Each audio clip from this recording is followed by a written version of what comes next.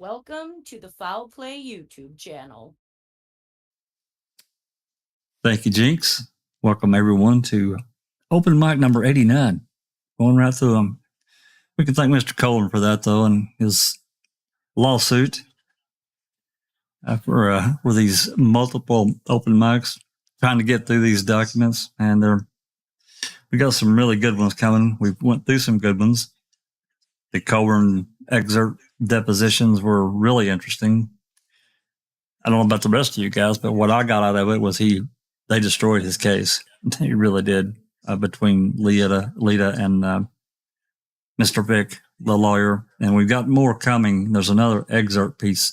It's not nearly as long. I think it's like 8 or 9 pages coming up in one of the attachments to 279 that we're doing today. We're starting on 279-4.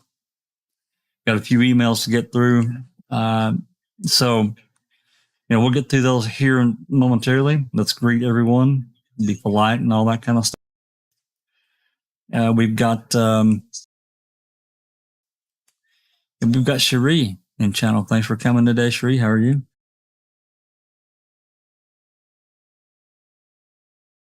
Hello, everyone. Thank you. And we've got the Susan. Hey, Susan. Welcome back from vacation. Thanks, Jack. I'm happy to be here. How was vacation? It was absolutely fantastic. I spent 10 days at a bluegrass festival, camping and listening to music. It was really fun, like always. 19th year in a row I've been. Wow. It's fantastic. Yeah. And then we have just Rhonda. Hey, Rhonda. Hey, Jack, and everybody else on the panel and everyone in chat. In case nobody's heard yet, if you didn't watch my live Thursday, shame on you, first of all. Secondly, the civil suit against Daniel Holtzclaw was dismissed this last week. And so with prejudice too, right? With prejudice, yes, with prejudice. Yep. And he now it's on to onward and upward to post-conviction, as I like to say. Nice. On to the next. That's fantastic. And Mystic Jinx, thanks, Rhonda, and Mystic Jinxie. Hello, peeps. Hope you're all well out there. And a little plug for our YouTube community. Please go and give Just Rhonda some support, and her and Cherie and Kay's efforts and others that are helping as well with Daniel's case. Go to her channel. I'm sure one of the mods, if not now, we'll get their channel and so forth linked in the description. The same with Mystic Jinx. She does a lot of work, a lot of research. Go give her some love and support in her channel as well. And I have to mention Jeff Jones doing a lot of really good work with Discussing a Murder, which I'm part of. I joined a few months ago when Dr. Silkman had to step out, but Dr. Silkman's back and we're all there now with Kel and Big Jeff. So another good part of the community. Anyway, so with that said, let's say hello to everyone in chat. There's Sherilyn Pontello, Ian Rose. Who else we got? There's Pete Munn. The lovely Dark Side. One of our super mods. She'll be looking at questions and helping and so forth. Watching out for those old bots that come and visit. We got lucky the last couple of times. We haven't seen anything, so that's great. Joffrey, welcome. Thanks for coming. There's Donna. Hello, Donna. Thanks for coming. JD, as always. Angie Dickinson. Anthony Hills. Who else we got here? Dr. Silkman. It's like, I don't know. It's early as hell for him. Is all I know. Like 6 a.m. or some nonsense. Hopefully he can join us after he gets, a cup or two of coffee going. There's iced coffee. Rhonda SD. Hopefully I'm not missing anyone. I'm scrolling up, guys. Did you say Andy B?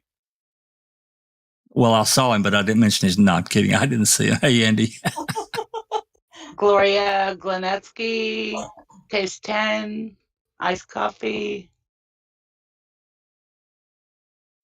Perfect. Yeah, I think you got everyone. Well, welcome, guys. Thanks for coming. There's Cher, Jennifer Manning, just dropping in a few more. Sorry, go ahead. Ron, Oh, no. Anthony D. Nope, I just Pete saw Sharon. Moss, Yeah, I saw Pete Moss. Donna. Well, if we missed anyone, apologies, but we'll try to say hello to everyone as we see them join. When we take a little short recess between documents. So with that said, I'm sorry. Oh, Clive. Great to see you, Clive. Hi, There you go. Clive. So let me get this first one pulled.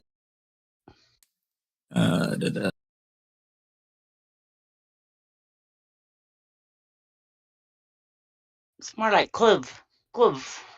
There's I call- no I call him. I'm never sure how to say it. I call him Clive too. He said last time that he goofed making it. Hi, Shane Henry. Oh, hey, Oh, he Shane. goofed making his name. I think you can change that. I think you can change that. Makes sense. I think if you go to YouTube, I think you can change that. Yeah, you can change it. Andy B. Oh, we can't do that. So this first document is only 3 pages, and with most of it, as with usual with Outlook and these emails, you have to go from the bottom up. That's just the way it is. They don't.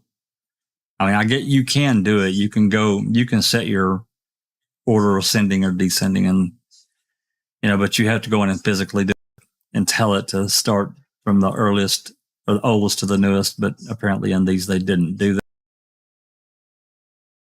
So anyway, this is a forwarded message from Griesbach to Ronald Goldfarb. Yeah, it's to Ronald Goldfarb. You can see it up there. And so this is January 5th, 2016 at 12:29 p.m.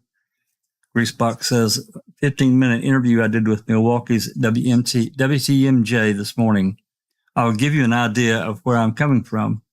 Thoughts always welcome. A Milwaukee TV channel wants to do an interview tonight or tomorrow. Jeff, can I ask you, is Ronald Goldfarb his lawyer? I don't remember for sure. I just don't know yet. It looks like he is a lawyer. Oh yeah, he's a lawyer. You can see it there. Goldfarb and Associates. Yeah. I'm not sure if it's his lawyer or I'm guessing that, but that's just a guess. Anyway, another message from Griesbach to Goldfarb. I've debated this for a week with my wife and children and in my own mind. I'm convinced he is guilty. I said the same in the interview I sent you, but I am nowhere near as certain as that the cops did not plant evidence to bolster their case. There is also an alternate suspect issue that Avery's defense team is shaking down as we speak. There's also one kind of hidden in between the first one and the last one from Goldfarb. Okay, sorry. Yeah. He wrote, you need to know and tell me what is your position, guilty or not guilty. And that's where he replied. I'm sorry, I did miss that. So that's where he replied to him. So not of great interest, but we do have an interview that I put up. I'm curious why does he need to know and tell him his position? I don't know. I mean, I don't know. I don't know. I want to say that there's an email address for Mike Griesbach on this paper. If you scroll down again, and it says Wisconsin something gov, which means he's writing from his work email, which should be open for what they call ORR now, which is open request, open Open- Record. request. open records That's how you request. say it. You don't call it a FOIA in Wisconsin. You call it an ORR. Yeah, it's an open records request. So Correct. I'm just trying to correct myself when I say it now, but we should be able to ask for not only Mike Griesbach's, but I saw that even Andy was using his work email to send emails too. So all of those should be like, we should request those Well, we've got a lot. We've already got a bunch. So of Colburn's and Griesbach's. at least Colburn, I don't. Is that just from this suit though? Like, I mean, what No. about all of his other emails that No. might be in there just talking about the case in general, not his case, but the case against Avery and Brendan. It's the emails that Rookie and Sunshine Christina got. Maybe I haven't seen those, or I'll need to look at those. Are those in public forum now somewhere? No, I don't think so. I don't think they're public. I don't think we've ever publicized those, but I'll see that you get a copy. Thank you. I mean, you're going to need Outlook or Outlook Reader to open it, but it's not a big deal. You can get a free one, so it's not a big deal.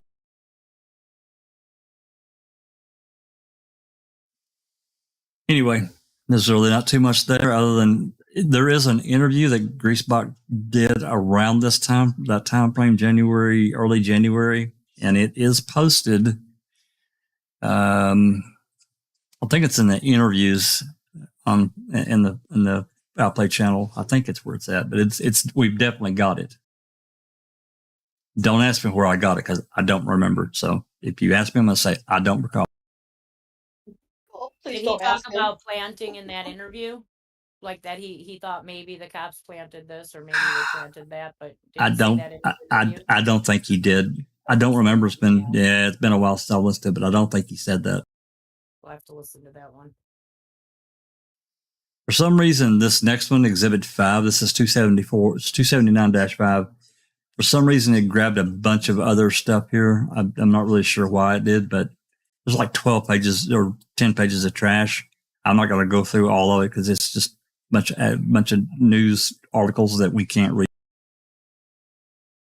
Is that because he forwarded a news article from online and that's like all of their yes, you can. That's right. You can see it's the Daily Beast AM Digest, and it just sent a.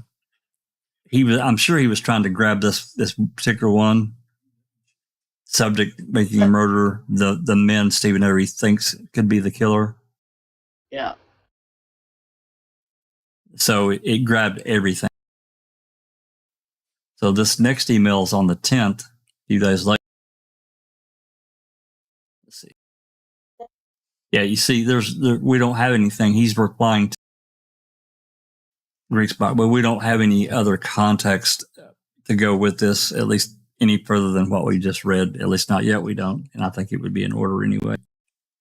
Anyway, this is from Griesbach. Again, to Goldfarb.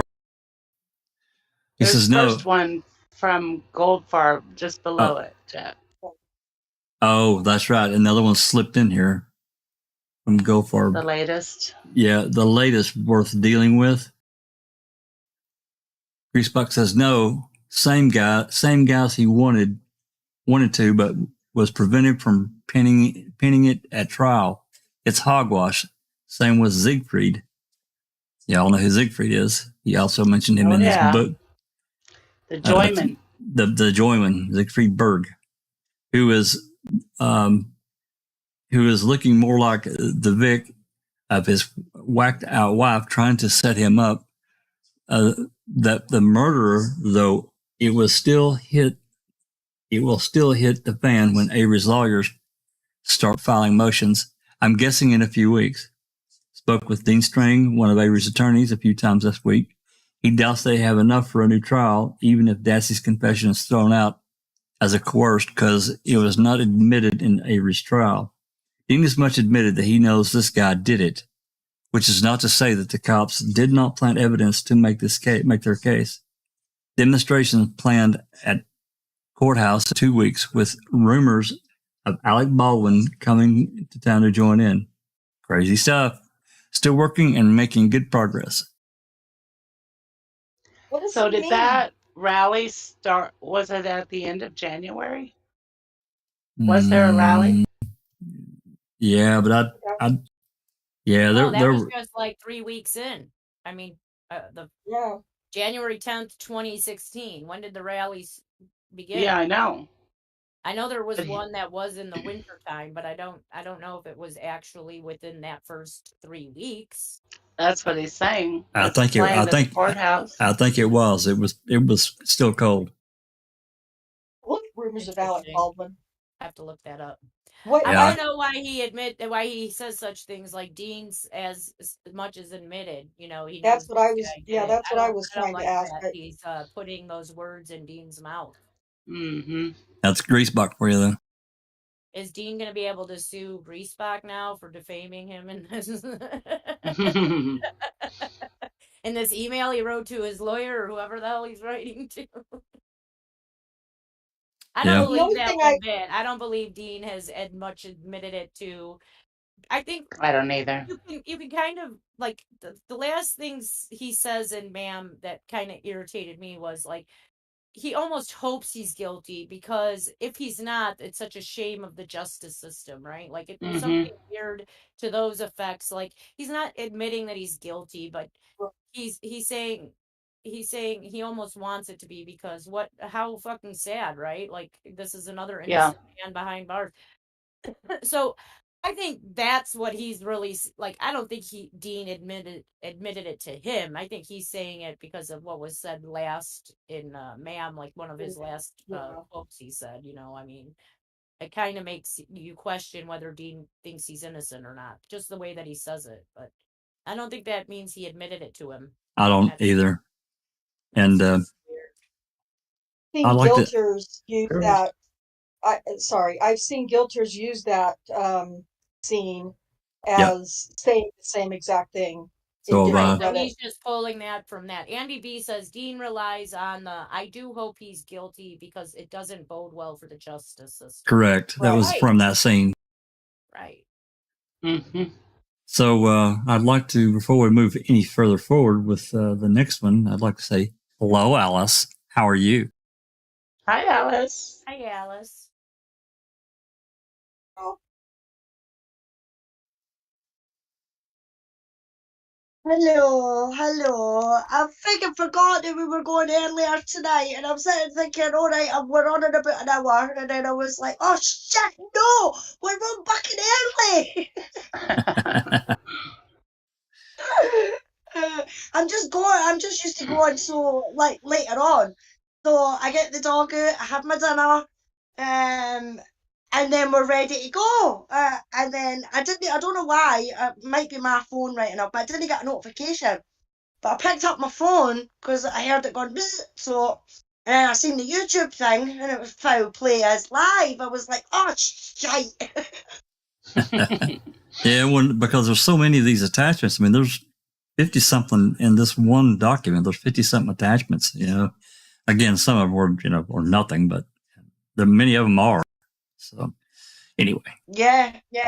Well, that was the whole reason why we were going earlier the night, was because there was a load of documents to go through, and it was just kept one of the doors, and I bloody forgot that we were going early. So, but I'm here now. Glad to see everybody on panel, and hello everyone in chat as well. Thanks for coming.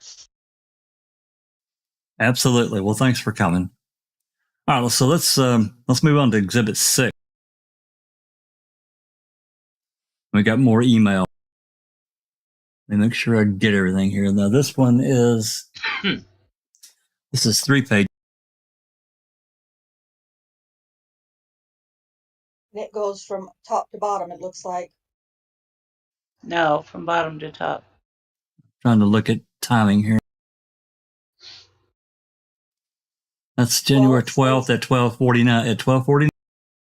12:24. And then January 12th at 1:41. No, it goes from bottom to top.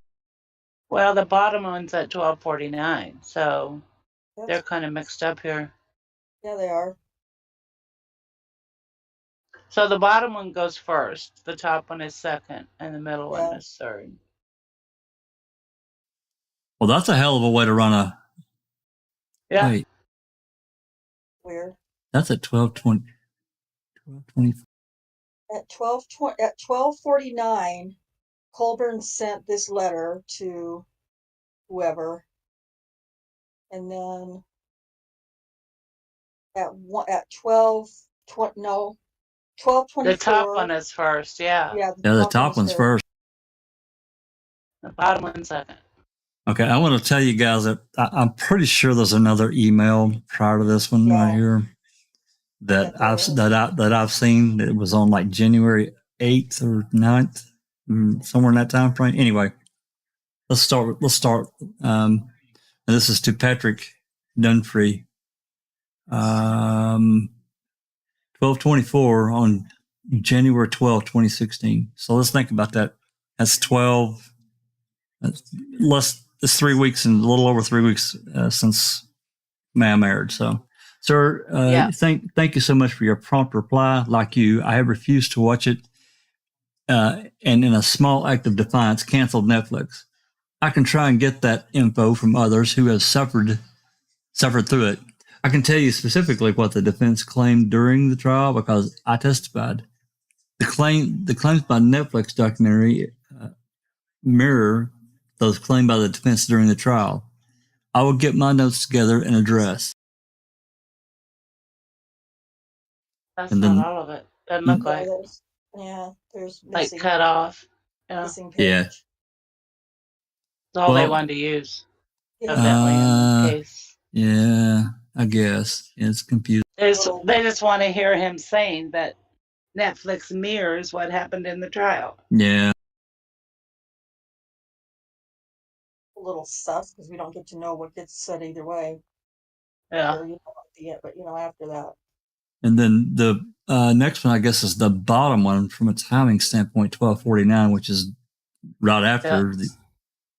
So I'm going to blow this up. It's a little small. It's too big. Oh, wait.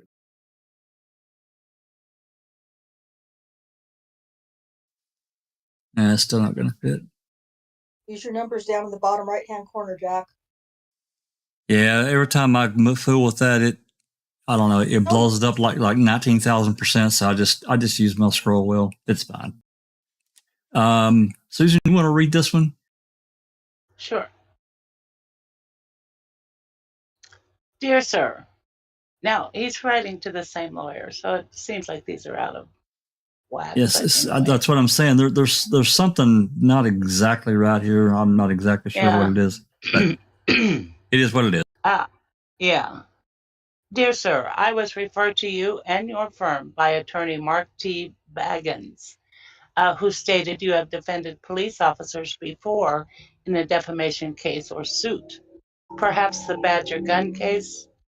In 2005, I was involved in the second Stephen Avery investigation, which culminated in Stephen Avery being found guilty of first-degree intentional homicide, and he was sentenced to life imprisonment. During the trial, Mr. Avery was very well represented by attorney Dean Strang from Madison, Wisconsin, and attorney Jerome Buting from Brookfield, Wisconsin. In short, the defense was that I and another now retired police officer planted the evidence that led to Mr. Avery's conviction. Avery was found guilty by the jury, and his appeals have been exhausted. Already? Yeah. This is after, ma'am. Okay. No evidence was ever planted, and the defense issues were soundly defeated by the prosecution team of Milwaukee County ADA Norm Gahn, DOJ State Attorney Tom Fallon, and then Calumet County DA Ken Kratz. Fast forward to 2015, and now Netflix releases a documentary, in quotes, made by two producers who worked with the Avery defense, and again, I am being accused of committing felonies in order to put Stephen Avery in prison. Attorneys Strang and Buting continued to support these lies and exacerbate the situation by continuing to state there was a conspiracy on the part of law enforcement and the judicial system to convict Avery. Since the release of this documentary, my agency as a whole has been under suspicion, and I personally am receiving threats, including death threats, on a daily basis. My family, including my children, have been threatened, and packages that explode in glitter showers have been mailed to my residence. As you can see below, I'm a detective lieutenant still employed by the Manitowoc County Sheriff's Office, and I'm concerned that my newfound popularity will begin to affect the prosecution of cases I have before the court and may ultimately destroy my career as the character assassination continues. I am gravely concerned for my safety, for the safety of my family, as my wife is blind and my children do not live at home, so it is difficult for me to protect them. I have served my country proudly my entire life. I enlisted in the USAF in 1976 and served until 1988. I was hired as a law enforcement officer in 1992 and have honorably served this agency for 24 years. I have never committed any type of wrongdoing on any investigation, and my military and police service records would stand up to any scrutiny. Not only is this eroding the confidence of the citizens in law enforcement, it is striking a serious blow to the entire Wisconsin judicial system. Is there any recourse for me? I want the producers of the documentary, as well as Netflix, held accountable for their irresponsibility and their demonization and vilification of my agency and me personally. Also, can attorneys Strang and Buting be held liable for their inflammatory role in this? Thank you for your time and consideration. Please feel free to contact me by any means you wish, with the exception of my desk phone number, 920-683-4216, as that is constantly being used by people leaving recorded threats. My cell phone or email would be the best way to contact me. I got all kinds of problems with this. Number one, he says that the producers were working for the defense. That's a lie. Yeah, that's not true. Number two, he says that, one huge problem, he says he was hired as a law enforcement officer in 1992. And if you remember, he said in his deposition that he was not a sworn officer in 1995 or 96 when he took that call. So which is it? That's right. Which is it? Right. Uh-huh. And then he's suing on behalf of himself and the department. Number one, he can't do that. That would have to be taken up by the county. There's just all kinds of problems here. Anyway, that's all I got for now. Y'all? Yeah, that was the first one that struck me, was one of the first ones said when he claims that the producers were working with the defense. That's just bullshit on its face. Absolutely. Shall I read his reply? Yeah, let me get to it. Which is just, let's see, about an hour later, a little less. At 1:41 p.m. Yeah. Mm-hmm. Yep, go for it. Lieutenant, I read your email with interest. I have studiously avoided watching the shows. I do not know if you have a claim for defamation, but before I can comment, it would be very helpful if you could detail not just what you claim is false, but the episodes that contain the false statements. I can watch them directly rather than sitting through 10 hours of blind TV watching. What is happening to you and your family is terrible, and I will certainly give you some free time to determine if you may have the basis for a claim. Interesting. And as we know, we're going to get to it. A lot of these sections were detailed by Lita Walker and Vic, and some of the prior stuff that we've already read. So that did happen. I don't think necessarily that I can pretty well say that Colburn didn't do it. That was done by the third party. But anyway. You know, it's very obviously that this third one is a reply to that one. Why would that timestamp be wrong? That's really weird. I don't know. I don't know how that worked. Yeah, I can't answer that. That's really weird. Yeah. Yeah. Yeah, and I may see if I can find that original email. That I don't know if it's one of his exhibits or not. But anyway, let's move on.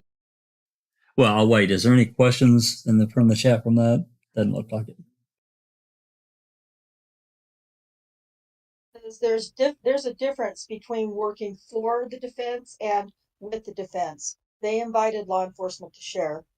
That's right. I agree. Yep.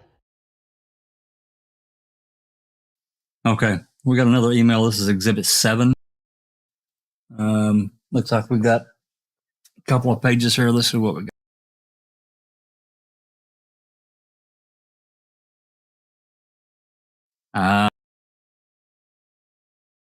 BS. So this is a forward message. This message got forwarded, and it's from Brenda Schuler. And this is the letter that she wrote for RAC. Yeah, her threat. So it looks like Andy forwarded it to his wife here. Yeah, that's right. What I was too. That's exactly right. So, Rhonda, do you want to read this letter? Oh, sure. I'm not saying that you sound like Brenda Schuler. I was just going to say, I'm going to clear that up. In my mind, I was thinking, is there something to that, or your best BS in Wisconsin? My best BS voice. Okay. I'm not sure if I have a BS voice. It's all pretty unfiltered, so pretty straightforward. Yeah, sure is. Yeah, pretty much. Okay. Let's look at the date here first. Hold on. Let's look at the date. It was March 19th, I think. That's right. March 19th, 2016. Okay. At 2:15. She started working with them real early, huh? Yeah. Yeah. That's only what, 3 months after it came out? That's right. Yeah. Yeah, I read this email already and it infuriated me, but I'll read it out loud for the people in the audience. Dear Mr. Farrak, I am writing regarding the above referenced article that you wrote and attached a document I'd like for you to review.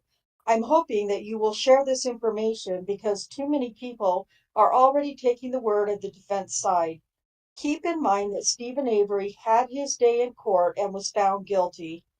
All of the issues of police corruption, evidence planting, improper searches, credibility of EDTA evidence, etc., has been brought forth in appellate court. There is nothing new in making a murderer other than an incredibly slanted and selectively edited splicing of actual testimony days apart into one version based of the defense's view. It's obvious that you have done minimal research outside of MAM, and that is extremely disappointing to me. But unfortunately, you are with the majority of viewers that take this documentary, and I use that term loosely, that choose to believe that Stephen Avery is some kind of folk hero. He is being portrayed as the new face of injustice, and I'm embarrassed for humanity at how easily people have discounted the type of person and criminal history that Avery has, but are so quick to judge and threaten law enforcement officers that were involved, regardless of the county they reside in, their rank, or their countless years of service with no prior wrongdoing.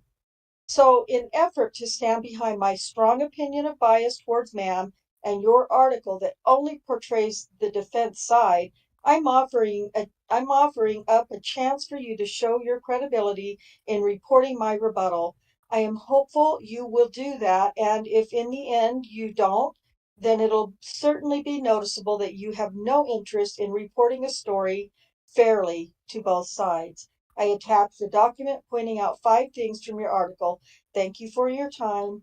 BS in Wisconsin. Well, What know, were the and- 5 things? Do we have those 5 things that she pointed out? Yeah, I don't know. Was that in another email? I thought I saw something about that. I don't know if it was an attachment. I don't know. There's no attachment to this at all. No. Not here. Well, maybe it's in another exhibit is what I Could mean. be. It could be.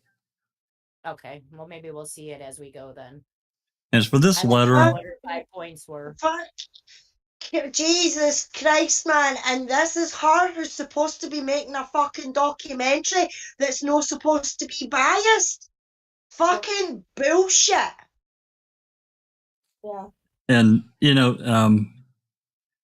I know Jinx has seen this letter before. I saw it a long time ago. It's been out there for a number of years now. But I know not everyone has seen this.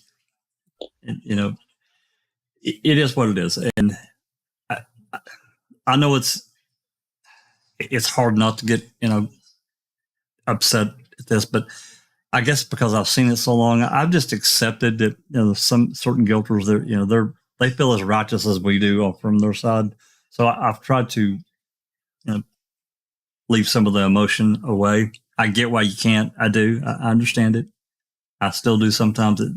Not necessarily at Brenda, but at others that I'm certain that she knows that there's serious questions in the case. I know she knows that. I'm sure of it, despite whatever else that is said in this letter. But nonetheless, it is what it is, and we just have to deal with it on that level. No, Jack, I'm sorry, I disagree with you there. What she's put in this letter is exactly how she feels and still feels to this day. She still feels that law enforcement has done nothing wrong. She still feels that Stephen's so-called criminal history he's not an angel. He is not an angel. But he's not as bad as what she's making out that he is. You know what I mean? As we've said, he is not an angel. And he never was an angel. But her opinion in this letter is still that same opinion to this day. And it's wrong because of the amount of stuff that has came out. She still believes that law enforcement done their job and done an investigation properly. Bollocks. Bollocks to that. If she had an opinion then she's got that same opinion now. And her heels could definitely be dug in for sure. Even more so. Oh, well, there's no doubt, again, I get what you're saying. But I also know, despite whatever this is, I know that she knows that there's serious questions in this case. I'm not saying that she didn't believe exactly what you said. I'm not saying that at all. But I also know, despite her not putting it in this particular letter, she knows there's serious questions in this case. I know that. Anyway, comments? I'm trying to look, see if there are any comments from the live chat. No, we're just all trying to kill the porn bots that popped in on us. When the truth comes out, do you think those guilters are gonna have a hard time even accepting it if they prove that beyond reasonable doubt someone else did it? Do you think they'll still be like, yeah, it was Avery? Absolutely. Many of them. Yep. Law enforcement especially. Well, I mean, the problem you run into with where we're at now with her involvement with this lawsuit and with convicting, it's been such a detraction and some serious legal missteps that have taken place. It effectively really, really hurts his case. That's what I see. I'm not a lawyer, but that's what I see. Maybe I'm wrong. Silkman is really unhinged. They told him to get on the panel. Yeah, he told me he probably wouldn't be able to join when we first came on because it's so early. But maybe after he has a coffee or. One of the things in that letter that really bugged me too was where she says that, that all of his supporters see Stephen Avery as a folk hero. No, we don't. And like Alice said, we know that, he's got some shady, shisty stuff in his past, in his history. We understand that. But none of all of that stuff in his past makes him a murderer. Yeah, It was not allowed in court. So Right. you can't take that into consideration. Exactly. You cannot consider that. And so for her to say, talk about, all of us wanting to make Stephen Avery a folk hero. No, that's not at all what we're trying to do. We're just seeking justice. That's all we're doing. Exactly. Well, I mean, she's because she lived there. She lives there, and she's remembering when Avery got out through the wrongful conviction with the DNA evidence, and there was a a pretty serious movement at the time. People were getting freed on DNA. There was a kind of a grassroots thing, for him. But again, well, absolutely. I agree. He sat in prison for 18 years. Or whatever. Yeah, 12 years. He shouldn't have been there. And a long freaking time. Well, what gets left out of that equation is Dennis Vogel and Kosarik and what they did. That gets left out completely. Yep. And it has to be included, because if it wasn't for those two, it probably would have never happened. Right. So that rolls right back to law enforcement. I'm sorry, but it does. And if you're going to accept one, we have to accept the other. Well, I mean, we've accepted that Avery he could be a real, just an asshole. He really could. He did some stupid shit, and he paid the price, and he should have. At the same time, we can't discount the fact that of what Kosarik and Vogel did in 85. And I don't, we can speculate from here till the cows come home, but Vogel, he resigned in 86, and he left Manitowoc in 87 or 88 and took another job with a private firm. Because, he left. Not just Vogel and Kosarik, though, because they did their part to, secure their conviction against Avery in 85. But, the jury got it wrong, too. So they like to reference that, too. Well, the jury convicted him of, a jury of... Yeah. But they got it wrong before. They got it wrong, and he was in there 18 years. So, I mean, even that alone should be saying something to the guilters, like, hello, juries get it wrong too. They do. Yes. Absolutely. They presented evidence that Avery had how many freaking witnesses saying he was not on that beach, and the jury still decided to listen to law enforcement and the prosecution side rather than listening to the actual evidence. So how much of that falls on our jury system? I mean, do us as citizens just believe that the cops are going to come in there and be honest? Is that what? Yeah, that's exactly the problem. Unfortunately, too many people do. Yeah, that's exactly the problem. Exactly, Rhonda. Colburn say I was under oath on the stand, so I should be, what I said was true. That doesn't make it true just because you said it on the stand. It does not. Like Stephen Avery, air quotes here, burning a cat alive doesn't make him a murderer. You being a cop under oath on the witness stand doesn't make you honest. Right. That's right. Yeah. Yeah, but the fact that these people that are still bitching about Stephen and his past, that's in the fucking past. As we say, he done his time, and he done more than his time. But they don't scream and shout about that. They don't scream and shout about the dodgy police that kept this information hidden. I mean, you don't see Brenda coming out and saying, oh, aye, the police got some stuff wrong. No, because she's so far up their arses that if she goes up any further, the law have had them fucking 2 Adam's apples.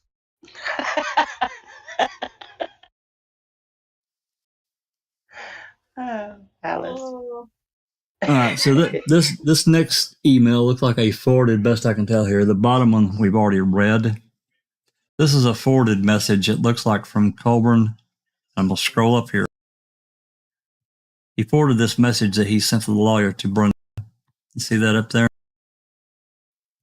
And this is the message down below that he wrote from Colburn to this Patrick Dunphy. Susan, you want to? Which is?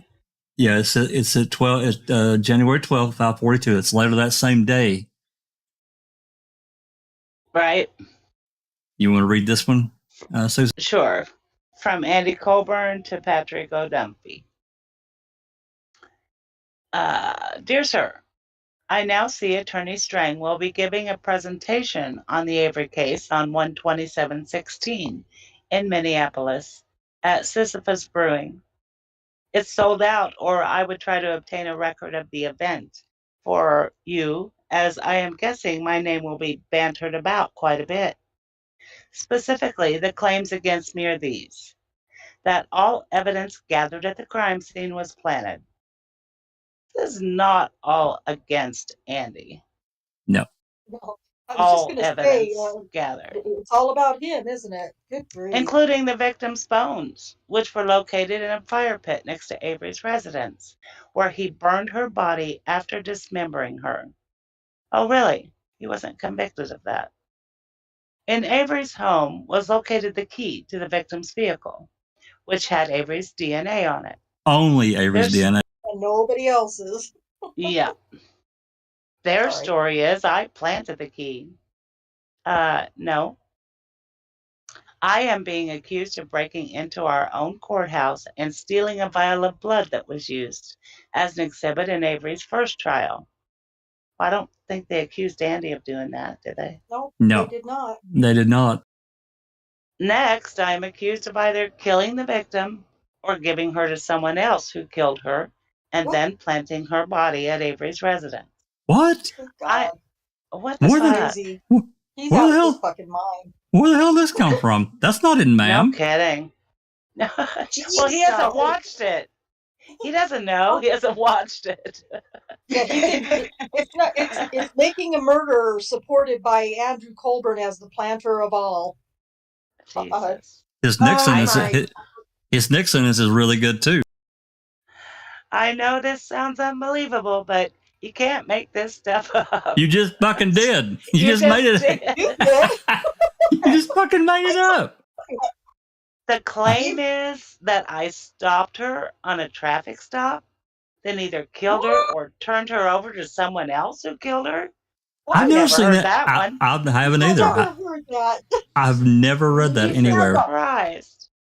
The allegation then goes on that I planted Avery's blood in her vehicle from the aforementioned vial and planted Avery's sweat. Never explained how I came in possession of his sweat on the hood release of the victim's vehicle. Boy, he's making himself out to be a lot bigger deal in this than man Talk did. about folk heroes. Jesus Christ. No kidding.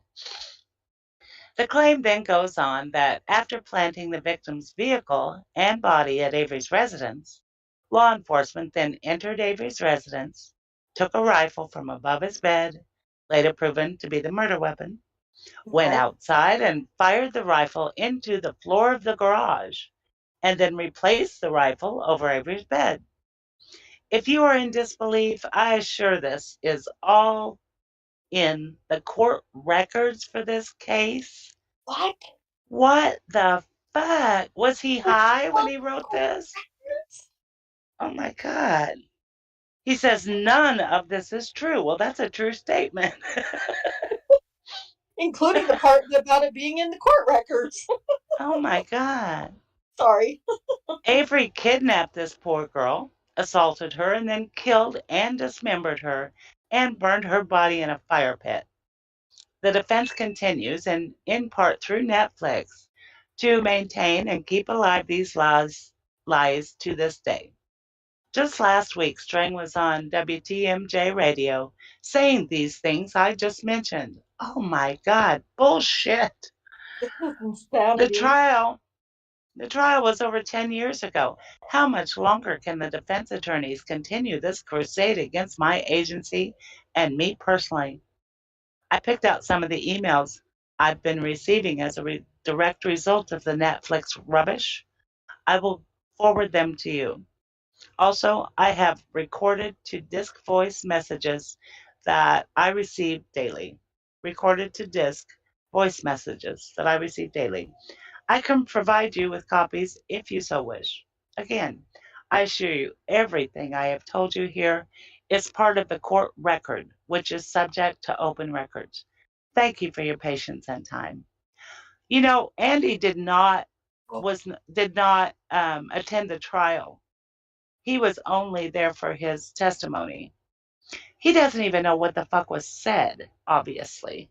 No, That is just unreal. it's not part of the court record. It's like he's being told a lot of these things that people may have suggested. I don't know where it comes from. Most of that shit I never heard of. Happen. Since when? Jesus, that is not part of the court record. Exactly. Exactly. Nobody ever fucking said that Stephen kidnapped her. You know what I mean? It's so delusional. It is fucking unbelievable. It really is. No wonder. And I mean, these letters just prove how fucking stupid he actually is and delusional that he is. That delusional that he thinks he can take a company like Netflix to fucking court over lies and these so-called CDs that he's doing every day with all these fucking threats and things like that he's getting. Well, why has he not handed them over to the lawyers for Netflix and everything like that in the discovery period? Because there was something in that about the what we were reading the other day there. I think it was his deposition, and they were going on about the phone calls and the messages and that he was leaving, and he's like, "No, I've handed it all in." If he didn't watch the documentary or see the trial, I'm really, really curious where he is getting all of this. I'm really, really curious as what Judge Ludwig is going to say to him. If you haven't watched it, how can you make this basis for claim? You clearly have said numerous. Well, this is all from 2016. He's not still claiming all of this shit. No, this is all. It's changed now. It's all changed. Well, yeah, because none of it's fact. No, it's delusion. His delusion's not changed. Wow, right. That blows my mind. I know, it's crazy. Yeah. All right, let's move on to Exhibit 9. This is 279-9. And this is another, let's see, it looks like about 7 pages. It's an 8-page document, about 7 pages of excerpts from Colburn's deposition. Oh, this is from Lita. I thought it was from Riccardi's. Laura Riccardi's step. I'm sorry. Laura Riccardi. And this is on May 17th, 2022. So, I tell you what, let's, Rhonda, why don't you be the lawyer, and Susan, why don't you be Laura Riccardi. Okay. It looks like you're going to start right in here. It looks like it starts at page 47 of however many pages she went on, but you can start at line 1 whenever you're ready. Yeah, which is an answer to a previous question we don't have. And she Correct. says, sorry, I just spoke over you. I apologize. We included that in the series because how could we cover the Halbach trial without including the defense theory of framing? I mean, they were explicit about that theory, and so we necessarily included it. But by including it, we didn't adopt it. We were not trying to communicate anything to the public about that. We were merely showing that we documented. So there was no point of view that Stephen Avery was innocent? Objection. Are you? No. There was no point of. This is by Burnett. Oh, well, who am I? Oh, I'm sorry. You're Burnett. My bad. No, wait. There's Vic is in here too. He's objecting. Yeah. You're Burnett. Okay. There was no point of view that the documentary makers endorsed that Stephen Avery had been framed by law enforcement? No, as I said, we didn't take a position on those things. Did you portray the prosecution and the defense neutrally? Objection. Vague. Best evidence rule. Witness is not here as an expert. With that, you can answer if you... I believe we took the same approach. It was a universal approach to the storytelling at every stage, from inviting people to participate in the documentary to the way things were covered. Question was, did you portray the prosecution and the defense neutrally? I don't know what that neutrally... Let me just give me a moment to interpose. Some objections as to your previous question. You don't know what it means to be neutral? I was trying to define for you what our approach was, and right. It was the same approach. It was a democratic, universal approach. So yes, we approached them in the same way. We covered them in the same way. You picked neither side? We did not take sides. Okay. Did you include, strike that. Do you understand the meaning of the word protagonist? Yes, I do. Could you define that for us? Sure. Would you like me to define it within the context of the series, or would you like me to? Well, we'll get to that. If you could just define the word generally. Sure. I would say a main character or a principal subject. And you're familiar with the word antagonist? Yes, I am. And what does that word mean? A person or thing who stands in opposition to the protagonist. And is the protagonist, strike that. Did Making a Murderer have a protagonist? Yes. Who was the protagonist? Stephen Avery. Did the Making a Murderer have an... Oh, now we're going to jump. Objection, compound, vague. Yeah, that skipped way up to 94. Jesus Christ. We would share cuts with Netflix, and they would provide feedback notes. And feedback notes, what would they generally contain? A range of things, but it was their, I think, questions and comments, general feedback about the cuts. Did Netflix make suggestions and recommendations as to how to improve the documentary in those notes? Objection, best evidence. They made suggestions. Did you take them seriously? Objection, vague. We took them as suggestions. We took them as suggestions. Did you ever state that you felt Netflix's suggestions and recommendations were extraordinarily helpful? I'm sorry, would you repeat that? Sure. Did you ever state that you thought Netflix's recommendations and suggestions were extraordinarily helpful? And we're going to jump again. Huge jump. And collaboratively. I mean, I myself have talked about, I believe in life I've talked about it having been a collaboration. So you thought it was a collaborative work. And would you agree that you worked closely with the folks at Netflix to produce Making a Murderer? Objection, vague.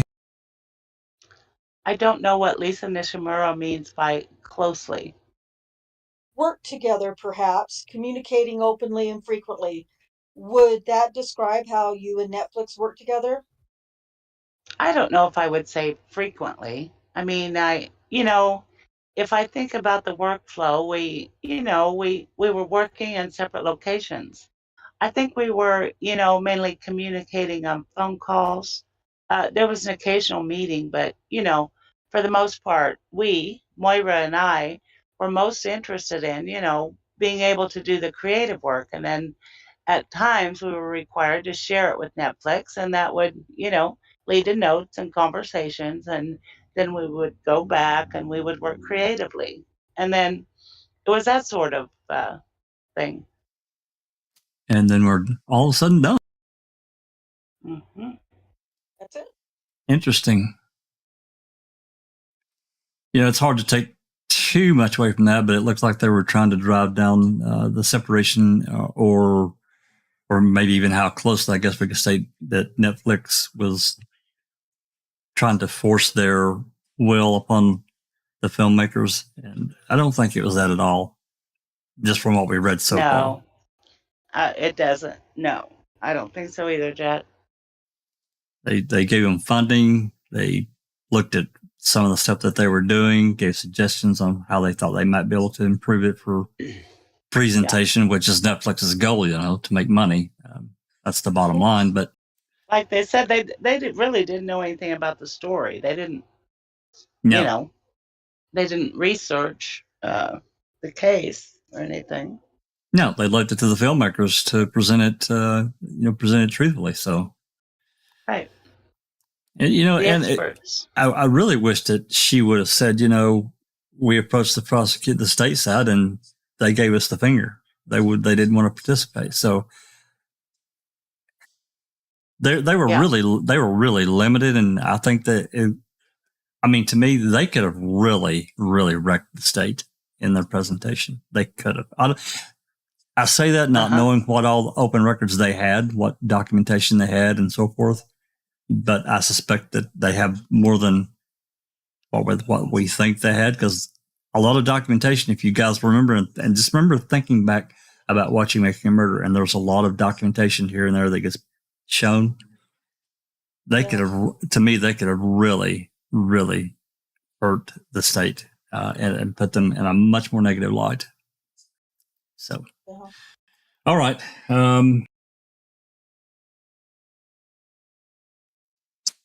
I don't see any questions from chat. So, and did you say we got attacked by the bots? I didn't see that. I did earlier, yeah. I shouldn't have ran my mouth. That's what I get for opening. All right, let's move on to document 10. And I can tell you, I think this is a contract. Yeah. With the filmmakers, at least one of between them and Netflix, yeah.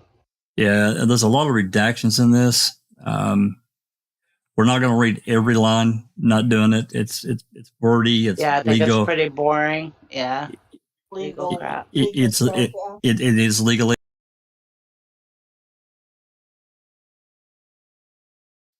But we'll look at a little bit of. Oh, oops. Okay, I just closed it. Well, there's representations, warranties, and limitations, or indemnification, limitation, liability. Talks about them being the distributor, and the again. I'm not going to read through all this. We can just kind of read through some of the. Yeah. He goes on at length there about the distributor, as we can. There's yours. Hey there, brother, yours. And then Riccardi has signed it here since this films. And Moira. And Lisa Nishimura as from Netflix Studios. And of course, we've heard a little bit from her. That's pretty much it. Again, all these will be attached to this live. Everything that we cover is going to be attached to this live. If anybody wants to go and read all that stuff, they're going to be more than welcome to do so. Okay. Let me close that out because I opened up to that point. I'm going to close it and I'm going to open some more. If anybody wants to run and take a quick break, they're more than welcome to. Or if you want to talk for a minute, you're welcome to do that too. I'll be right back. Intermission time. Not me. Trying to see the order of these emails. 11. Yeah, we're going to start on document 11. While people are kind of away, I will make mention, maybe we'll talk about it again at the end while people are maybe getting a little something to drink. But as I've mentioned in the past, this is going off on a different subject here, just briefly. I sent off a 25 item open records request, or as Jinx said earlier, that most of that has been approved. some of it there are questions about, and others. There's one in specific they said they don't have, so I'm gonna have to go a different route. They're saying that the CD is degraded, and one of my requests was a Manitowoc City police officer was part of that investigation. Apparently, they used him as a resource, and he took about 205 or 206 photos that are listed in Discovery. And I requested those because, to my knowledge, we don't have them. We've never seen them. And I'm being told that their CD that they have, or whatever they have, media they have this on, is degraded, and I can't have them. So I'm going to have to go a different route to try to get these from the prosecutor's office. Because I call bullshit. Well, the thing is that yes, in Wisconsin, no way. if they've got evidence that they've let degrade, really, I'll have to report this to Zellner to find out. How the hell does it degrade? Sitting in an evidence locker. Exactly. A CD. How does a CD degrade? You know what I mean? Unless it's left under a dripping tap or a damp used room. A whole lot and scratched up, and exactly, Susan. You know what I mean? That is a load of bull that it's degraded. You know what I mean? That's them just trying to palm you off, Jack. Would have been more believable if they would have just said that it's broke. We broke it. Well, there's another problem, and I'm probably going to have to approach it in a subsequent emails. What I'm probably going to do is accept what they've got and get that going, and continue to work on some of these others. One of them is one that I've been trying to get for a long time, and it involves it actually found out through one of the DCI records that Rookie and yours got that it was later in 2006. Wiegert gave Fassbender a number of CDs of phone calls and visits between Jody and Stephen. It says a number of CDs, and that's what Fassbender's report says. So I requested that many, many months ago, and I was told that they don't have a Windows 98 computer, and so they can't hear them, and they denied the request. And I raised about 4 kinds of hell with him. I wrote the DOJ, and it went on deaf ears completely. I requested that again, and I wrote at the end, I understand if you need to send this out for conversion.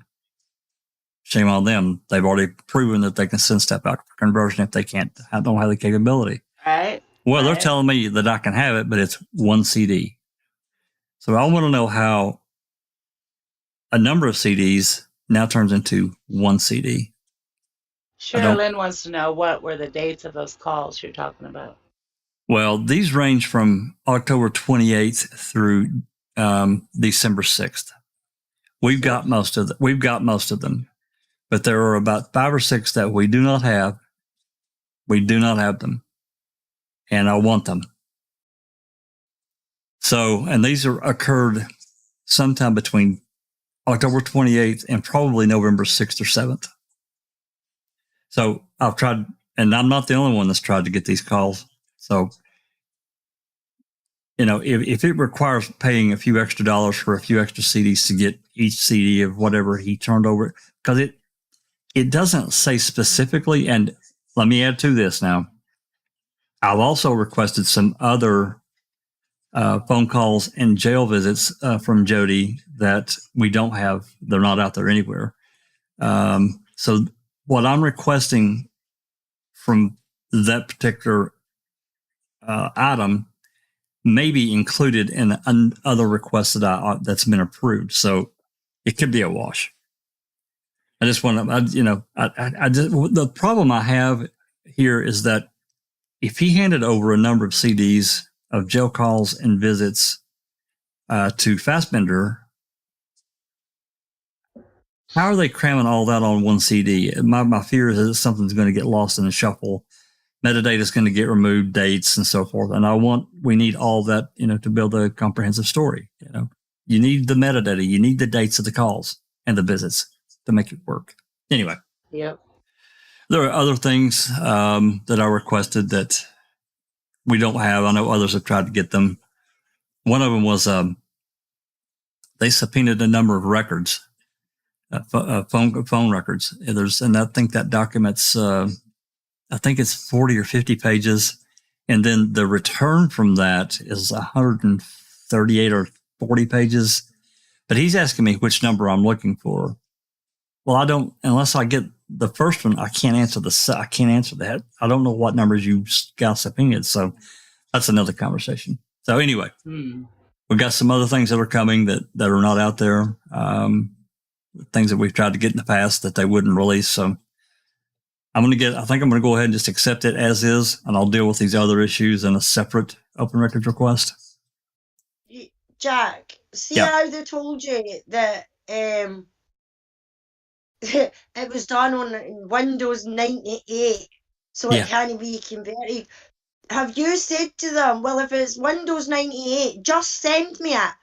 I've got the software that could look at that, because it shouldn't matter whether it's Windows 98 or above.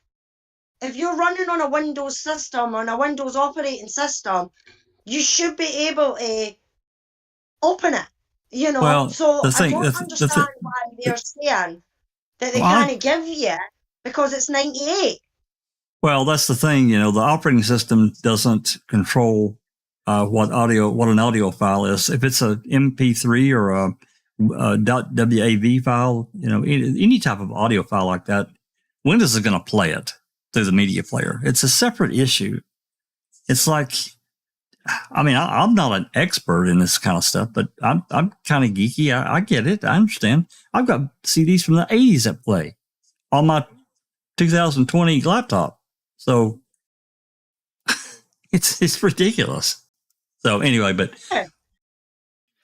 I've got questions about that particular one. I had a pretty long email war with them about it, and I finally just threw my hands up because I can't hire a lawyer. It's ridiculous. So anyway, but at least we're going to be able to get at least some of that. I don't know if they're going to try to cram everything that I'm asking for on one CD. I don't know, but we'll see. Yeah. Well, a couple of things. Dioris says CDs do degrade over time depending on conditions used or not used. That's true. They do.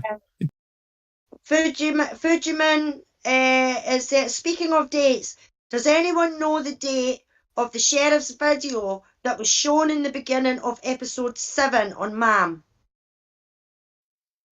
Which was what? Peterson or Herman? No, wasn't it when Peterson said that if we wanted to get rid of Stephen, it would have just been easier to kill him? Are you talking about that one, Fuji Man? Yeah, if that was that one, that would have been sometime in the spring, I think, of 2006. I can't tell you an exact date. I don't know if that's exactly what he's talking about or not, or she. Says no, it's not the sex. No, it was that would. I don't know. Well, I'd have to look at the episode. I don't remember all right about maybe that's something we can look at. Is it went into the property? He says it has the keys and the pill bottle only in the top shelf. I don't know. Hey, TJ, he's lurking too. How you doing? And Jaznaz, I see Jaznaz has joined us as well. Mm-hmm. Yeah, I don't know, Future Man. We'd have to look at the episode and try to find a date for you. Maybe sometime after. Odog has it as November 6th. Not November. Fujiman says it's not November 6th. Are you talking about Peterson or Kasurek? Yeah, I'd have to look at that particular episode. I don't know. That one with Peterson where he says it would be easy to kill him. That was after MAM, right? Yeah. Well, Well, Mm, I don't remember. Also has to be before December 9th. I wonder if he's The talking one about where the one with Peterson Hysteric. says that it would be easier to kill him, that was after he was arrested. I'm pretty sure that he said that. yeah, that's what I Because said.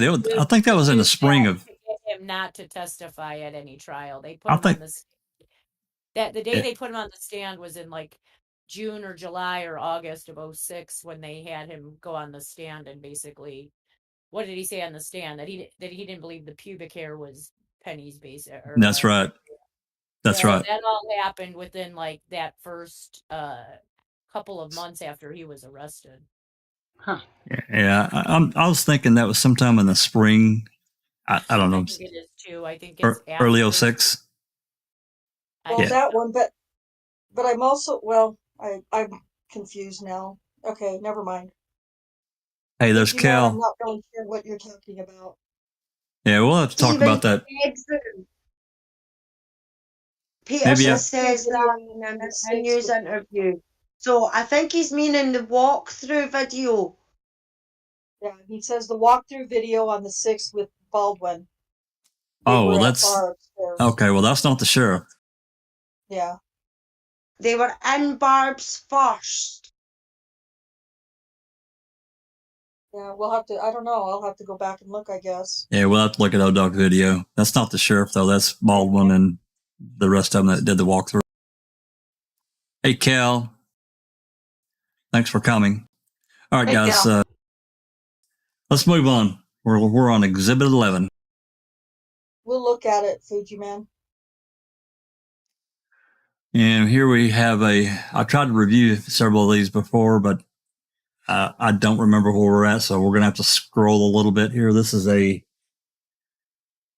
3-page document total.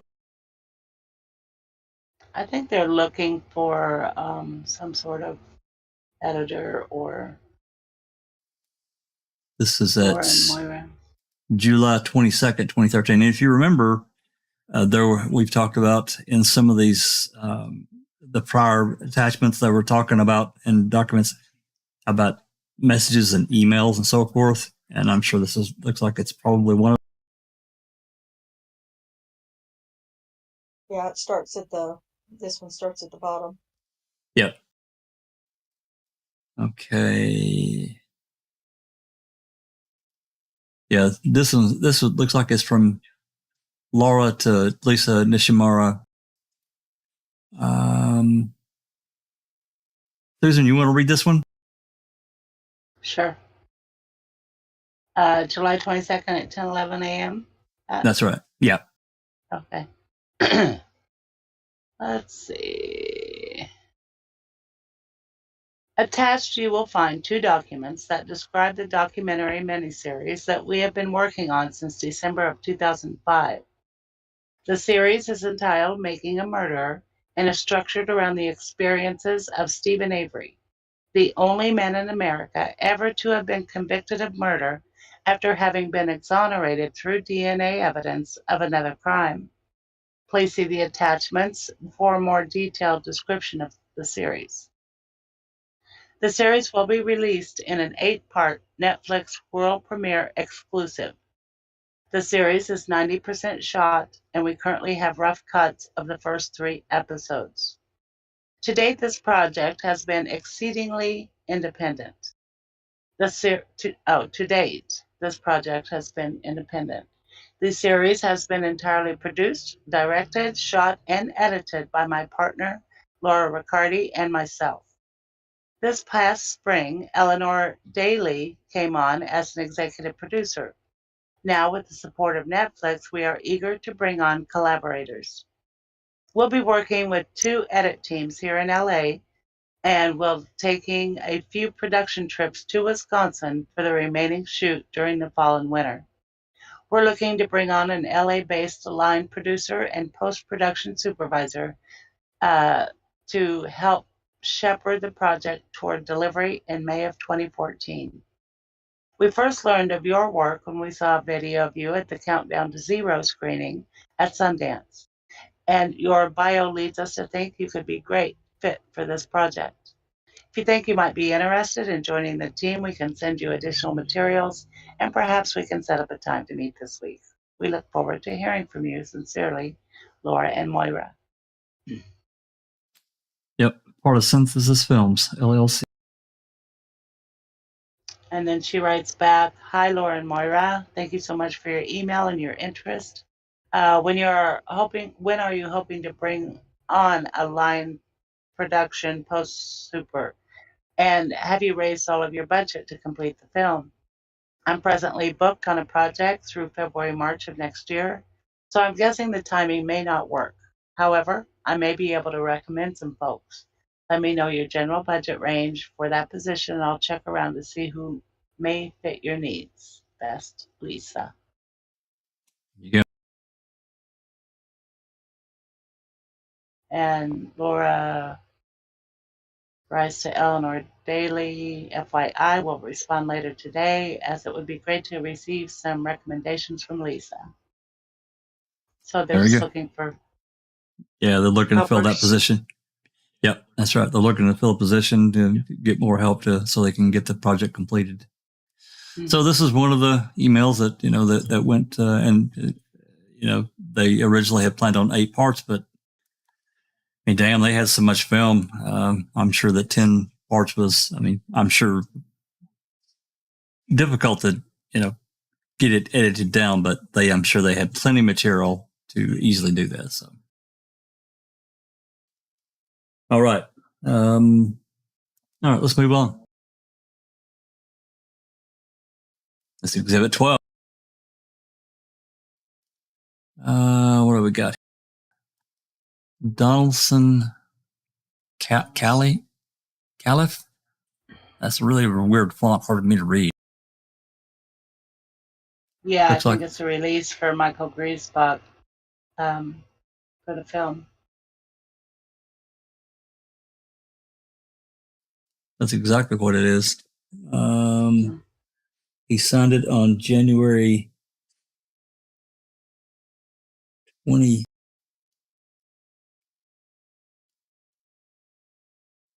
That's really hard for me to make out. Is that 20? It says 2019. Is that right? That's what it looks like, but I think it was 6. Oh, Maybe that's supposed to be 23rd day of January. Maybe that's 14. He's just got really bad writing. It could be Yeah. 2010. No, because the line that's coming down is coming from the signature of Griesbach. So it could be 2010. No, I don't think so. January 2010. No, it's too Because soon. the That's line too. is part of the B of Well, Griesbach. They were working on putting it together then, and probably Oh, including him. It So, could be. It could be. Yeah, Is it? yeah. 23rd of January 2019. No, No, it would have been no. prior. I think it's 20. I think it's 2010. I think Al. 2010. Yeah, I think Alice is right. That Because line the- down is part of the B on The Griesbach. the B in Griesbach. Yeah, so it's 2010. Yeah. Yeah. I guess we can read this one. It's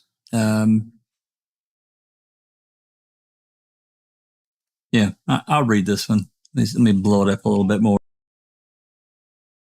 Oh, it is 2010. It's right in there. Yep. Oops, there we go. Okay. Dear Mr. Griesbach, my name is Lisa Caliph of the law firm Donaldson and Caliph LLP. We are legal counsel for Synthesis Film, LLC, the producer of the documentary series about Stephen Avery, currently entitled Making a Murderer, the series. I'm writing to you with regard to your interview with Synthesis on January 23rd, 2010, which you gave with the express understanding that it might be used in the series. Subject to Synthesis discretion, the interview. I understand that although you signed a shoot release agreement on January 23, 2010, the release, you are now requesting that the interview, whether in whole or in part, not be used in the series. Oh. In the release, which I have attached to this letter for your convenience, you're irrevocably granted to Synthesis the right to photograph you and use your picture and recordings of you your voice in the series. That release is also expressly stated that you waive any right to inspect the finished work or approve the use of which it may be applied.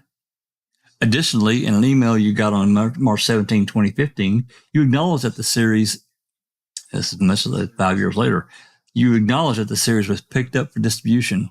However, you made no request for removal of the interview from the series at that time.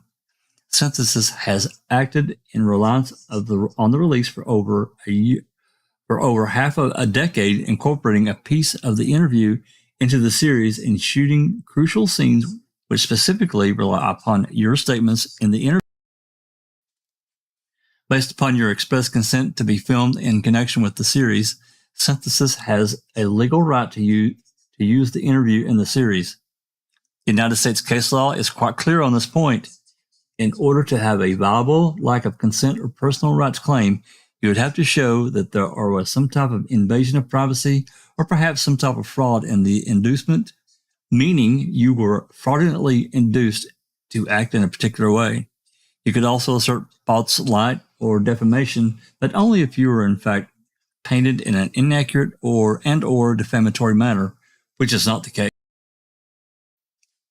As you have mentioned, you and Synthesis share a common goal of drawing public attention to the police and prosecutorial misconduct of the type exhibited by the local authorities in Stephen Avery's wrongful conviction for the rape and assault of Penny Berenstain.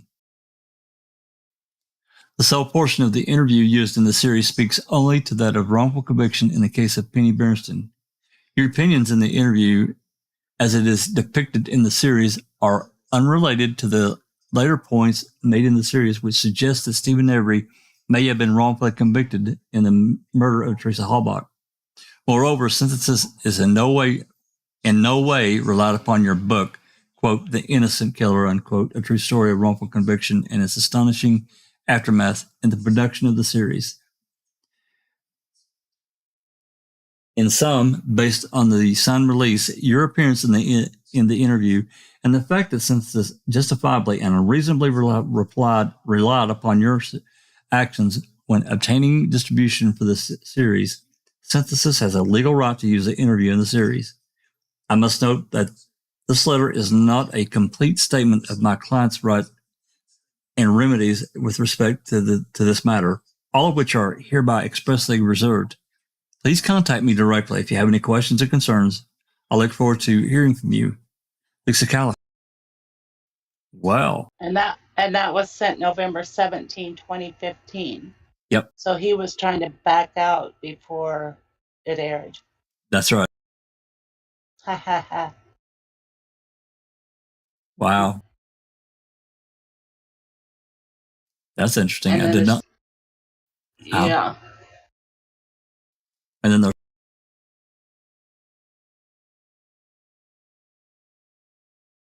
all that's left is the contract itself. Yeah, that's it. From 2010. Yeah. All right. Exhibit 13.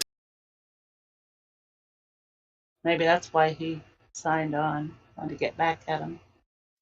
It's like we have about a 12-page excerpts from Del Dio's deposition.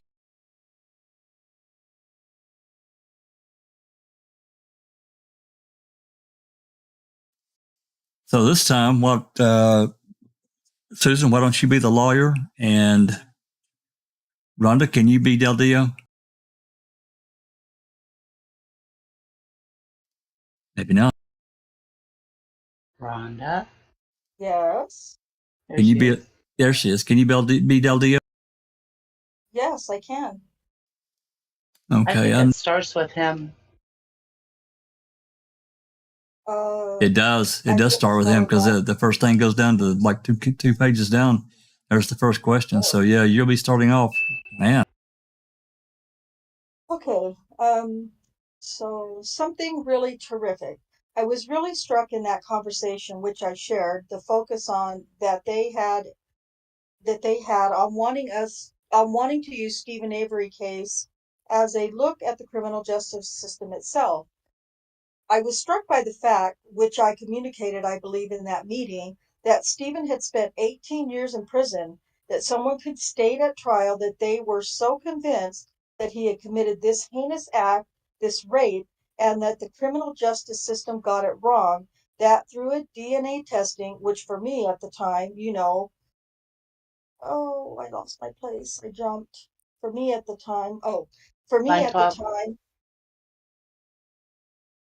a lot of this I was learning about after seeing. I had a lot of questions after seeing the first two cuts, but I was really struck with their depth of knowledge and curiosity to kind of dig into this case and use it as a lens to look at the criminal justice system in America.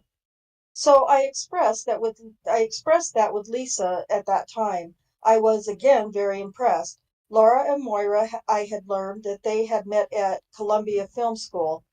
I was very impressed at how well they were articulated and how they wanted to go in eyes wide open and capture, accurate factual events. Really follow the story from the Stephen Avery perspective and also from the perspective of the police officers involved in the case. Manitowoc and let let the subjects capture in an objective way what was happening and to be able to put forth these issues in the criminal justice system, put those forward to a broader audience. So that was my recollection of that first meeting with them primarily. And after that meeting, at some point, you, in terms of you acting in your role, were asked to do more with respect to, or to become more involved in the series. Is that correct? Yes, And what were you initially asked to do? I was initially asked to work with Laura and Moira to come up with a budget that we felt would achieve the objective of the series to provide any support that they needed. They were already shooting. They already had a pretty strong team. But to the extent that I could be helpful in terms of any any prepositions, helpful in terms of budgeting, oh my gosh, it keeps jumping. I would Line be a 21. general resource for them and also work with them to get primarily, I think, the budget in shape that we could move forward with the project. Were you asked to work with any others in front of me? But that what? It Oh, this jumped. jumps. Yeah. Okay. In front of So, me, but that's what generally speaking. yeah. So, and eventually we're going to go through some email messages and notes that might help refresh your recollection on that. I'm not trying to hold you to that estimate at this point. I'm just trying to get a general sense. When did you, or strike that? Were you ultimately a Netflix creative team for the Making a Murder project? Said it Was was there ultimately a creative team? oh, at the outset it was myself and Lisa would be the creative team. And then eventually did it grow to include others at Netflix? Yes. And one of those individuals was Ben Cotton. Is that correct? Yes. Was there anyone else that you considered part of the creative team as it evolved? Marhon Havadi. And what was her title at that time? Her title was coordinator for content. And Mr. Cotner, what was his title at that time? Director of content. Was he a co-director of content with you? We both had the same title, so maybe you can clarify. Is that what you meant by your question? Yes. Were we both directors? Yes. Were there more directors of content than you and Mr. Cotner in your department at that time? Yes. But did you all have the same function? Strike that. Did you all have the same job responsibilities? Generally speaking, yes.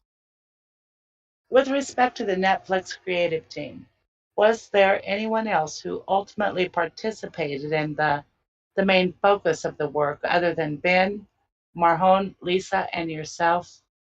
Not to my knowledge. Did you each have different roles with respect to the work that you were doing on Making a Murderer? It jumps. I don't know who's. It How must does be it the say that? must be the witness. Yeah, it must be you answering, and then Lita jumps in, and Susan, if you want, you can do Lita's too. Okay. Would be important for Making a Murderer viewers to understand the context of the search at the Avery property on November 8th and Mr. Colburn's involvement.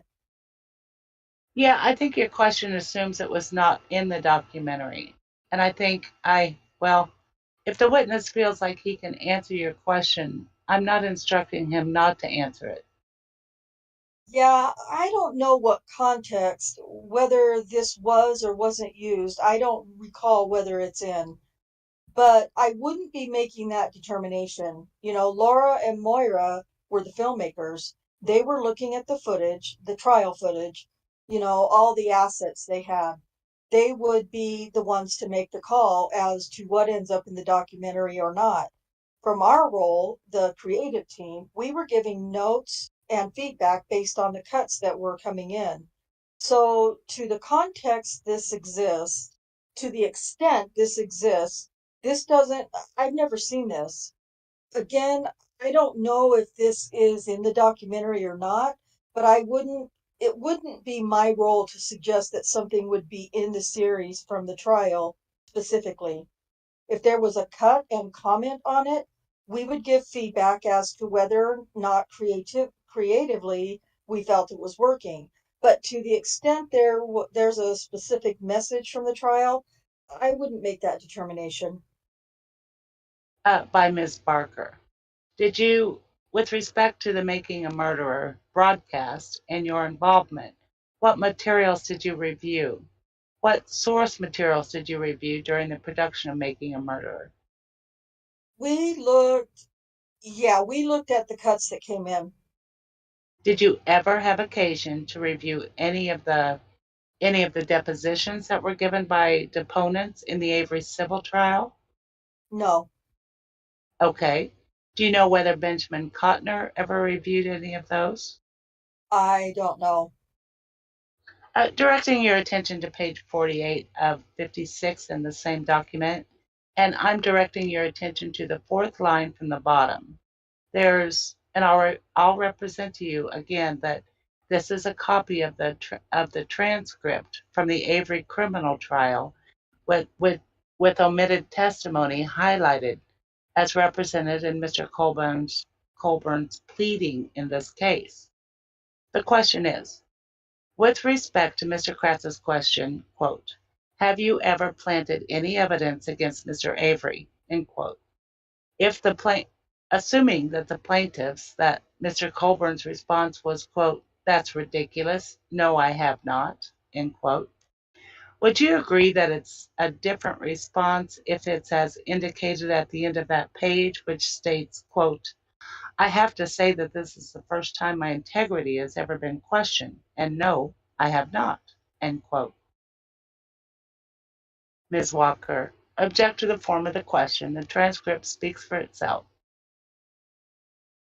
I'm just reading this for the first time, so I haven't seen this before, to the best of my knowledge, to make a determination as to whether or not in a 10-hour series, whether a line here or there should be in the series or not.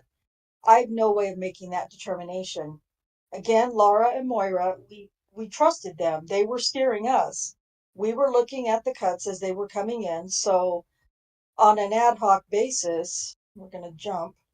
Yep. John, and are you able to say, based on your experience in documentary filmmaking, what the purpose would be for taking footage of a subject and replacing it with other footage in a trial context that is nonverbal? Ms. Walker, objection to the extent you're asking about something we just saw and that misstates or mischaracterizes the evidence. If you're asking a hypothetical, the witness can answer. Yeah, I can't answer that based on looking at this raw footage and then the secondary clip. Just not enough context around it. You know, Laura and Moira, we trusted them to edit the show and create the show that they thought was best. So I'm not in a position to comment, to make a snap judgment here today as to whether or not a piece of footage that's raw footage should be swapped out or used within the context of the series. It's just, yeah, I don't have enough knowledge to of that to make a determination. Ms. Barker, in your given strike that. Given your experience in documentary filmmaking, do you believe that would be county law enforcement officers planted evidence to frame Stephen Avery? Oh, that jumped. Yeah. I think that's probably you. Yeah, you can just go ahead. You can just go ahead to line. You can just go ahead to line 3. Yeah. Same objections, but you can answer. No. Does the Making a Murderer series express an opinion that Manitowoc County law enforcement officers planted evidence to frame Stephen Avery for murder? Objection. The documentary speaks for itself. This witness's opinion as to how reasonable viewers interpreted what it said is irrelevant. No. By Ms. Barker. Does Making a Murderer assert that Andy Colburn planted evidence to frame Stephen Avery for murder? Same objections. No. Ms. Barker. Does Making a Murderer express an opinion that Andy Colburn planted evidence to frame Stephen Avery for murder? Ms. Walker.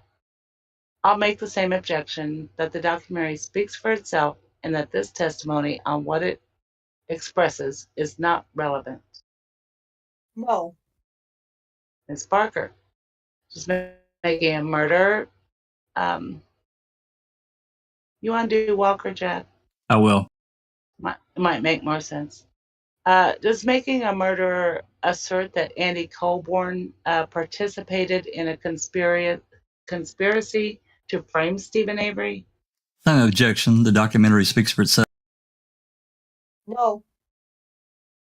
Does Making a Murderer express an opinion that Andy Colborn participated in a conspiracy to frame Stephen Avery? I think you've asked that one, but I'll raise the same objection. The documentary speaks for itself. Yeah, I think you asked the question. I think I answered it. I phrase it differently, actually. So I'd ask you if he participated, and this is whether he expresses an opinion. Some objection. Yeah, ask it one more time just so I answer that. Yes, Madam Court Reporter, could you read back that question? I'll do it. Court Reporter. Does Making a... Oh, it ends. Never mind. We're really into that one. Yeah. So they were, they clearly were on Del Dio to drive down and say, hey, what did you guys do versus what the filmmakers did? And he's saying, look, they just sent us cuts. We looked at it, gave suggestions, and that's it. They're trying to drive that point home to make clear that Laura and Moira were basically independent filmmakers that had some backing, and they did their own thing. They made suggestions, and that's it. That was their only connection. Very smart of them to do that, and they should do it.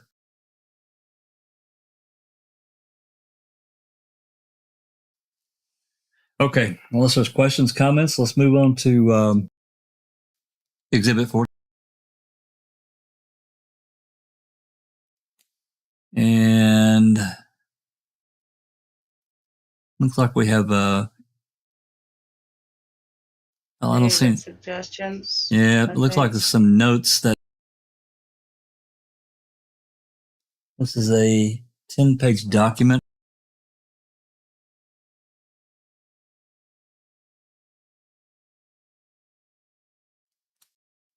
And we can read through that a while back, but I don't remember what it was.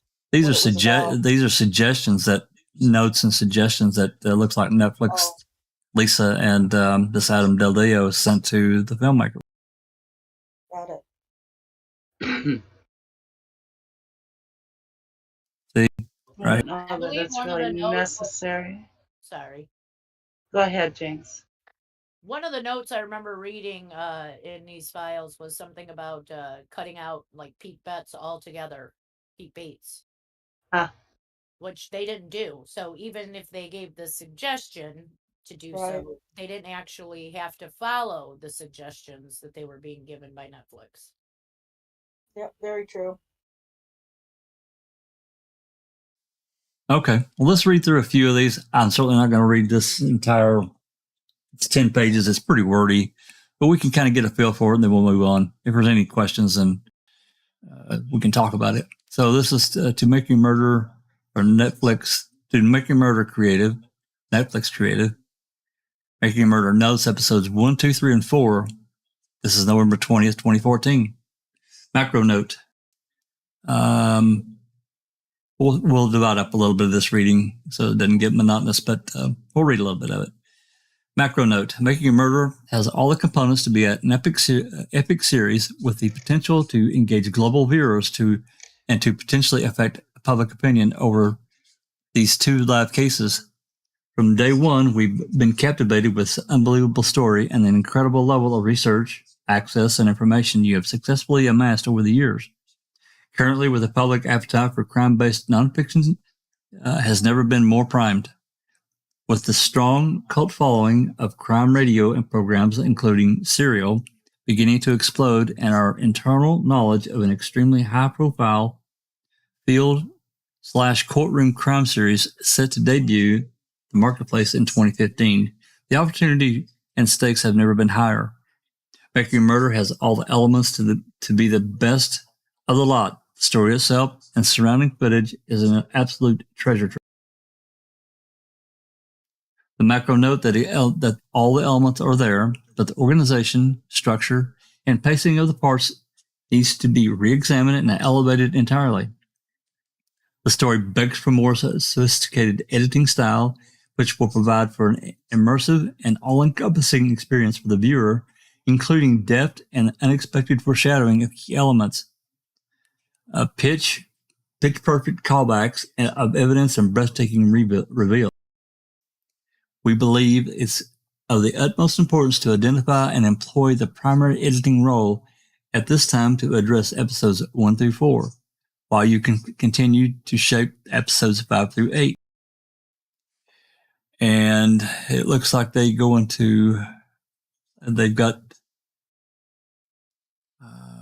critical error editor suggestions. I'm not exactly sure what that means. It looks like they're referencing different people in Looks like different edits or suggestions that they made in other documentaries or something. Yeah, or they're referring to these various other movies or whatever. I think it's the people that did the editing in those particular shows. Those movies, yeah. That they're suggesting possibly. Yeah, opening title, sequence, graphics, FX, and so they clearly worked on that. I'm not going to read again. I'm not reading through all this. You guys are welcome to do so if you want. The rhythm and balance, graphic lower thirds text. I don't know. I don't know what that means, and I'm not going to read. The drone photography, obviously the overheads, we know what that is, showing overhead layout of the Avery salvage yard, which we got several views of that. The music, episodes 1 and 2, general setup and character introduction. Episodes 1 and 2 currently in chapters and running time. They're generally looks like they're generally 90 minutes, 45 minutes for each, which I think they worked out to probably a little bit more than that, but I don't remember exactly. And then they get into some specifics here, and they're talking about. Looks like there's a weird sound jump here at 2:33. Okay. So anyway, again, I'm not going to go. There's the time gaps of where they were making suggestions. That's right. That's right. Okay. And it looks like they're just suggestions, go check this, go look at that. But they're not saying you have to do it. And I think that's the point of for them including this particular exhibit to show that. Yeah. Yeah, that's all that is. So, all right. Unless anybody has an objection, I'm going to move on. I'm fine. All right, this Same is thing with, Link somewhere for public same thing people with in the 15. chat to look at later. they're all going to be listed in the video description once we're done, as far as we get. Okay. 15 is the same. Yep, we got more of the same thing. And this one is it's a 3-page document. Oh, nope, it looks like. Oh, yeah, that's just more suggestions. It is. They're suggesting things at specific times, to add this or do this. Okay, let's move on to 16. 16 is the same. 17 is the same. Yep, this is from Adam Del Deo to Benjamin Kotner. Copied Lisa. They're again talking about, these are suggestions. They're talking, it looks like, yeah, it's exactly right.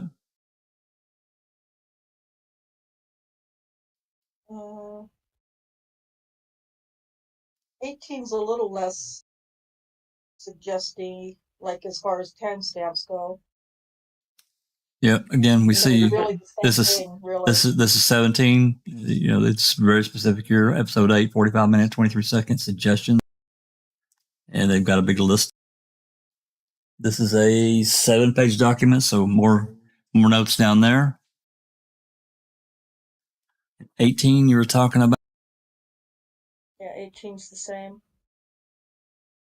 Look at it, says Scott T. He had it coming. Yeah. Had to leave it in or to leave it out. Let me see that. Go back up a little. I don't have it open. Obviously, leave it in. They said something about Penny too. Yeah, this is a 5-page. Looks like email exchange between the three of them. 19, 18, and 9. They're all 19's the same. Timestamp edits and suggestions.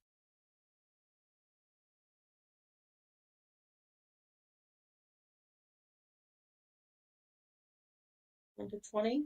Yep, this is episode 5. And this is another 11-page document. So episode 5, more detail. They're talking about blah blah blah, whatever. Again, 20 goes back to emails. It looks like. Yep, and that's the last one I pulled up in this series. Let me get it pulled up because I'm not reading through all this detail.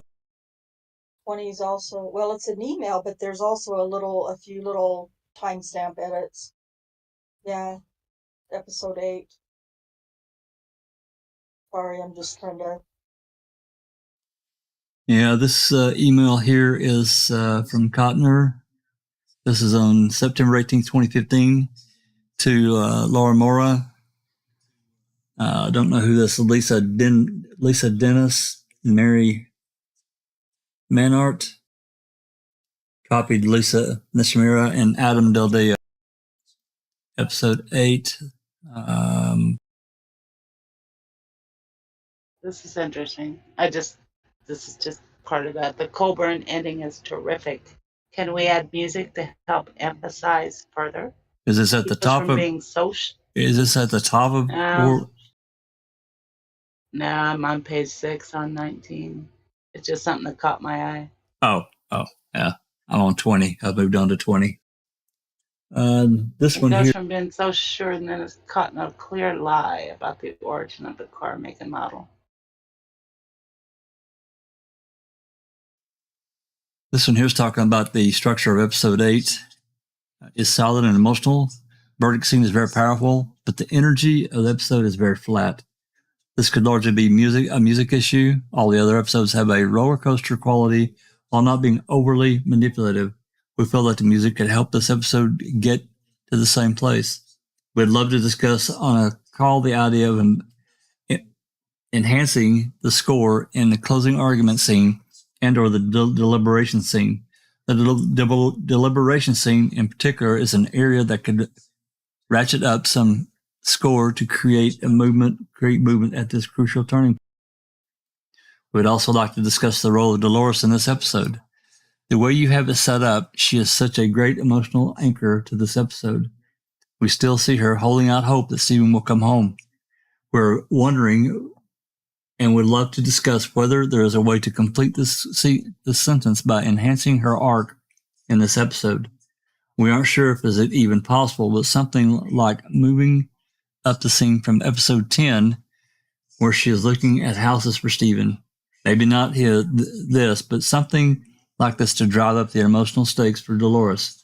Maybe something where we see her showing more emotion after the verdict. Would love to discuss. Interesting. 21 is more deposition. Well, Yep. excerpt. Lisa Nishimura. Yeah. Yep. Okay. This is only a 3-page document. Exhibit 20. All right. Let me turn this off for a moment. You guys want to run and get a drink or whatever? This will take me just a minute to pull up the next 8 or 10, and we'll flow from there.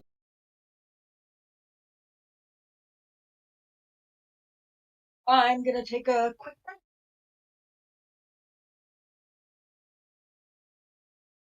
More popcorn.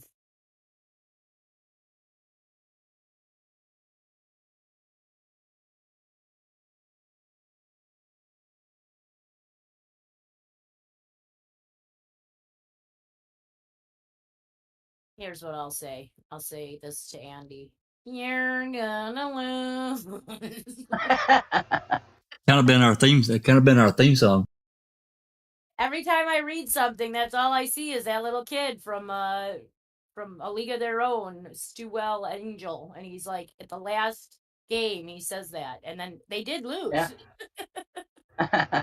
Lost, so he was right.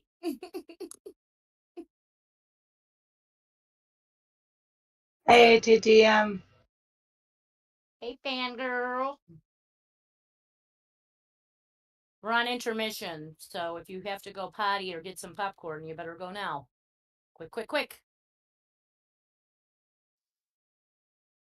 Yeah, this first one we're going to be pulling up is a deposition excerpt of Lisa Nishimura. We've already had some, but we're going to get some more. Okay.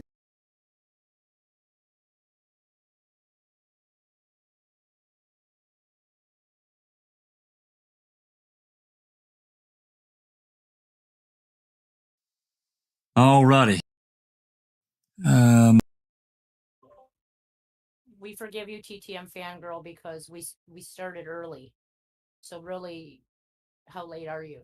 You're not probably that late. Yeah, we're a couple hours in, but we went from exhibit 4 through, and we're starting on 21. So, but in reality, I mean, yeah, there's some early stuff that's interesting from Griesbach and emails from Colburn, the letter from Brenda Schuler to Farak. That was interesting. A few other little tidbits here and there, but again, their goal is their goal is proving the separation between the filmmakers and Netflix. That Netflix made suggestions, the creative team, to the filmmakers, and they took them or didn't take them. Maybe took a part of it, and so that's kind of where we're at. I know there's an excerpt of BS in Wisconsin's deposition. That's right. Have we read that one yet out loud? Wait, not yet. Okay, Not so yet. No, it's coming. I think it's before too long, if I'm remembering right. But shit, there's so many of these in document 279. I can't keep them straight. a lot of them though are those emails about edits and stuff. Yeah. There was quite a few of those. Allison, I'm going to pick on you. I'm going to pick on you a little bit now. You want to read a little bit?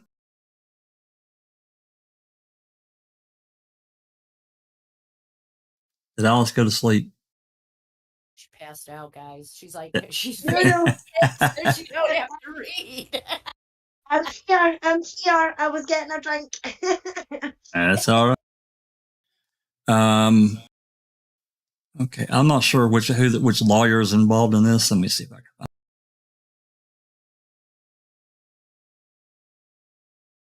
Well, Well, I've not got the document in front of me, Jack, so I'm just reading it off the telly. So that's fine. Rhonda, you want to be the lawyer, and Alice, you can do the answer, and right. then I'll be if there's any lawyer objects, I'll do that. Okay. So this is Apricot back. He was great at the objection. he was funny. Okay, so this is document. We're starting on document 279-21 attachment. So you can start whenever you're ready, Rhonda. Were you involved in specific types of films or what at the company? The company released a relatively wide array of independent film, everything from documentary to independent film across multiple genres. And so did you do editing, for example? I've never been an editor. Were you involved in production? Occasionally. In what roles did you play with request to production? Providing creative feedback. How long did you hold the role of general manager? Approximately 3 to 4 years. And then what was the next job I just want to say that's my best recollection. Sure, I'm sorry. What was your next position after that role? I left the company after that role. And did you join another company? I did. And what company was that? Netflix. And what position were you hired into? Now we're going to jump. Jump. Do you know whether anyone else on Netflix's creative team reviewed the assembled footage that they had? I don't know with any certainty. Do you recall reviewing any assembled footage at any time? Or strike that. Do you recall viewing any raw footage at any time while you were working on the Making a Murderer series? I'd like to clarify how you define raw footage. So you see here, when they refer to assembled footage, that is what the filmmakers do, right? So they had been working on the project for many, many years, and I imagine at that point had hundreds, if not thousands, of hours of footage. So we would review material, but material as provided by the filmmakers in an assembled form, so edited by them. I appreciate that clarification. When you refer to material that you reviewed, what type of material did you review for the series during the course of production other than actual cuts? It was primarily cuts. The next paragraph in that page, we're going to jump.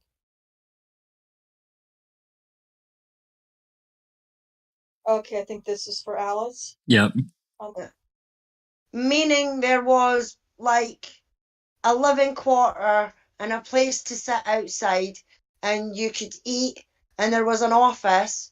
It was sort of a combined creative space where they did have some editing stations as well. So one could go there to meet and have a cup of tea and just talk.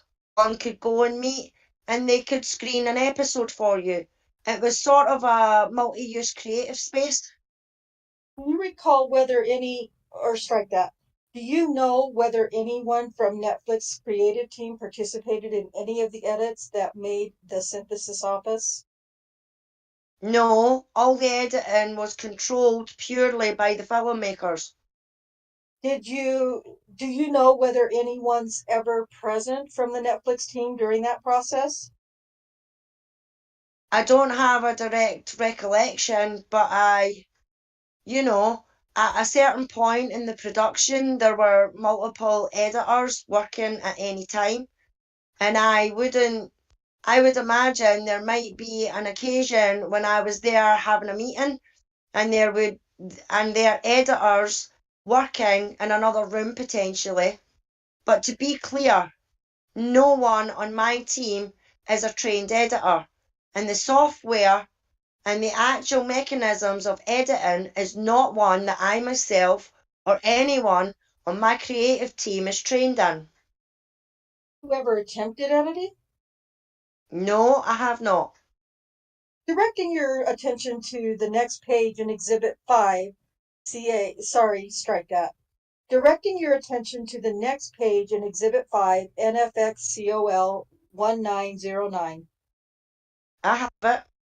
That document consists of an email message from Laura Riccardi to you and to Adam Del Deo, dated November 14th, 2013. Is that correct? Yes. And that email states, quote, attached for review and approval, the series outline for Making a Murderer, end quote. Do you see that? I do. And that was sent by, or it's signed by Laura and Moira, correct? Yes. When I say signed, I meant that is the signature block, but it's typed, correct? Correct, yes. So following that document in Exhibit 5, there are 20 pages bait stamped NFX COL 1910 through NFX COL 1929. It skips. Understand? Okay. Attitude, Rhonda. I don't quite understand. I believe that this is probably more around intent that makes more sense to discuss with the filmmakers. Restate the question. Oh, good, because now we get to know. If Mr. Colburn alleges that, among other things in this case, that physical representations of him were changed in response to various questions during his testimony at the Avery trial, if that's the case, what would be the purpose for changes that are strictly relating to the physical appearance of Mr. Colburn rather than changes that, for example, reduce the time devoted to a particular moment in the trial? Same objections. You can. I don't personally have any knowledge of changes that are made, and so it's hard for me to speculate on motive for change. Right, but you strike up. You give and gave a considerable amount of guidance to the filmmakers during the making of Murderer. During the making of, let me start that over. You give and gave a considerable amount of guidance to the filmmakers during the making of Making a Murderer, correct? Sure, we were partners. Skips again. Party, do you see that? I do. And would you say that there were, in fact, regular consultations between Netflix and Synthesis with respect to the progress of season 1 of that series? I would. We were in pretty regular contact. And there will be some discussion of some documents that also refer to calls. So I just want to let you know that in advance. But my question specifically is whether there was a weekly or a approximately weekly status call between Netflix and Synthesis, which then became Chrome during the production of Making a Murderer. We were in pretty regular contact. I would say the form of that contact would vary. So certainly some calls, sometimes it was done through email. So I don't know that we were every single week on a phone call, but we were in contact. The next sentence states Netflix also, quote, Netflix shall receive copies of selected footage as reasonably requested by Netflix. Do you see that? I do. Do you have a recollection of any requests for selected footage that were made by anyone from Netflix? You know, because, and I think it states in the agreement, the directors, the creators had been working on the project so long that the vast majority of any footage we were seeing were either in cut form or sequenced or assembled in some way. So just to be clear on how I define footage in this regard. So with that clarification, you may have seen footage. We saw cuts, certainly as described in the schedule. Understood. Strike that. Do you have specific recollection of requesting any footage that, for comparison with the footage as assembled by the filmmakers? No. Directing your attention to the next page, bait stamped NFXCOL 128. Shall I read it? I'm specifically directing your attention to the first sentence under the heading Meaningful Consultation, but you can feel free to read as much of it as you would like. Skips again.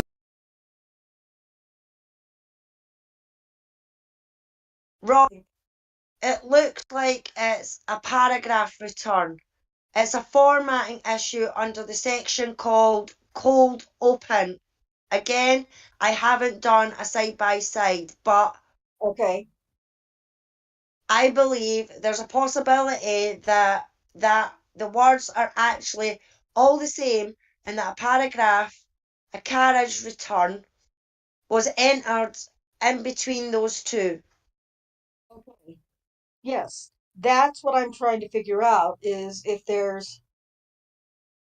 I don't know if there are substantive changes inside the actual document itself, but that's, at a first glance, is what it appears to be.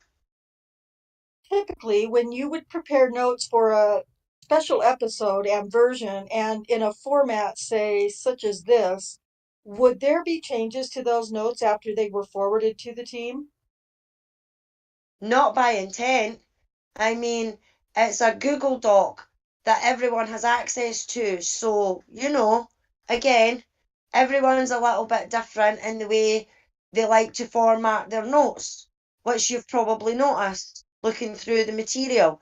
But once we sent it, the notes are a basis to start a discussion with the filmmakers. So that's why there's multiple versions. So normally we just progress into the next round and have a next round of notes and a new cut to discuss about them. I'll read this. About them that they may have been provided to you, you either don't know or you don't recall. Is that correct? I don't know.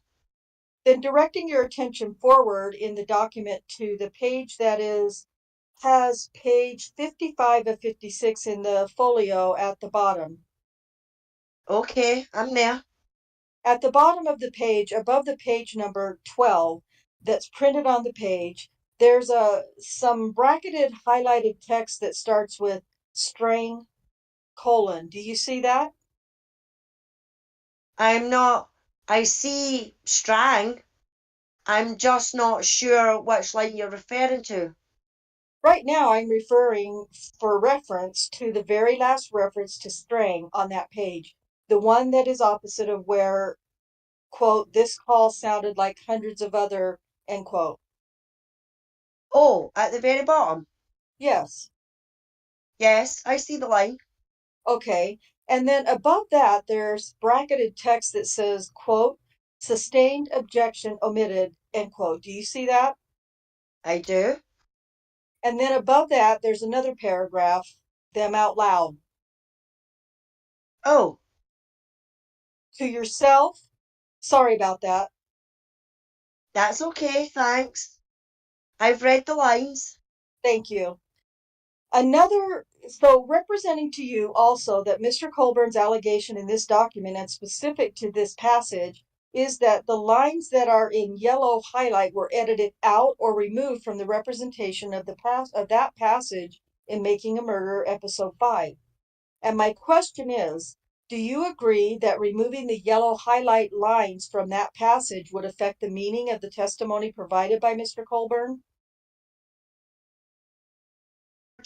Looking at this out of context and not recalling the scene specifically, but I believe that, again, just reading this for the first time, that Colburn successfully makes his point saying, I should not have been, and I was not looking at the license plate.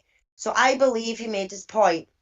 The removal of these other lines are more succinct, but he's clear in his position. And speaking to the Marco, the jury found Stephen Avery guilty. So I think they must have heard this as well. And that's it. I have to say, I'm just going to make a quick comment. Not so much about the document, but it's because it's kind of the same old. But April Barker's okay, but she's nowhere near the craftsman of questioning that Lita Walker is. Nowhere. Yeah, none of them are. No. Okay. They can't hold a candle to Lita Walker. No. Can I just make a point? Hey, Doc, you slipped in here, you rascal. Good for you. What's going on? Hey, Sugar. Well, hey, Sugar. Well, I fell out of bed a couple of times just listening to some of the bullshit that was being read out, and I had to join in. But look, that last passage there, that was just read out. Really, that's the crux of the whole matter, isn't it? Whether it is. Whether the editing of that text was significant, that it actually harmed Colburn, right? And I think the way the lady, I think it was a lady that answered the question, was brilliant. In other words, Colburn's message still was clear, and it didn't change this is something that Colburn can't get through his head. No matter what Netflix did, no matter what the filmmakers did, they were passive recorders. They had no influence on the jury or the judge or the outcome. Yeah, and this is that lady put it. Well, I think isn't this Del Dio? Yeah, I'm not quite sure who the person is right now. Oh no, that was Nishimura. Yeah. Was this Lisa again? Yeah. Yeah, you're right. That's right. You're correct. Yeah. So I really think that is such a central point, because it goes to show that the filmmakers had no influence at all during the trial. And Colburn is in big, deep trouble. And the reason why is that his complaints are non-specific. He can't even specify what's pissing him off, right? And surely the judge is going to look at this and thinking, well, what are you exactly complaining about? And the fact that he keeps on saying, well, I haven't seen the series, that's going to count against him, guys. This is looking really ridiculous. Oh, big time. Absolutely. Yeah, that's a great point, Doc. And that is the crux of it. Was really that passage, and I think there's maybe one other, but it didn't change the flavor for me at all. Because I read the like you or many of us, we read that portion of the trial transcript many times, and it changes nothing.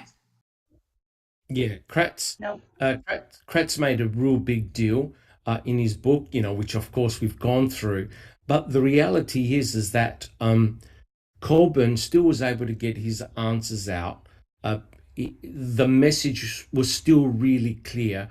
All the editing was done was just to remove some fluff that had nothing to do with the outcome, right? It was really questioning between Kratz and the judge and an objection, stuff that you really didn't need to put into the book, but it didn't change the essence of the outcome.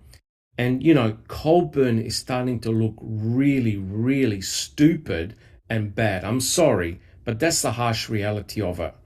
Well, and it kind of goes back to the lawyer that decided he would take the case as well, right? And that's now gone. He's hauled ass. Correct. And, you just wonder, Colburn is claiming stress and things like that. But I'll tell you right now, this civil suit mess that he's in now is going to cause him even more stress. And Lord help when the convicting documentary comes out. I'm telling you right now, if you think several million people are now who, are truthers, are now going to bow down and lay down and say, oh yeah, they got it all wrong. I'm telling you, if you thought the tidal wave was bad with Ma'am, ain't nothing going to help these poor guys when convicting comes out. Lord bless their souls. It's going to be on for young and old. Well, especially what's been revealed now in the last 4 or 5 months of what we found out of this background stuff that's all been going on, and it's all connected. It's shady. It's bad. I think, to me personally, I'm not saying anything, but that letter, that email you read out with Brenda Schuler, basically attacking Farak. Oh my God. I'm going to read that again at the start of reading with the crew. Yeah, that was to me, that was a response that was a response to that article that Farak wrote, if you remember, for the Post-Crescent. Yeah, correct. And it's very interesting that Farak has definitely rattled the cages, which is unbelievable. Well, I mean, Iced Coffee. Yeah, Iced Coffee has joined us in chat. Hi, Iced Coffee. Nice to see you. They says, if you have a minute, can someone just clarify the unity or separation of Loira and Moira and Netflix in terms of the outcome of this trial? Are they completely together, or can one be found without the other? Well, they're separate. I'll answer it, and Right. then others can comment. But they are separate. Laura and Moira were independent filmmakers that were shopping around to sell this, to get this series distributed, and they had the first rough cut of episodes 1 through 3 done, and Netflix watched it and decided to take them up on it, and they went into business. Basically, they gave them some backing, some money, some graphics, some music, and other help, but they're separate. Chrome Moira Media and Laura are like Transition Studios. They went and did a docu-series, and then they try to sell it to a company like Netflix to air it. But I think what she's asking, as far as the outcome of the trial, is it either they rule one way and it affects all of them, but I believe they're separate, right? They are separate, completely separate, They because get separate judgments. Yeah. The funny thing is, right, you listen to the questioning that's being asked, right? Oh, did you do this? Did you do this? Did you see this? Did you see that? And you know what? I betcha if you take the show notes of Convicting, right, or any docu-series, it'll be exactly the same format, right? A lot of footage is shot, a lot of it is reviewed, you have meetings, you decide what has the greatest impact, how you're going to cut it. In other words, what the makers of Making a Murderer have done is so typical of any docu-series you'll find anywhere. Absolutely. Right? Now when we sit back and we watch Convicting, and I'm sure we'll do many open mics about it, we'll discuss the same techniques that they use, the cutting, the use of specific quotes, documents. It'll be no different to what the makers of Making a Murderer have done, right? So how they've made Andy look like a choir boy. That's correct. So through creative editing, potentially you can do anything you want. But ultimately, the makers of Making a Murderer went to everyone and said, hey, give your side of this story. come to the camera, tell us what you think. And right, how many people from the state and the Manitowoc police officers, etc., refused to appear in front of the camera to tell their side of the story? All of them. Right? Something about Greaseback obviously signed us a contract and then tried to backtrack. Yeah, that's correct. That's correct. I didn't know that, Doc, until we read that document. I probably scanned through it and just didn't see that part, but I had no idea he tried to pull out. I didn't. Correct. But, you know, the trouble with Greaseback is, you know, and you can see it within the books that he writes. He wrote a real excellent book documenting the injustice done to Stephen and his family, right? Really, really well. The 1985 case. The moment he wrote about the 2005 murder, the entire book is garbage. He got so many facts wrong, it's almost like he rushed it, right? So it seems to me that Greaseback flip-flops depending on what's going. You know what I'm trying to say? That's right. on the one moment, look at all the injustice done to Stephen, right? And in the other moment, he's a psychopathic killer, put him in prison. Yeah. Come on, guys. And he also brought in, you know, the German into the whole mix as well, which. Yeah, correct. Hey, you want to say hello to Nosy Wren, my internet wife that's joined us. Hey, Nosy. Hey, Nosy. I got a question. Hey, Nosy. I just lost now because I'll think of it. You'll think it. Brain fart. Nosy, you made me forget my thought. All right. Well, you'll think of it. All right, guys, let's move on to, we're on document 22, and this is another, looks like a little bit of an excerpt of, this is a new one. We've seen the name, Lisa Dennis. And do we know who she is? She's somebody at Netflix, I think. I remember seeing her name attached to an email, but looks like she's music or something, maybe. Yeah, it's what. Yeah, I don't know. I'm sure I scanned through this, but didn't really read it. It didn't stick anyway. So, yeah, Susan, you want to play play her part, and I'll do the lawyer. Sure. And Ron, if there's any objections, you can do those. You betcha. Okay, I'll start on line 1. Looks like that this is necessary and we'll be addressing the pacing at our next pass. What is suspense pacing? I can't speak to that unless I look at the episodes. I don't know what that means. It's completely out of context for me. Uh-huh. Right? I don't even remember how long that episode was, but it doesn't speak to anything. Let me just ask you generally, because I understand you don't remember this. Well, is it fair to say that you don't remember writing this email? No. Had you ever heard the phrase suspense pacing or use it in any of your other work prior to Making a Murderer? I see notes in regards to pacing all the time. It's all the time. And in general, what does pacing have to do with, what does it mean? It has to do with the way that you're moving the viewer to the story. So in September of 2014, would you agree there were discussions about how the viewer was being moved through the story through episodes 1 through 3?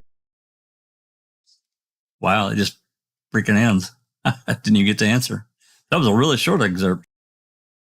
Mm-hmm.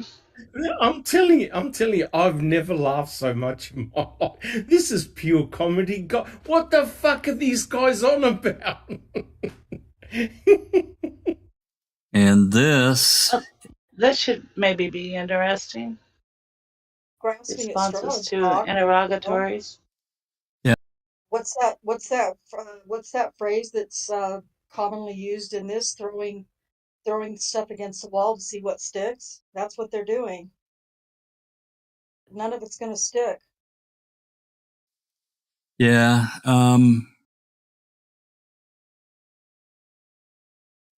All right, Susan, you want to read? You don't necessarily have to read all of it. You want to break off at some point. This is a 13-page document, probably going to work out to be about 11 or so. So you want to read through this, start this off? Sure. This is plaintiff's responses to Netflix Inc.'s first set of interrogatories. Now comes the plaintiff by his attorneys and responds to the above referenced interrogatories as follows. General objections. To the extent that any of the interrogatories call for information, which is protected by the attorney-client privilege, work product doctrine, or otherwise immune from discovery, plaintiff hereby objects to furnishing any such information, and such information is not being provided. To the extent that any of the interrogatories go beyond the scope of Federal R. Civ. P. 26, plaintiff objects and will comply only to the extent of the objections set forth therein.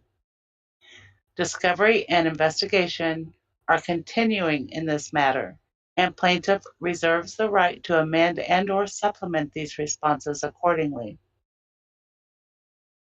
Subject to the foregoing objections and the specific objections asserted below, plaintiff respectfully submits, without in any way conceding relevancy or admissibility, the following responses to the interrogatories.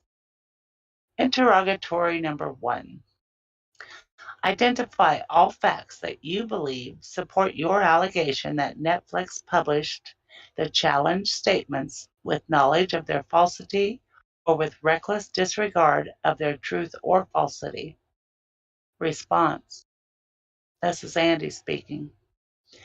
Plaintiff objects to this interrogatory as calling for information, the details of which are in defendant's exclusive possession, pending discovery that has not been fully provided to plaintiff, and pending an opportunity to depose defendants and their current and former employees and agents, as recognized by the United States Supreme Court in Herbert v. Lando.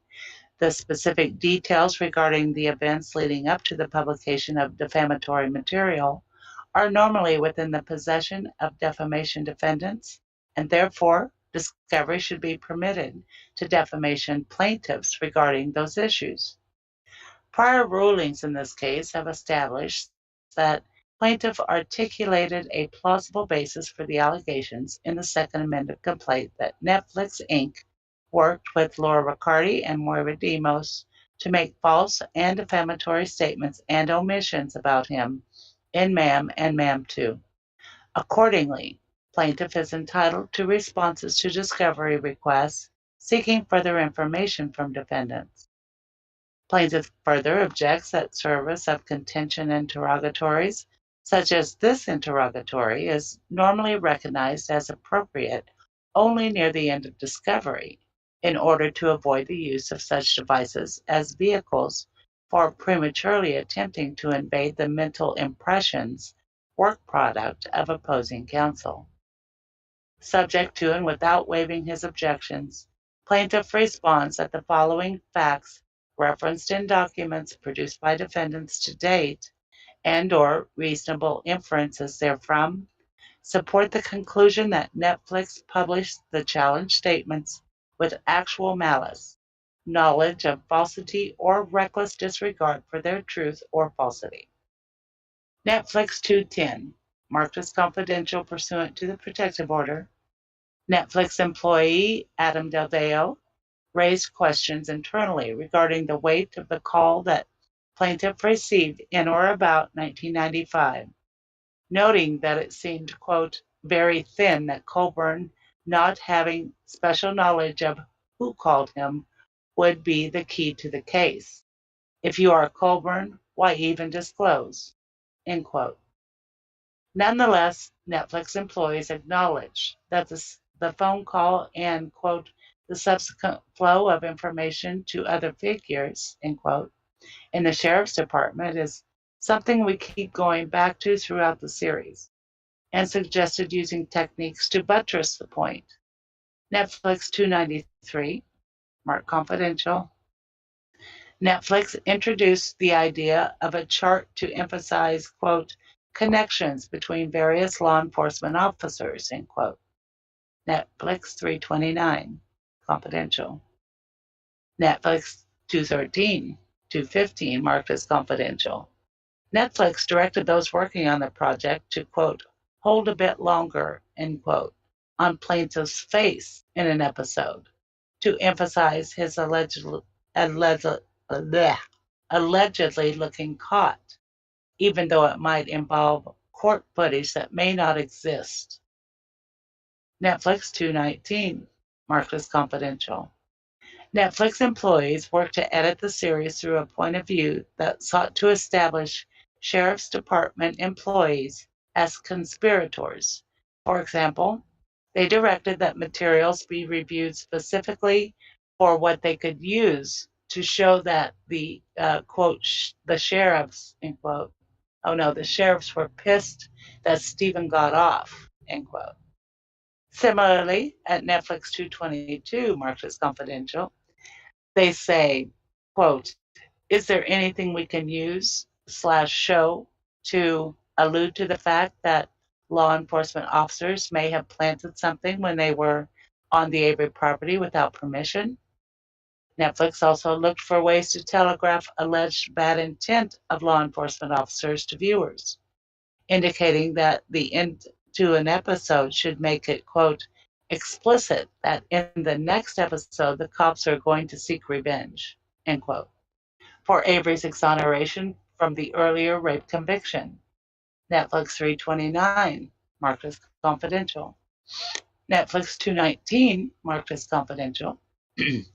Netflix employees suggested and approved graphics and inserts that were used to highlight plaintiff at key moments and to spotlight his alleged connection to accusations made by the series, as outlined in plaintiff's response to Netflix's second motion to dismiss.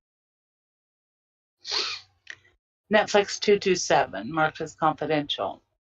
Netflix employees, quote, plot points, end quote, plot points summary extracted from the original outlines provided to them summarizes the points in a way that is far more slanted and unsupported than the original outlines. Characterization of events, stating, for example, as one plot point that, quote, cops covered up evidence about Gregory Allen, end quote. The telephone call that plaintiff received but properly reported to superior.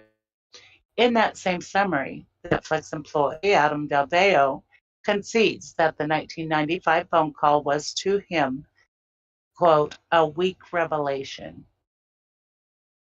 Netflix 212, 237, marked as confidential. Netflix employees were deeply involved in editing and deciding which material should be cut or shortened in the editing of MAM episodes, including using techniques to intercut dialogue. Netflix 241 to 43, marked as confidential. Netflix employees were deeply involved in determining the music to accompany MAM episodes. Further, as established by Netflix 339, they made these decisions specifically to emphasize further the accusations in the series and to inflame viewers against plaintiff. Similarly, they included edits to ensure that the music really upped the stakes to further inflame audience members against plaintiff and others. See Netflix 296, marked as confidential. Netflix wanted a, quote, thriller atmospheric score, end quote. Netflix 216, marked as confidential. See also Netflix 273, directing that music be made more intense in episode 5 and 6. Netflix 287, approving a good danger music, the scoring accompanying images of plaintiff walking plaintiff out of court. Under Wisconsin law, the broadcasts are to be considered in their entirety, including audio and visual elements, by the trier of fact. Netflix 264 to 65, 284 to 85, marked as confidential. Netflix employees specifically images of plaintiff that would further inflame viewers to dislike him, as evidenced by their search for shots of plaintiff showing satisfaction with the Avery verdict in order to promote in viewers feelings of intense anger, bewilderment, and even fury, to make viewers very upset, and to see if those feelings could be ratcheted up. For similar reasons, Netflix employees crafted the series to include shots of an identified plaintiff walking Avery out of court after the verdict. Netflix 267, marked as confidential. Netflix employees characterized plaintiff in their internal communications as a suspect in tampering with evidence, despite the absence of any charges alleging that, and based strictly on the accusations of the defense team for a then-accused murderer who were for obvious reasons desperate to deflect blame from their client. Brother. Netflix 268, marked as confidential. Let's pause right here and just discuss a little bit of what's already been flambéed. I'm sure Doc's hackles are probably raised as much as mine and everyone else's are. I mean, some of this stuff is absolutely ridiculous. Netflix did not cause Colburn to walk, Avery and Dassey to and from jail. He did not have to act. They didn't cause him to act as a jail bailiff in any sense of the word. They had no control over that. That's such bullshit. It drives me crazy because they're trying to blame Netflix, conspiring. It's like they would somehow had this foreknowledge that this was going to happen. And they made that shit happen back in real time. That they made him look bad. Yeah, absolutely. Correct. Did it to himself. Correct. And, the filmmakers can't actually tell Colburn as they're filming, oh, do you mind getting out of the shot, please? Because in 10 years' time, when viewers may watch this, jeepers, they may think that we're making you look bad. Right. I mean, the filmmakers film the subject matter as it is occurring in real time. And at the heart of this, all jokes aside, the seriousness of this is multifactorial. And one at the heart of this is censorship.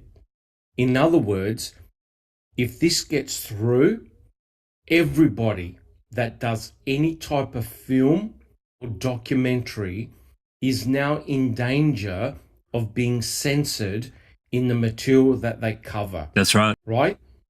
Censorship. So in other words, you now have to be extremely careful that when you're making a docuseries on anything, that you have to ensure that in many years' time, you're not making someone or people look bad, right?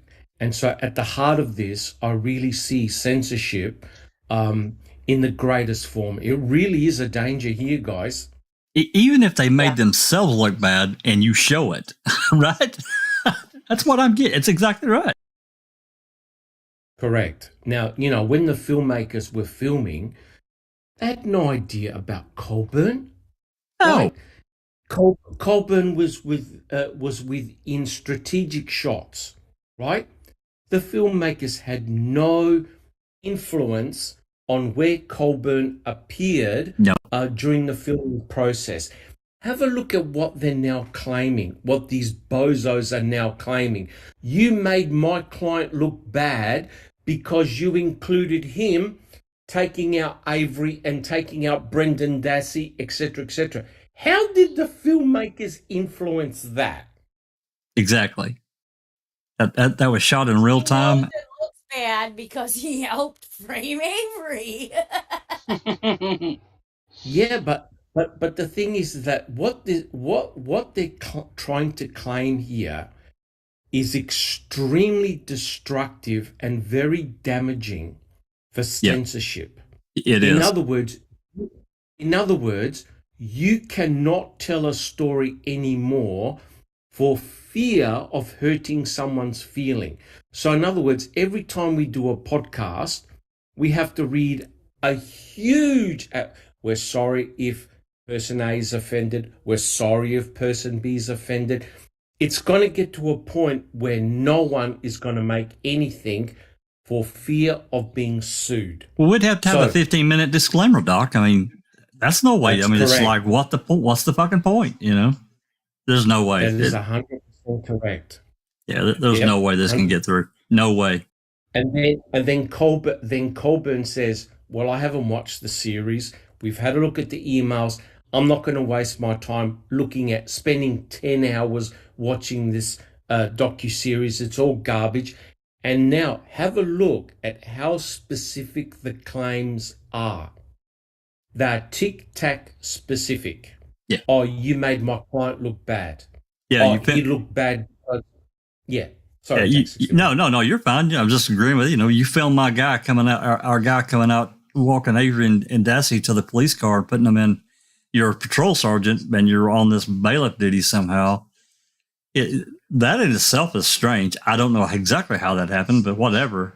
That's not on. That's on the sheriff or whoever wrote the freaking schedule. That's not on the filmmakers at all, or Netflix. 100% correct. And if I know people are going to groan, but if you have a look at the trial that we all seen, the Depp and Amber Heard trial, they showed it as it was. Right. Good, bad, and ugly. So you could imagine that had they shown the Avery trial day in, day out, I reckon it would have enraged people even more. Do you know what I'm trying to say? Because you would have seen the shenanigans of how the state did things in real time in the courtroom. I reckon people would have been up in arms. Right? Oh, if that had been shown nationwide or worldwide like the Heard Depp trial, oh my God, it would have exploded. There would have been a riot. I'm telling you right now, because Foul Play has read all the testimonies from day one, the whole lot.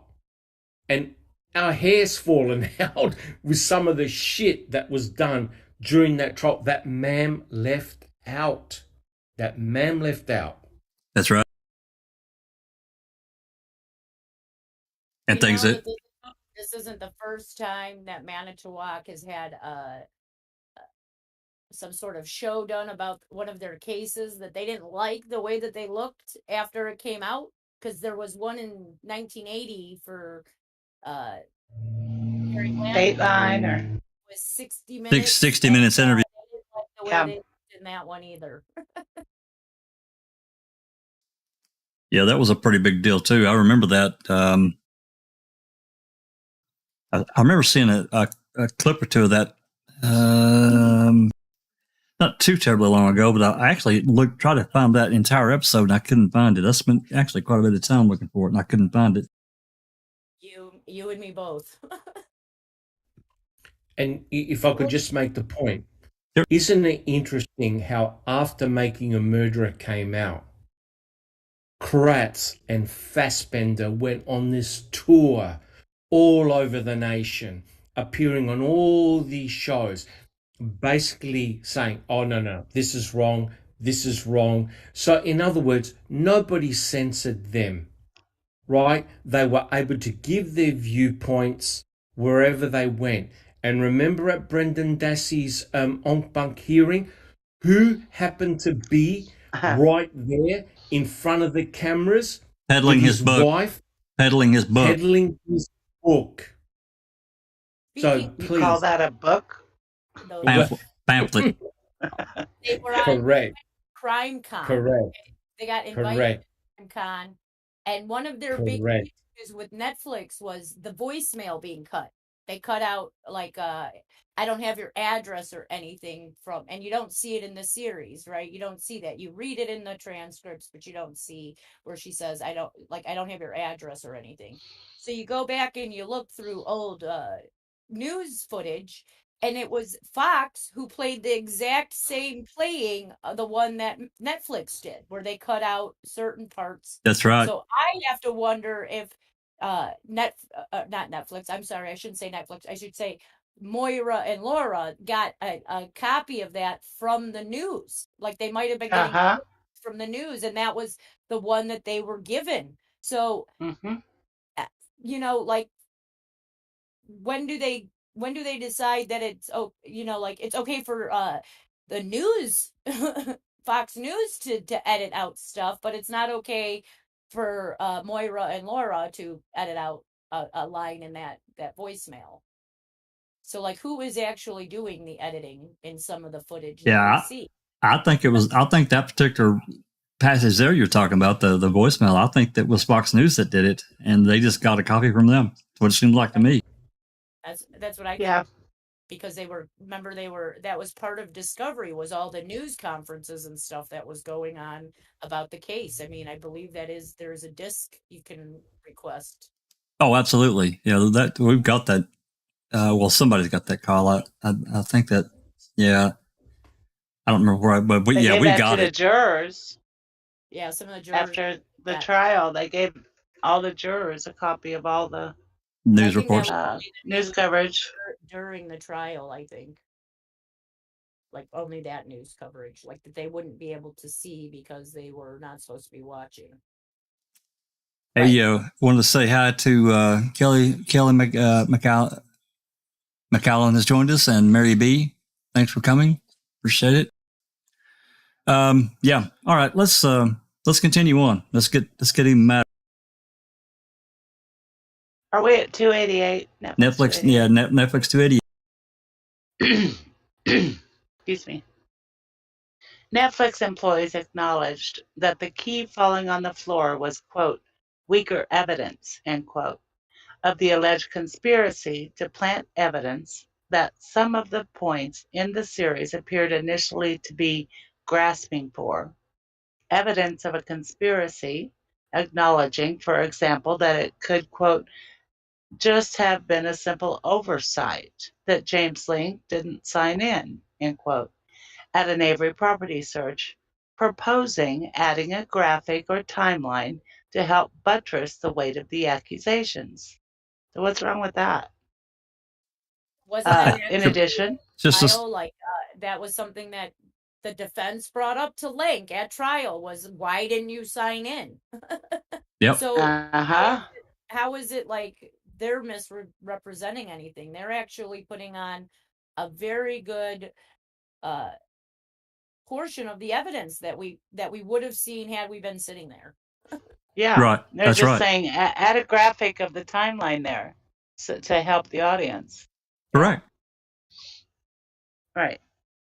In addition, Netflix employees helped to craft the series to, quote, set Colburn up, end quote. Oh, my God. As the, quote, potential cop to plant the car, end quote, indicating that he recrafted draft episode that incorporated their suggestions works really well now. Netflix 274-78, marked as confidential. Netflix employees debated whether comments by Jerry Buting, one of Avery's defense lawyers, was too far in inciting viewers to believe not only that Sheriff's Department officers conspired to plant evidence, but also that they went so far as to kill Teresa Halbach in order to convict Avery. A conclusion that some of the callers who left threatening messages for plaintiff apparently drew from the series. Netflix 294.95, marked as confidential. They specifically referenced the phrase Buting used, quote, we're going to make sure he's convicted, end quote, which was incorporated in the series. I'm sorry. In this exchange. Go ahead, finish that up. Oh, wait a minute. I just want to add in, I think that only kind of mentally touched people, I don't want to downgrade anyone, but I think it's a really unreasonable person that could draw that inference and actually, you may be able to draw the inference, but to pick up the phone and make a call and make threats, That's where you take that next step.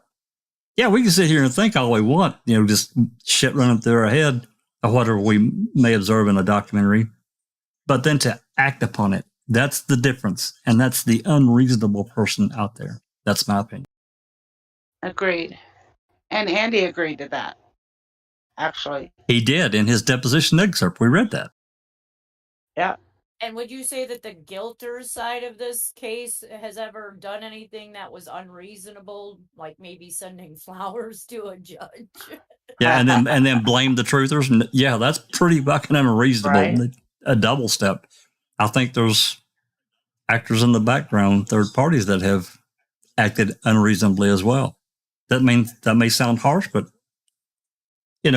as a truther, I would never take this. I'm going off on a tangent here briefly. I would never have done the things that this person has done. But to me, it's a bridge too far because you control what anybody else does after they see something that they've seen. Did people go off and send Judge Flowers threatening messages and stuff after she did what she did and denied a case? No. They may have shit talked her, but that that's just to be expected. That's just the way it is, in that position. People do it online, and some people who have their own mental brain do what they want to do. I mean, how can Netflix control what people are going to react to? That's right. They can't. There's just no way. Again, I think it's the unreasonable person that took these steps, and they should be held accountable. And if they've broken the law, they need to be prosecuted. That's my opinion. You don't call and make death threats on somebody in any capacity like this. You just don't do it. No. But anyway, I'm sorry. Go ahead. In this exchange, Netflix employees stated, Adam Del Deo said, in this sequence, it feels like Jerry Buting, on an almost definitive basis, is accusing the officers. Although I think the officers have the strongest motive, I think Jerry's statement come across as fact. They thought, for sure, we're going to make sure he's convicted. It may be worth softening his statement so it doesn't come across subjective. Ben, can you add that? Great work. This is going to be a great series. Ben Cotner says, I will do a last pass and draft an email for you, Lisa, to review and send in the morning. Adam, I'm kind of worried that this note goes contrary to the direction we've been pushing them in. I've been under the impression that we were desperate to say that someone else could have done it. I'm afraid that if we tell them to soften something, it is going to really confuse the filmmakers. I don't think that subjective is necessarily bad. But if it is completely unfounded, then you might be right. Let me know what you think. Adam Del Deo, I hear you. Let me try to clarify. I think the statement, as Jerry currently communicates it, comes across to me as a matter of fact that the officers did it, as opposed to highly likely they did it. In other words, I think if Jerry's statement involving the officers can come across as a highly possible, very likely scenario, since the officers had a very strong motive to kill Stephen, it would be convincing that someone else, most likely some of the officers, were involved. I think we're saying the same thing. However, I just wanted to make sure Jerry isn't saying the officers killed as a matter of pure fact, since there's no physical evidence to really prove the officers were there, rather just very strong motive. Take a look at Jerry's statement again and see if you agree. If not, leave it the way it is. Benjamin Cotner writes back, I think it's a really valid point, but I would rather leave it in for now. It is something we can always pull out later, but I'm so happy that they finally have a point of view. I hope people know that it is just a theory. And that's the point right there to me, because just remembering Buting talk and talk about, because remember the one of the theories of the defense, this wasn't just making shit up where we're talking outside of the series. we're talking about the defense. Part of it was these cops planted evidence. And Yep. I never really got the sense from Buting in anything that he said that he suggested that they killed Teresa. I never got that. Maybe other people did, but I didn't. I didn't either. Maybe they took this out. Yeah, and even let's just say that they made some kind of suggestion to the filmmakers, about this point. I just cannot see at all the filmmakers suggesting to Buting, you need to say this way, to add. I can't see it. I'm sorry. I just can't. Hell no. No. Definitely not. Definitely not. But I didn't pick up on that fact that Jerry was saying that law enforcement killed Teresa. No.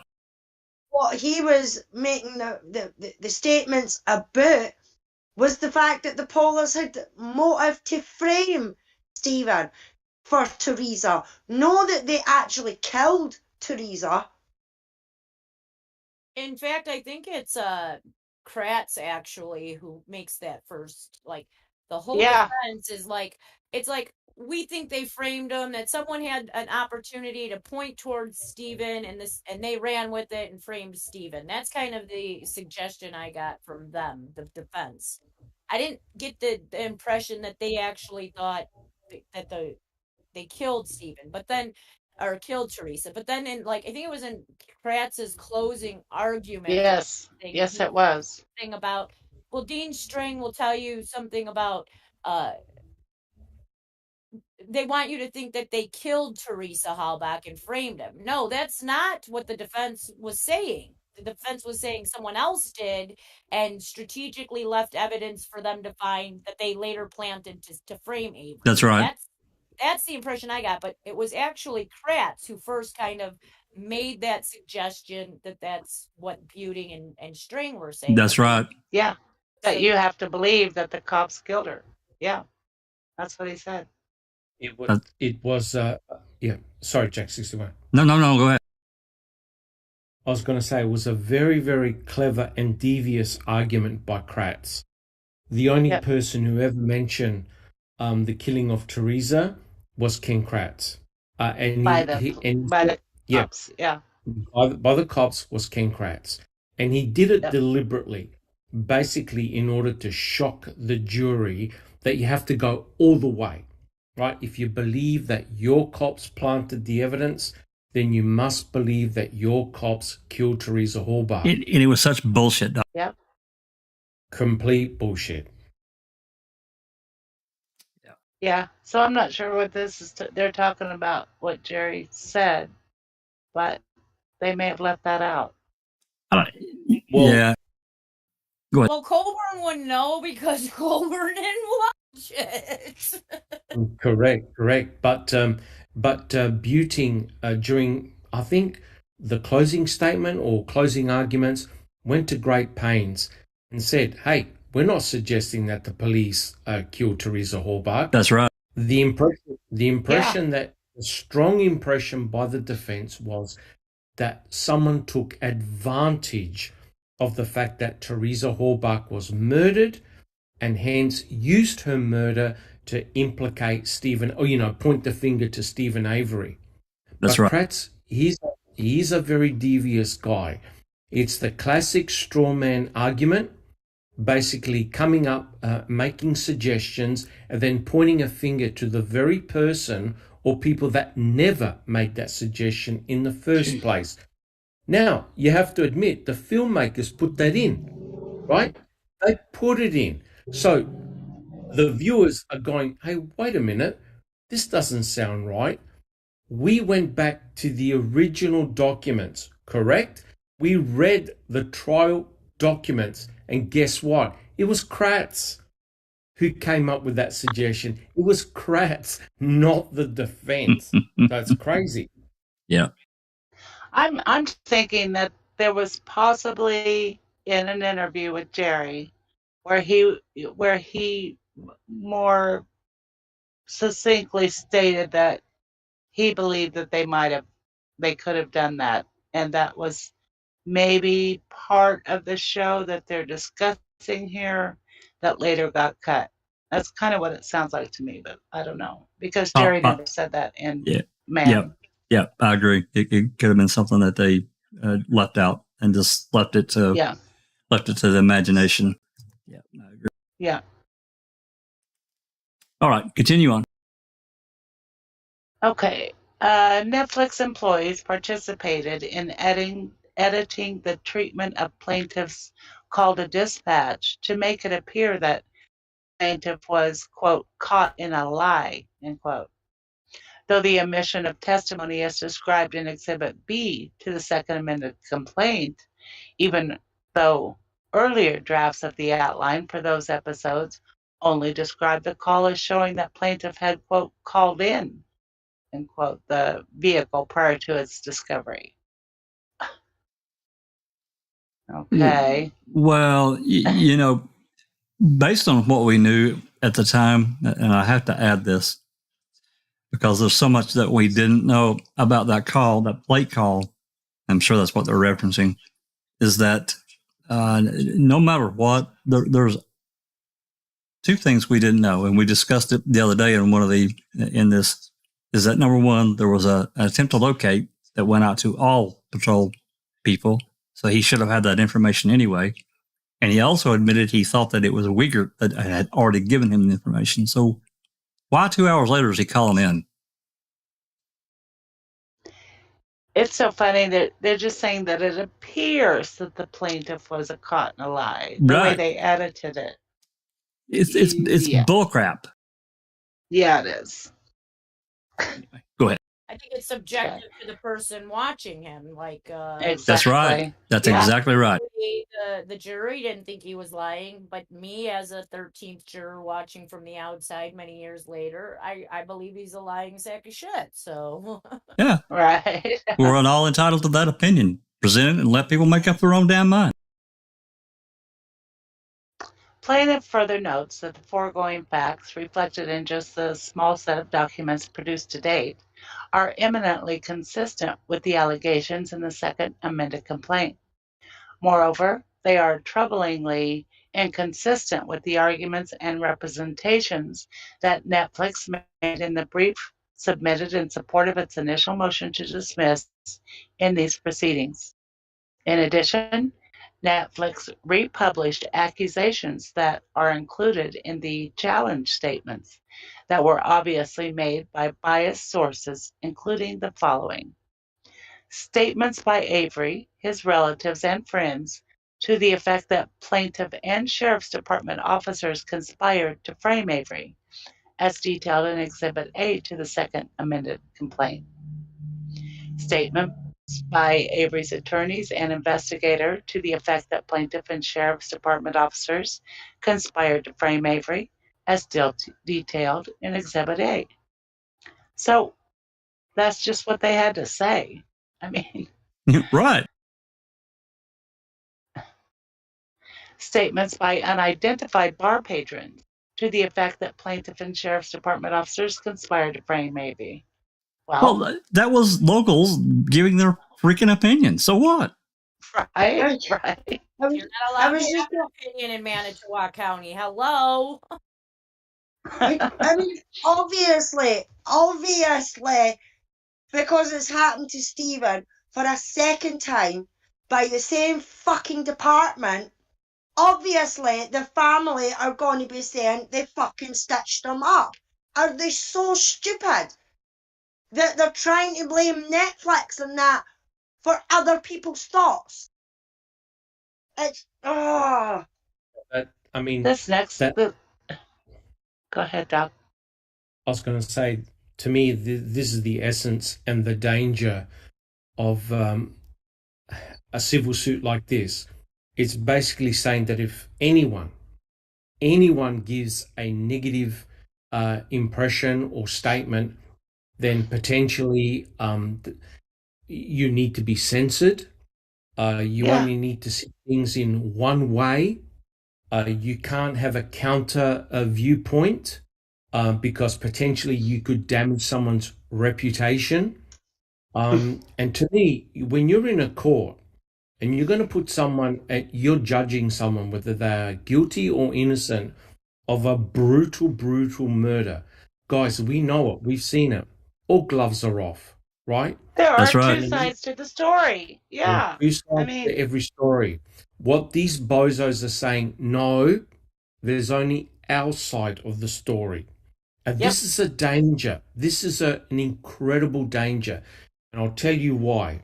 It basically means that if this civil lawsuit wins, you shut down every YouTube group there is. It's as simple as that. Because if he wins, we're next, right? We're providing opinions. Aren't we providing opinions? Aren't people in chat providing opinions? That's right. So therefore, this censorship can be a massive umbrella to shut down everything. I'm telling you right now, guys. Just to that point, and of course, Susan continues, I can tell you right now that there have been extreme efforts to shut down. I'm going back to the Deaf Heard trial because a lot of these creative YouTubers, they did a superb job reporting on that case, but there have been extreme efforts to shut down that Umbrella Guy, Popcorn Planet, and the LawTubers. Oh my God! And this is one I watched the other day was even more recent. They're going after these LawTubers, and the LawTubers are suing someone over it. Seriously. So it is censorship. I'm just going to repeat what Jake says. You're going to lose. You're going to lose. Yeah, Jack, that's right. It's Bot Sentinel. Yep. The guy who owns Bot Sentinel, he started going after Nate the lawyer. Yep. And tried to shame him on Twitter. Because Nate's past, like his mum and dad and that were crackheads, and he said that himself, but this Chris Boothie for Bot Sentinel tried to use that against him. Yep. And backfired on his ass. Backfired on his ass. Trying to what's the word I'm looking for? Trying to shame him in a sense. And Nate the lawyer has just went all and out, has taken him to court. He's got investigators, he's got a defamation lawyer, everything like that. And that Bot Sentinel was the one that was saying that about all the accounts with the Amber and Johnny trial and everything like that. So, I mean, if you're going to defame somebody, then like he's done by talking about Nate's past and things like that, then you've got to take the consequences. You know what I mean? And the consequences for Colburn in this case is exactly what Jink says. He's going to lose because you can't tell anybody, especially viewers of a documentary, what to think and what not to think. Right. Just because you don't like it, you can't do that. Exactly, Jack. Yeah, and for what we've been reading so far, that's exactly it. Oh, because they've said this, and because this was said, and because Jerry said this, and because the filmmakers put it this way. It's a joke. It is an absolute joke, and I hope they realise that it's a joke, and the judge fucking flings it out. I can't imagine. Wait till you hear the next paragraph. Oh my God. Do it. Go for it. Netflix's production to date establishes that Netflix employees knew that these statements went too far when making unproven accusations, but included them in MAM anyway. In addition, the series outline specifically acknowledged that Avery, his family, and a few locals believed that he was being framed, but had no way of proving it. God. I mean, what the fuck? Wow. Oh, Jesus. Yeah. Go ahead. In addition, plaintiff filed in reference to sampling of publicly available media and internet articles and materials in his brief in response to Netflix's initial motion to dismiss, and in the supporting declaration of George Burnett. Discovery and investigation are ongoing, and plaintiff reserves the right to supplement his response as may be appropriate.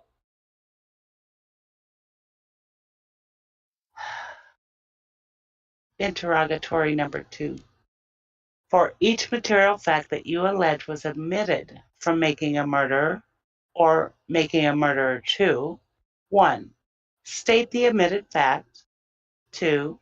Identify all facts that you believe suggest, indicate, or prove that Netflix was aware of the omitted fact. And 3. Identify all facts that you believe suggest, indicate, or prove that Netflix had knowledge that omission of the fact would cause making a murderer or making a murderer 2 to be false, or that Netflix omitted the fact with reckless disregard for the series' falsity. I think all of that crap that he says in the next paragraph.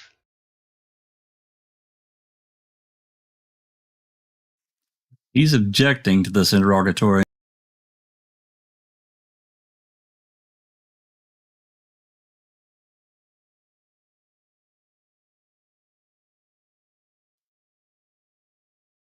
His response is down lower. I don't think I need to read all that other. You tell me where you want to start, and then we'll go for it. That's fine. I don't have a problem with it. Yeah, down there with the bullet point. Subject to and without waiving his objections, plaintiff responds as follows.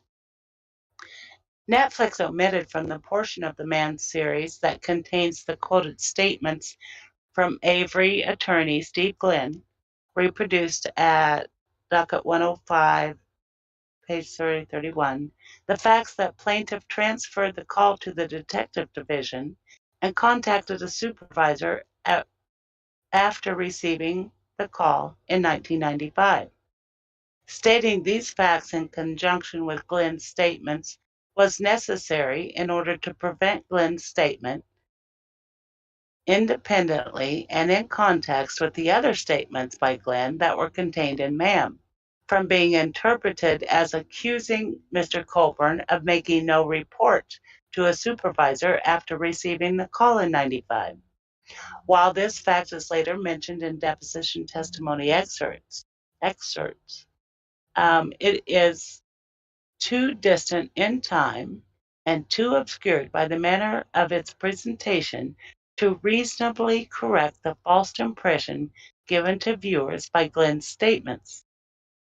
The communications and statements by Netflix employees as contained in the second production of documents, including the specific documents identified in response to interrogatory number 1, and especially communications between Lisa Nishimura, Ben Kotner, and Adam Del Bello, established that Netflix employees were deeply involved in editing and reviewing the contents of MAM, including, but not limited to, quotations by characters, including Avery attorneys.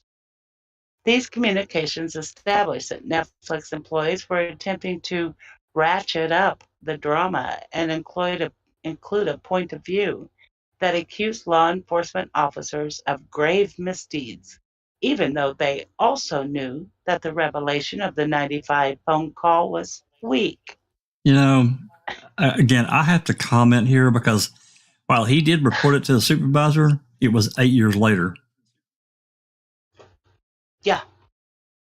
He didn't. If he made a call right after made a call to his supervisor right after that 95, 96 call, it's news to me. So I think were they talking about the transfer though? When he transferred the call? I think I think that's exactly what they're talking about. I don't know of any other call that they really could be, because he's saying that he reported it to the supervisor, talking like he just after the call he talked to the supervisor, and that's not what happened at all. And he didn't. Yeah, he's definitely, and that's what Glenn said. What's that, Ron? Yeah, I'm just saying he's definitely misrepresenting that. Absolutely. Yeah. So, But the fact that he writes a report 8 years after the fact as well, if it was no that important and he contacted, like they say he did, contacted whoever it was after he received this call, link. and if he'd done that every time he got a call, then I wouldn't, I'd be piled in paperwork. Then what is the point in making a report 8 years later about that call? That's right. You know what I mean?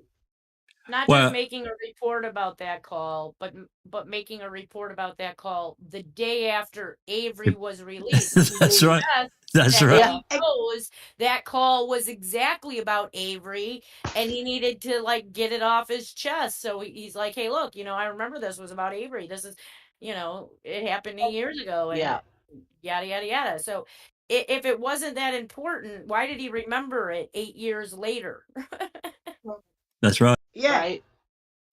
I would recommend anyone, and Doc, I linked it to you last night, but that interview or that deposition that Cachet gave, we've got the little clip. He even talked, if you listen to what he says, he was kind of meandering about and talking about this specific thing and mentioning and talking about Gregory Allen in this whole context. About, there was some conversation here, conversation there, as though he heard something, but because he was head of the detective division, but he didn't do anything about it. I just wanted to throw that in there. Anyway, go ahead. I was going to say just a couple of points. I really now, listening to all of this, don't you guys now think that it was an incredibly smart move by Kathleen Zellner to completely be at arm's length of any involvement of law enforcement? Absolutely. 1000% agree. Yes. Because if you have a look at the way the attorneys acting on behalf of Colburn have acted, in terms of how scathing they are of filmmakers, mind you, could you imagine the attorneys, how they were going to handle Kathleen Zellner's filing if she had mentioned any involvement of law enforcement in either planting evidence or in the demise of Teresa Hallbart? I'll tell you right now, that filing would have ended up in the rubbish bin. Absolutely. So it goes to show that she's learned her lesson the harsh way and is being laser focused in her latest filing. But wouldn't it have been very interesting? I wonder how the state would have handled Tom Sawinski's call had the defense known about it back in 2007 when the trial was on, and what Seglob would have said when you consider how they're trying to trivialize the call that Colburn got and the fact that he wrote a report after Stephen got exonerated. Right? Absolutely. How were the state going to handle Segler's, the fact that he obviously got the call transferred to him, and B, where's the report, guys? That's right. Where's the report? Yeah. If Kratz knew that they were going to be pointing at that, then he would have turned around and talked to Segenglub and said, "Hey, I need that report made," just like he did with Colburn. Right. I'll go in there on the 3rd. That wasn't written for 8 months after he went there in November. That's right. Yeah. Correct. Couple of things. Andy B says, I hope the judge's response is a final, "Now will you fuck off, wasting everyone's time." Right on, Andy. Yeah.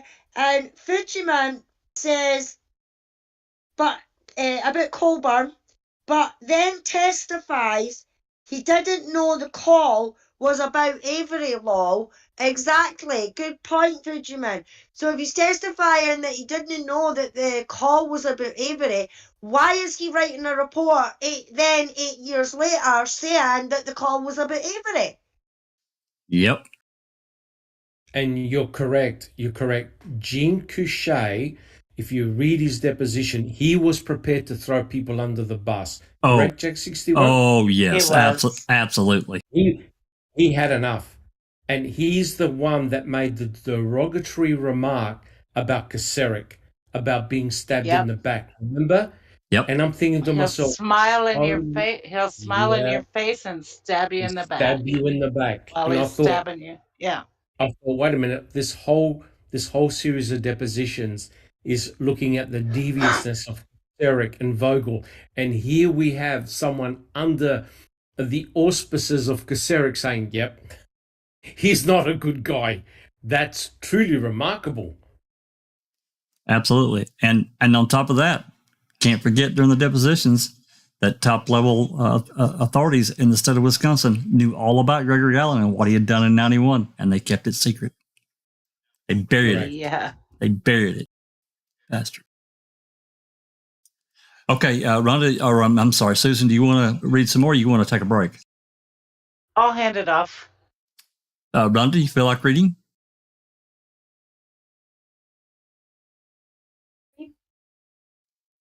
Yep. Or it says these communications include the following. You know what page it is? It is page 8 of 13. Okay.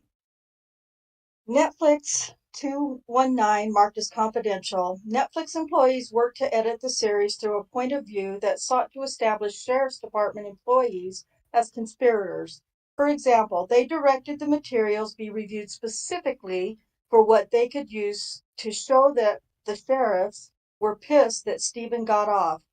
Similarly, at Netflix 222 marked as confidential, they say, is there anything we can use or show to allude to the fact that law enforcement officers may have planted something when they were on the Avery property without permission?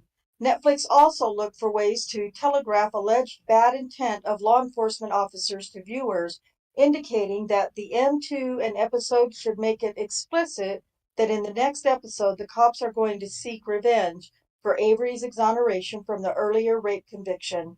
Netflix 329. Can I just say something? Please. It just shows you that the Netflix people didn't know the story. I mean, they're talking about when the cops were on the property without permission, which didn't happen, right? Right. Yeah. True. Hey, just think. Had Manitowoc actually recused themselves, Colburn wouldn't be in this position at all. That's right. Exactly. Should have been. They should have been within 5 miles of that fucking property. I've about said it all along. Anyway. Yep. Yep. Well, that's the important point, right? So this whole shenanigan that we're seeing here is all trying to excuse why Colburn just simply didn't follow command and orders and say, hey, look, I'm part of the MTSO. I'm part of a civil suit. I have to excuse myself. No, he didn't, as well as other MTSO officers.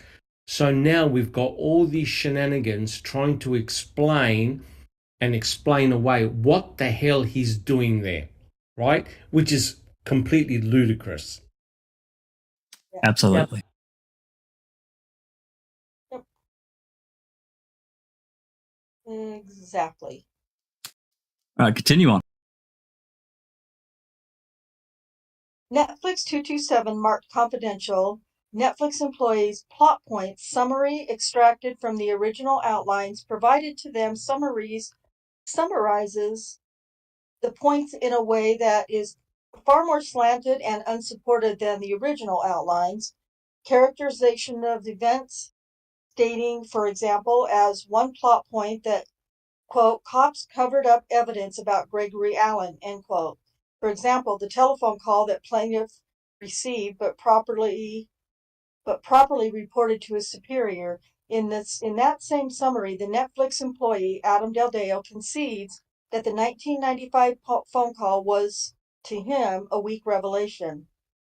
Netflix 212-237 confidential. Netflix employees were deeply involved in editing and deciding which materials should be cut or shortened in the editing of MAM episodes, including using techniques to intercut dialogue. He's so full of shit. Netflix 264-65, 284-85 confidential. Netflix employees specifically sought images of plaintiff that would further inflame viewers to dislike him, as evidenced by their search for shots of plaintiff showing satisfaction with the Avery verdict in order to promote in viewers' feeling of intense anger, bewilderment, and even fury to make viewers very upset. And to see if those feelings could be ratcheted up for similar reasons, Netflix employees crafted the series to include shots of and identify plaintiff walking Avery out of the court after the verdict. Oh, again, they had no control over that. The truth is its own defense. He's the one that did it. They just showed what he did, and that's it. Anyway. Yep. Exactly. Didn't I make could him swear look one this way is or the other. a repeat of what they said earlier. It is. What it looks like. You want me to still read them? Yep, go for it. Okay. Netflix employees characterized plaintiff in their internal communications as a suspect in tampering with evidence. Despite the defense team for a then accused murderer who were, for obvious reasons, desperate to deflect blame from their client. Netflix 288. Netflix employees acknowledged that the key falling on the floor was weaker evidence of the alleged conspiracy to plant evidence. What? To plant evidence, and that some of the points in the series appeared initially to be grasping for evidence of a conspiracy, acknowledging, for example, that it could just have been a simple oversight, that James Link didn't sign in at the Avery property search, proposing adding a graphic timeline to help buttress the weight of the accusations. In addition, Netflix employees helped to craft the series to set Colburn up as a potential cop to plant the car, indicating that the recrafted draft episode that incorporated their suggestions worked really well now. Netflix 294 and 295, marked confidential. As quoted in response to interrogatory number 1 above, Netflix employees debated whether comments by Jerry Buting, one of Avery's defense lawyers, went too far in inciting viewers to believe not only that Sheriff's Department officers conspired to plant evidence, but also that they went so far as to kill Teresa Halbach in order to convict Avery, a conclusion that some of the callers who left threatening passages for plaintiff apparently drew from the series. They got that from what's his fuckface. God. Netflix 294 through 95, confidential. They specifically referenced the phrase Buting used.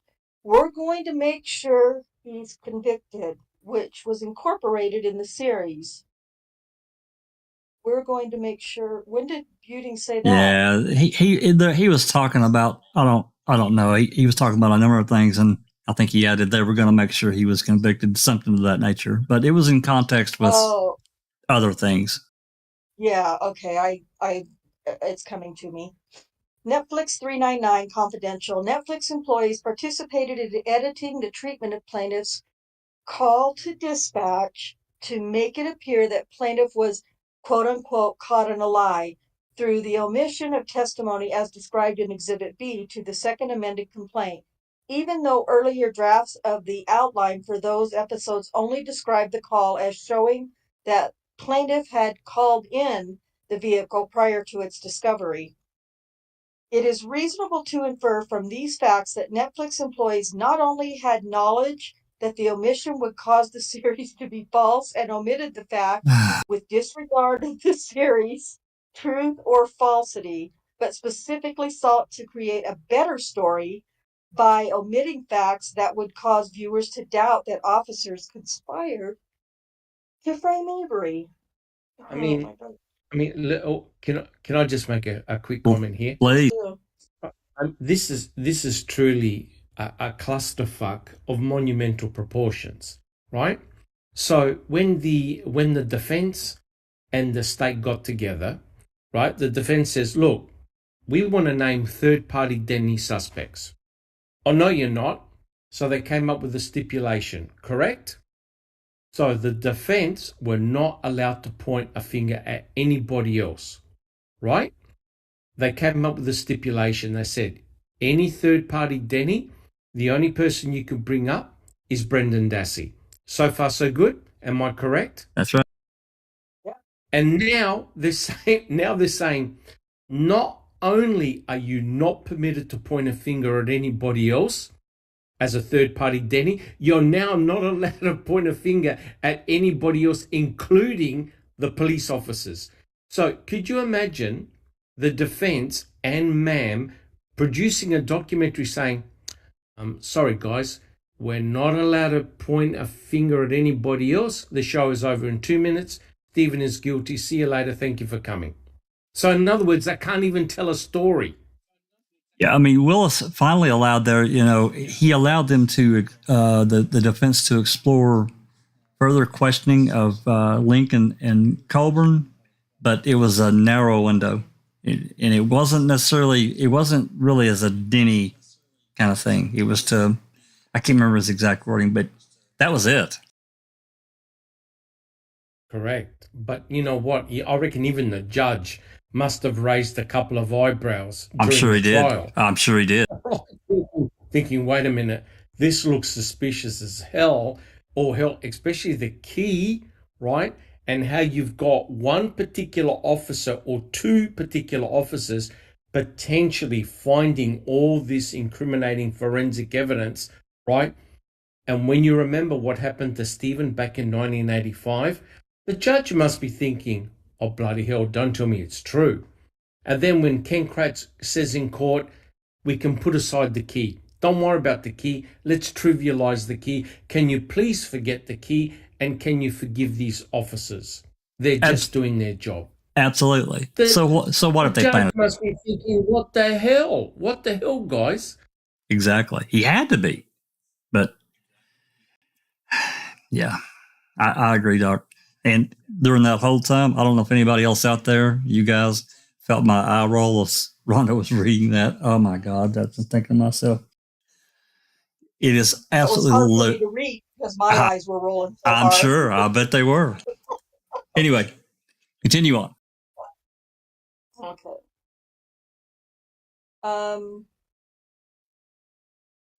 Omissions from court testimony. Omissions? Okay. Yeah, omissions. Omissions from court testimony. It is likewise reasonable to infer that the Netflix employees who were deeply involved in editing the dialogue and who repeatedly sought to revise the episodes so that the dialogue moved faster. See Netflix 212, 237, confidential.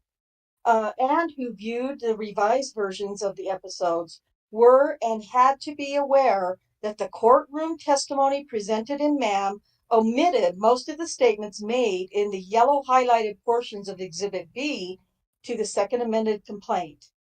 Because the following omissions change the responses in ways that are readily identifiable as substantive and as affecting viewers' perceptions of plaintiff's credibility, the only reasonable inference is that Netflix employees who were participating in the edits to the series did so to create in the series an impression contrary to the content and appearance of the omitted testimony, and therefore with knowledge that the omissions would cause MAM to be false or omitted the facts with reckless disregard of the series, truth or falsity. Go ahead. Sorry, just one. You know what's remarkable here, right? This is unbelievable. So when you think about it, right, the state was saying, hey, the defense has come up with a conspiracy theory here, right? You know, conspiracy saying that these good officers were involved in planting. And now Colburn's defense team is saying that Netflix came up with a conspiracy, that the employees from Netflix conspired to make his client look really bad. Yep. So they're now switching the tables and saying, hey, There is a conspiracy here going on, right? Which is incredible. Yeah, they're accusing Lisa Nishimura, this Benjamin Cotner, and Adam Del Deo of coming up with and creating this story of a conspiracy. And it's rubbish. It's absolute rubbish. Yeah. Correct. Well, and also talking about, and she's going to be reading some of these omissions that happened at trial, I think. I'm actually pretty sure. But the thing is that short of airing the entire, however many dozen hearings they had, that were, some of them were pretty damn long, actually, that were pre-trial, and then going and moving forward with almost a month of trial. They can't include everything. They can't. It's ridiculous. No. Yeah. All right, go ahead. The defense's theory, and then like even somebody like who was it, Fallon's like, you do this at your own peril. You must do so at your own peril. God, Yeah. I guess that backfired because doing so is now at the peril of Colburn. Or yeah, it's at Colburn's peril. That was the one thing that Fallon said that just burned my ass. I couldn't stand it. It's the time I learned. That's when I started calling that fucker turtle lips. Yeah, but he's actually Emperor Palpatine from Star Wars. Correct. What? He's Emperor Palpatine from Star Wars. Oh. Okay. It was a direct threat. Hey, Well, maybe. it was. Yeah. Hey, Doc, maybe they should have read out that reply that Fallon wrote where he talked about they discovered the bones of the Clandestine burn side on Cuss Road. Maybe they should have read that shit too. They omitted that. Yeah. Correct. Yep. Oh yeah.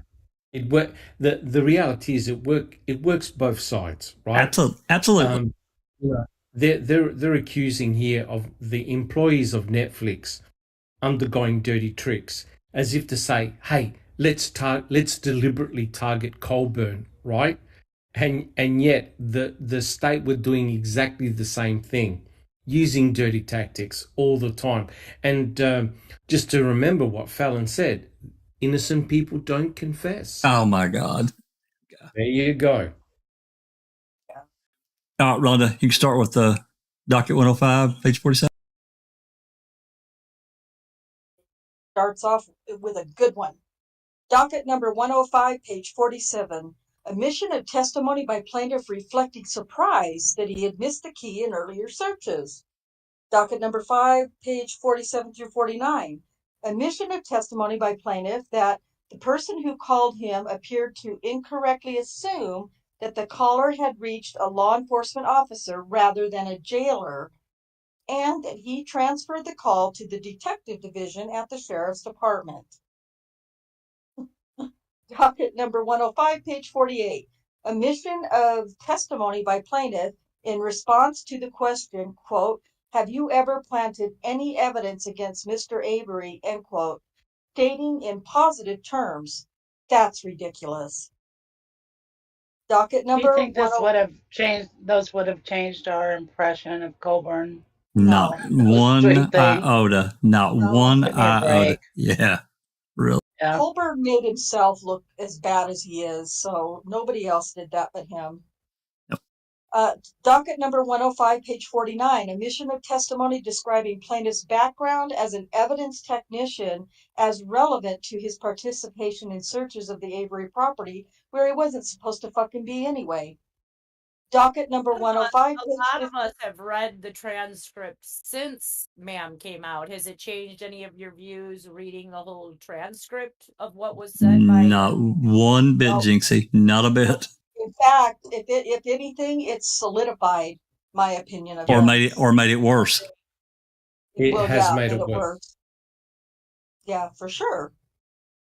But we haven't read those court documents that he was talking about earlier about all of these weird, just horrific things that are part of the court testimony and court documents. Yeah. What the hell was that about? He must be talking about a different investigation because I never read that shit. I never read none of that shit.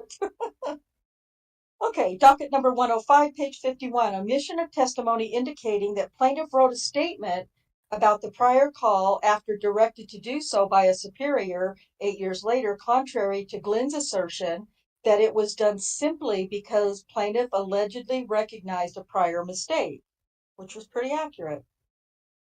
Document number 105, page 52, omission again of testimony by plaintiff that he transferred the prior call to the detective division. Docket number 105, page 52, omission of testimony, quote, that is why I didn't do one, end quote, as to question about a report about the prior call. Docket number 105, pages 454 and 55, omission of testimony in which plaintiff acknowledges that he asked in the call whether the vehicle in question was a 99 Toyota, apparently to enhance the caught on a lie impression that Netflix employees wanted here. Bull crap. That is such bullshit. Anyway, go ahead.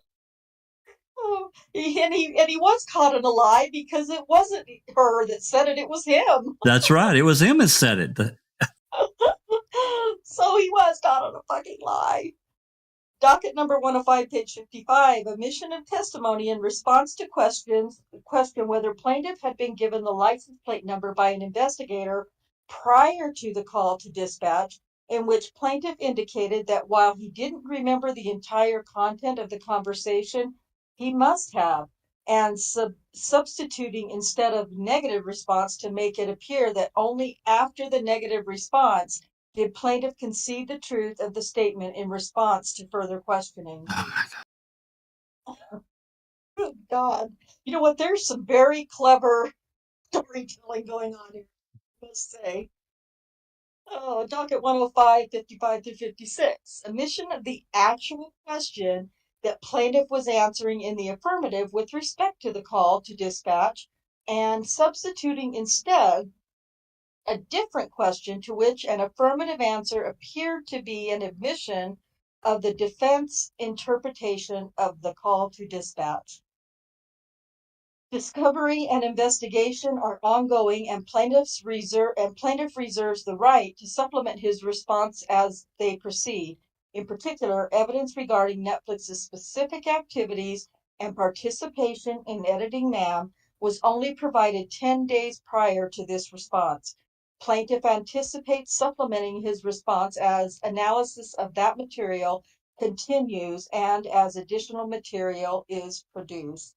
As to objections, dated October 6th of 2021. Wow. Yeah, you were right, Susan. This is a hell of this interrogatory is worth reading. Oh, yeah. There's some definite fiction going on. And they're asking him to explain himself, and his accusations and his lawsuit. I wish I had pulled up that phone call to dispatch, and so we could play it, because I would just love to just play it so everybody could hear exactly how that went down. He's the one that asked the question or made the statement. Yeah, but they said they left out the part where he finally acknowledged that he did actually ask that. After he said he didn't.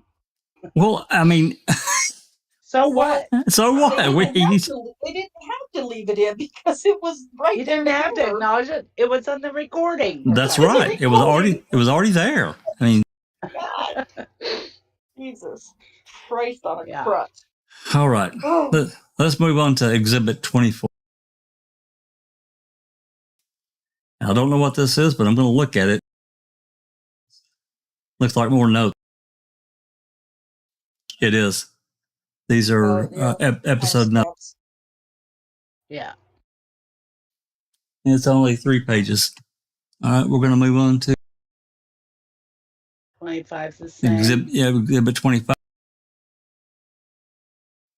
Yep, we're not. Again, these will be listed. These will be included in the video, the documented. I'm sorry, the live description. After we get done, I'll link all of them individually. So, okay, moving on. The same. Yep, more notes. This is looks like episode 7. It's a 4-page document, so 27.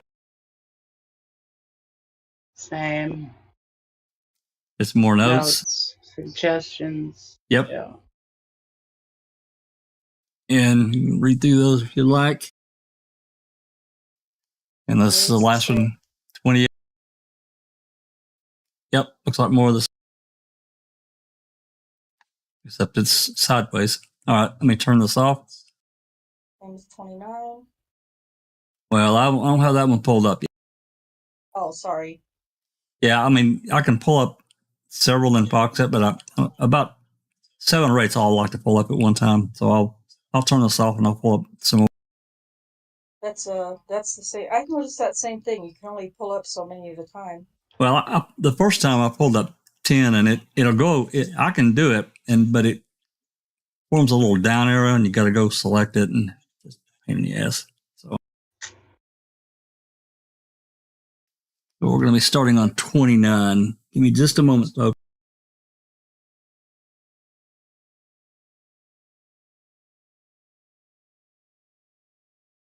29, jeez.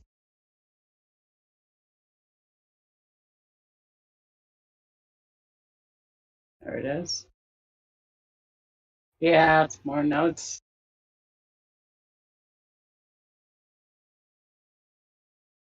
The German even Sure. mentioned it, ma'am.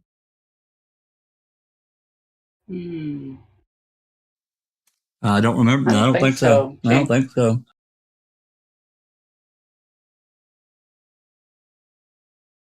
Because didn't Mike say something about him in one of his emails? Like that wasn't even from ma'am, if I remember right. He did say something about it.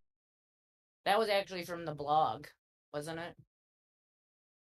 And John Farrick's article, maybe he did. I think he did an article about other possibles that people were looking into. You talking about that newspaper report that he wrote, that article? Yeah, I think he got that information either from the blog or from Farrick's article. I don't think that was actually something that we seen in ma'am. No, I don't think he's mentioning ma'am at all. I don't believe so. Not that I remember. He mentioned it in that email about people thinking, like about that thing where like he even mentioned the wife was trying to make him look like a murderer, called her a whack job. Like to me, it sounds like the guy is a whack job. Yeah. And then Exhibit 29 is more notes. Episode 6. I'm up to 33 so far, and it's still notes. Oh, I'm at 36, and it's still notes. Oh yeah. 36 is, I think, the one that says about Bates at the end. Lose Bates in episode 10. Also lose Bates overall. Oh, they didn't follow that. Trim current girlfriend. I just saw that one. I was going through them too.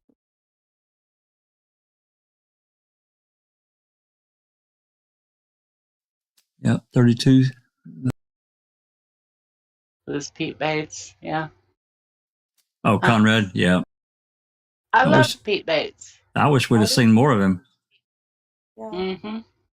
Me too. He was experienced and knew what to do, and from the area. Yeah. Yeah, and then 39 has it looks like deposition of Mary Manhart. Everything before that is notes. 38 is an email between April Barker and Lita Walker. Oh, yeah. I thought it had notes in it, but maybe not. It's something. It was recent. Something in there. 38. Exhibit 38. Follow up on documents mentioned in the plaintiff's depo. Yeah, it's about the case, about the court case. Yeah. Yeah. You probably 38, Chad. Yeah, I'm gonna start at 38 and pull up several. 38, 39.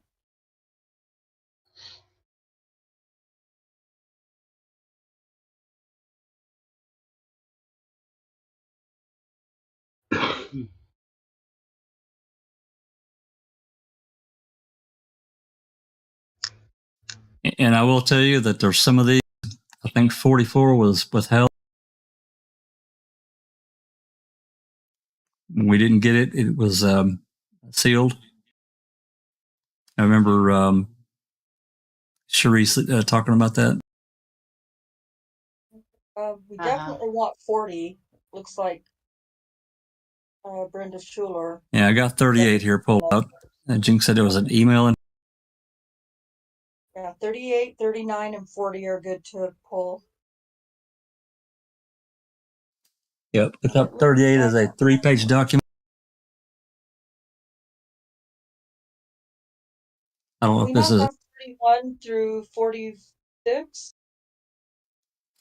Yeah, some of those were, yeah, well, we got some, but 44 was withheld. I don't remember what other numbers were withheld. I'll tell you here in a moment. Here, let me just pull it up here. Okay, sorry, I'm not trying to. Oh, shoot. Just a second here.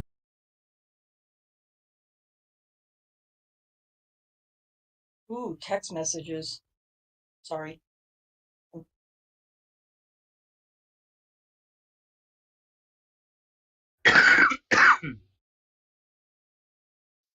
Okay, we got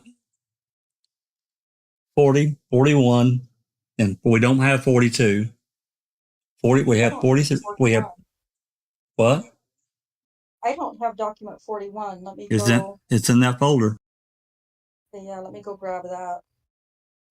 We don't have 42. We don't have 44, 46. So there's like 3 or 4 of them in there that were withheld.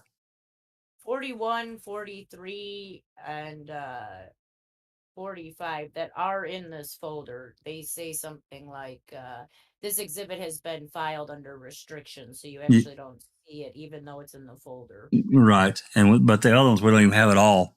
They're not included in they weren't part of an attachment that Cherie could grab. But we do have. Looks like these are. I don't know if we need to read these or not, because it's talking about.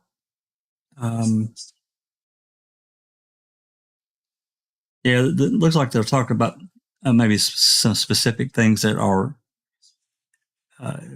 talking about in stuff that's included. This one's from Lita. I don't know. Maybe we should read it. We believe Mr. Colburn is mistaken.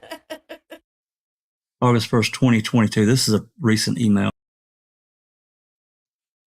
August 23rd.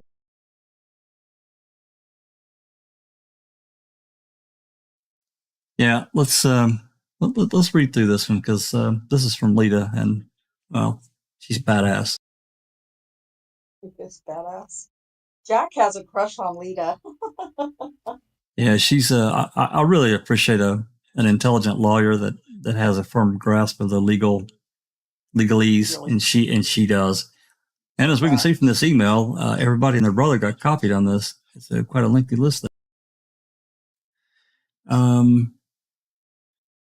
All right, Susan. See, Rhonda, you've been reading. Susan, you want to read some of this, or you want to pass off? I'll read it.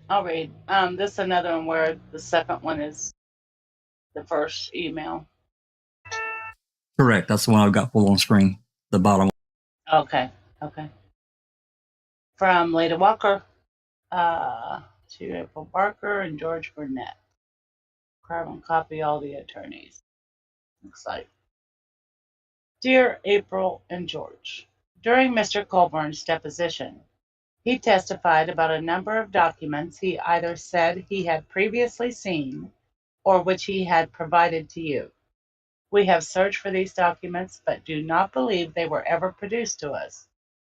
As we noted during Mr. Colburn's deposition, we would request that you please promptly produce these documents as they are clearly relevant to the litigation based on Mr. Colburn's deposition testimony. These documents are Mr. Colburn testified that he believes he's seen, quote, documents that did say that Netflix employees had a few transcripts of the criminal trial of Mr. Avery, end quote. We believe Mr. Colburn is mistaken But to the extent any such documents exist, we would request that you produce them to us or supplement Mr. Colburn's discovery responses to identify them. To the extent the documents were produced in this litigation by Netflix or the producer defendant.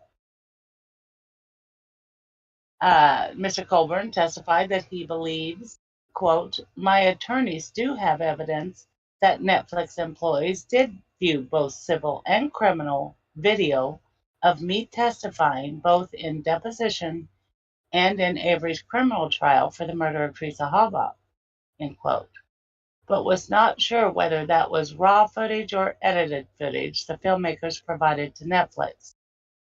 We do not believe any evidence that Netflix viewed or even received raw footage exists, but to the extent you have such evidence, we would request that you produce it to us or supplement Mr. Colburn's discovery responses to identify them, to the extent the documents were produced in this litigation by Netflix or the producer defendants, or prove that Andy is lying, or just admit.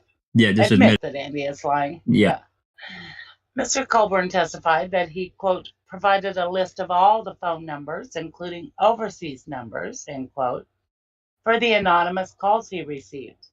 While we received recordings of the 89 voicemails, we do not have any such list, and if it exists, we request you produce it to us. Mr. Colburn testified that he, quote, printed out or emailed to my counsel, end quote, the Facebook posts and comments of the individual who ran for mayor for the city of Green Bay, which he posted about Mr. Colburn after Mr. Colburn escorted this individual to the NICU. We would request that you produce those documents to us. Why was Mr. he going Colburn, to what? the NICU? I have no idea. NICU, that's Neonatal infant care. Yeah. That's right. ICU. Yeah. That's Who right. ran for mayor? Is that Kevin Hartlub dude? Or was that his name? That was local? For Green Bay? Because remember, there was like one local guy that actually made a threat against him or a call against him, but everyone else was like overseeing. They said his name was Kevin Hart, other than Kevin Hartlib or Hartlove, or I don't remember. I'll have to go back. I remember that, but I just can't remember the guy's name. You might be right. Okay, Colburn testified about an article by or involving Scotland Yard, in which members of that investigative agency were interviewed, and stated Mr. Colburn planted evidence. He testified that he may have provided his counsel with the article, but if not, he would search for the article. And if it existed, what do you mean, if it existed? He would provide it to us. We would request that you produce the article to us to the extent it exists. Yes. Please let us know when we can expect to receive these, if there's any other need for these parties to discuss. Wait a minute, did you have a Scotland Yard? Well, that's What he says, Alice. That's what he's saying. That Scotland Yard. Scotland Yard said that he planted evidence. Yep. How the fuck would Scotland Yard say that he planted evidence? Scotland Yard is a fucking police force in England. Right? And he said, he says it's an article by or involving Scotland Yard. Like Scotland Yard wrote that article. Oh my god, man. Do you know, I'll try. Colburn. Scotland Yard. Probably reading that on social media somewhere. Somebody said that. It must be Susan, because Scotland Yard is one of the biggest agencies in fucking England. And they are going to write an article on a murder case that happened in America about a fucking dodgy cop. 10 years I don't think so. 10, 11 years earlier. They seeded so far up his opinion that said, man, if this was Scotland Yard, they would have seen that he planted evidence with no. Right. and then he Yeah. took that as something else because he's stupid. There was an actual article written by them. As if Okay, so they've not got enough to solve, you know what I mean, or enough to do. right. We'd be in one of the biggest UK enforces in fucking England that they're going to take the time out of all these murder cases and everything like that they've got to deal with just to write an article about Andrew Colburn from from the US. I think Oh not. my God. Oh my God, this guy. No wonder he's been pacing the fucking floor. He believes all this shit. Read the reply. Find that article for us. And who is feeding him this shit? Because Right? I see a one person that is feeding him a lot of this BS that she didn't bother to feed him any of the other stuff that showed him in better light, like they're showing him in his deposition. Can I be a little bit mischievous here? Please. Who's the fact checker for Colburn? We need Alice to find that article for us. Famous fact checker. Okay, so Andy's attorney, April Barker, replies. 2 days later. Lita, with respect to the first bullet point, I don't know offhand of documents that Mr. Colburn may have had in mind. If we identify that documents that fit that description, we'll advise. With respect to the second bullet point, I am not certain what Mr. Colburn may have been attempting to describe, but independently of his testimony, we are aware of communications between the parties regarding a visit by Netflix representatives to Chrome's editing studio. Although my recollection is that those who were deposed claimed to have little, if any, recollection of the events of that visit, there may be a reasonable inference that could be drawn. We would have to give this further consideration before we would formally supplement interrogatory responses on this point, however. I bet. I do not know the answer with respect to a possible list of phone numbers, and I'll have to look into that.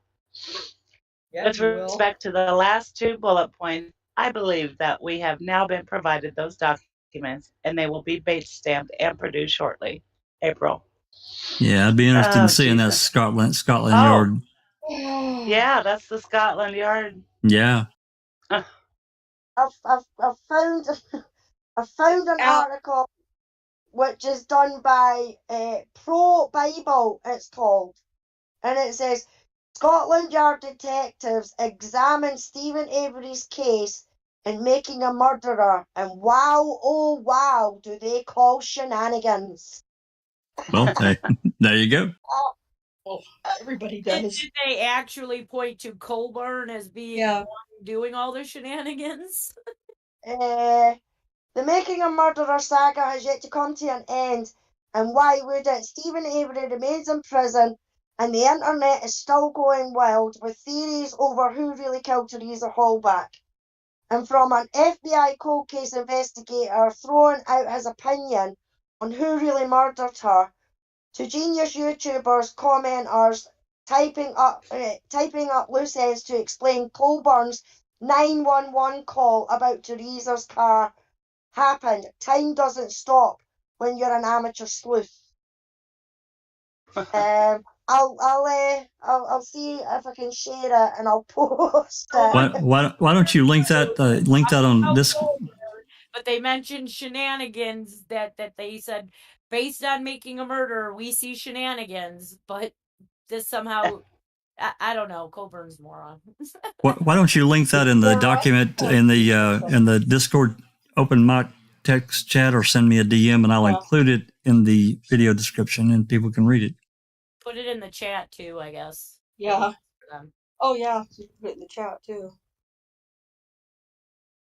Yeah, you can link in the chat.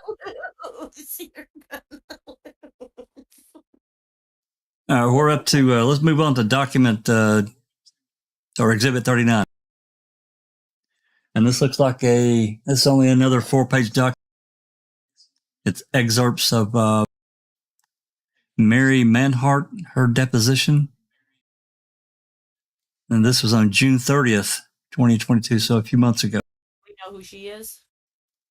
I do not, but I remember her name being mentioned somewhere a couple of times, but was she the music person?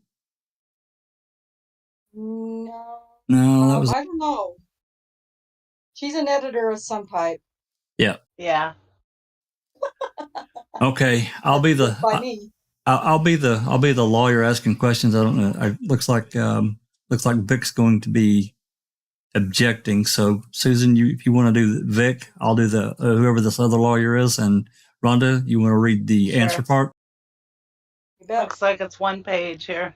Yeah. There we go. Should be quick to get through. So this is excerpted from page 153 of her deposition, starting at line 1. To Miles, scanning the 2005-15 SA case file pulls for you. You see? Yes. Was it your understanding that was a reference to the civil case file material? Objection. Lacks foundation. Calls for speculation. No idea. But again, because it might have been any, I don't know, post-conviction stuff. I really don't have a clue, but it was for 8 that became 10. I'm just trying to figure out how much of the various court file materials you reviewed with respect to the various cases. What do you recall? Strike that. Do you recall having, for example, for the Avery civil case, access at any time to all the case file materials that were obtained from the civil case clerk? No, if I were to go through all that stuff, we'd still be editing.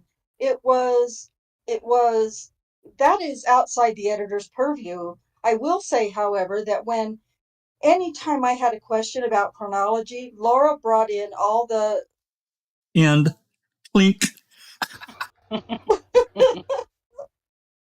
Now we're getting to BS in Wisconsin. Uh-oh. Yes. It's time to quit, isn't it? Yep. I guess we'll wrap up here and we'll start again. No, get to her because it kind of wraps up a lot of what Silkman was saying about having You want it? You. Are you hell bent on ruining my day? Okay. It's just 7 pages. No, let's just read it because. But this is not all of her. There's another excerpt from her deposition. This is not all. I can tell you that for sure. Probably that one I'm talking about. So you're just gonna have to go until we get to that. Well, we'll keep going. It's not that late yet. Okay, so this is deposition of Brenda Schuler on May the 20th, 2022, and apparently it went all day, as we can see there, 8:39 to 4:57. He said. So, yeah, I could be mischievous here. So, Dr. Silkman, do you have the document pulled up in front of you, by the way? Why I actually do there, Jack 61. Well, Susan, you want to play the part of Brenda, and Doc, you can be the lawyer? Sure. Why? I'll love to there, Jack 61. All right, Susan, it looks like you got line 1. I do. And you believe Brendan Dassey is a guilty man? A different capacity, but yes. And you believe that Mr. Colburn is an innocent man and that he did not plant evidence to frame them, correct? Correct. And you think that making a murderer and Kathleen Zellner and Strang and Buting and Mr. Farrak have all defamed Mr. Colburn, correct?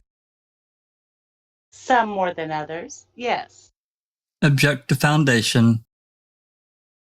And you said all these things pretty publicly, including on Twitter, correct? Yes. And I believe you've testified that you're able to create a fair and accurate and transparent documentary despite your personal beliefs, correct? Yes, yes. And despite what I think we could call a pretty clear bias, you believe convicting a murderer will be fair and accurate and transparent? I do. I do. And you would agree with me that a person's biases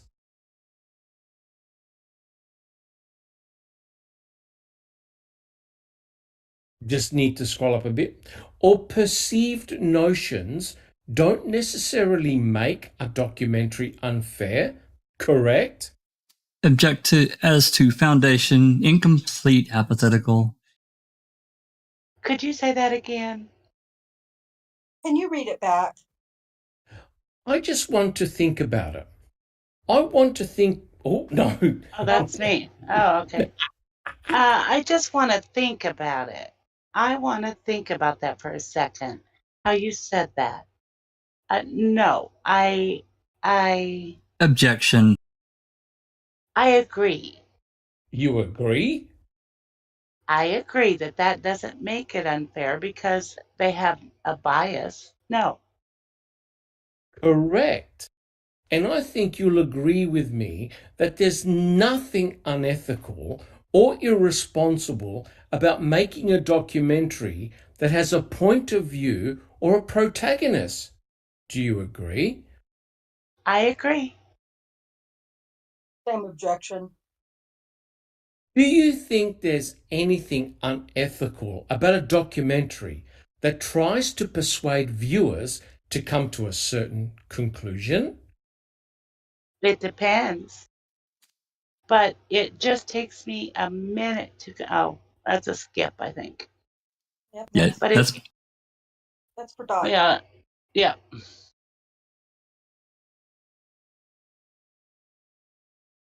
That's for you, Doc. See how she's okay that a docuseries has a bias or even a point of view or a protagonist, like that's okay with her. But in this instance, right? Yeah.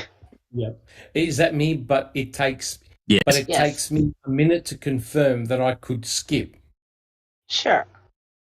Let me ask you if you're worried about a defamation suit being filed against you when the documentary comes out by Kathleen Zellner, by the filmmakers of Making a Murderer, by attorneys Buting and Strang.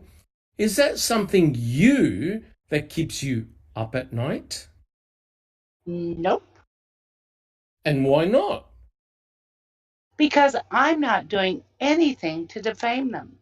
I'm not saying anything about them that isn't factual, that I can't support. And so I'm going to ask you a series of questions. Sure. I think I know the answer to all of them, but I just want to get it on the record. Sure. So, given what you've just said, you would agree that even though convicting a murderer may ultimately take a side, that's not grounds for a lawsuit? Objection. Incomplete hypothetical. Skips again. Vague. Objection calls for a legal conclusion. Okay. You can answer if you understand the question. I'm so bad at remembering these. Can you read it back? When they object, sorry. Agree. Same objection. Just because. Is that me? Yeah, that's Yes. Yes. Okay. Just because it's dramatic or suspenseful or has cliffhangers or has music, that's not grounds for a lawsuit. Agreed. same objection. Just because it strives to not only inform but to entertain and engage, that's not grounds for a lawsuit. Same objection. That's hard to answer because it depends on what you're doing to entertain the viewer, if it's accurate. I can rephrase. Don't waste your time. And that's it. All we got. That's all of that one for so far. Interesting. Wow. So that means that it depends on what the documentary is about, whether it can be biased or not. That's I'd like to see what they edit out of convicting, or where they answer a question with two sentences that were basically the same question, but then it was asked again. So instead of just putting both questions in, they just kind of mixed the two answers together, which is, I think, what they did with the integrity. You know, he's never had his integrity question. I think there was two questions there that were kind of just answered all at the same. They just used his answer, right? So I'd like to see how convicting is going to portray all of their edits with everybody saying stuff. Yeah, exactly. Well, you know, the crazy thing is that, you know, it's the pot calling the kettle black, right? Sure it is. If you're prepared to fling shit at somebody, get prepared to receive it back. And, you know, the way Brenda was being questioned was, hey, okay, so you're accusing ma'am, Netflix of doing such and such. Is this really grounds for a lawsuit? And she had to answer no, right? Because what do you think convicting is going to be all about? It's going to have music. It's going to have quotes. It basically is the antithesis to ma'am, right? That's right. It's exactly what it is, Doc. Mm-hmm. These next emails are the day that ma'am launched. What's that, Alex? Oh no, it's 28. I found that article. I found how to share it. I've put it in open mic text. I've also put it in the chat as well. Okay. And William Andy says, some idiot phoned Scotland Yard on a Friday afternoon and got the wrong number and took the reply of, "You what?" as there's shenanigans going on. Andy, you're mad. Yeah, I mean, look, unless it's an official document, it's all hearsay, right? And people are permitted to make a comment and give an opinion. If they just happen to be from Scotland Yard, big fucking deal. That's right. They're trying to explode this into something that it's actually not. Yep, I agree. All right, as we can see here, Exhibit 41 is made a comment about it being accurate or not, right? It's okay to put it on as long as it's accurate, which always brings me back to the program that Ken Kratz and Mike Griesbach were part of. Oh my God, that was awful. Which was not an accurate representation of the facts at all, but that's okay. But this making a murderer is not. I reckon, guys, in all seriousness, I reckon the judge has probably got his feet up on his chair, on his desk. He's probably smoking a Cuban cigar, taking a bit of whiskey and going, am I reading a comedy script here? Is this for real? This is the time that's being wasted over nothing. Over nothing, guys. Absolutely. You're absolutely right, Doc. In fact, some emails from Mike Griesbach around April 15th talking about his episode that he was going to be on ID. Well, did he do it? Can we ask for like keywords like that? You talking about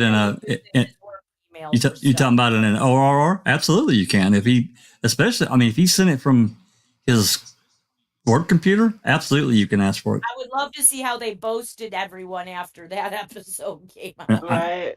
I can't guarantee that they have it because I think 7 years is the retention time for email, but it doesn't hurt to ask. Anyway, right, let's get these emails. Yeah, Exhibit 41, as we can see, has been filed under restriction, so there's nothing there. There is no Exhibit 42. We don't even have that.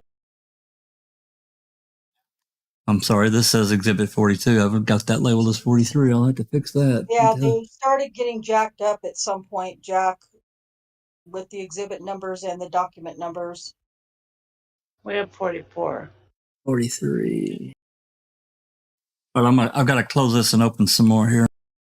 I'll have to fix that. I apologize. Okay.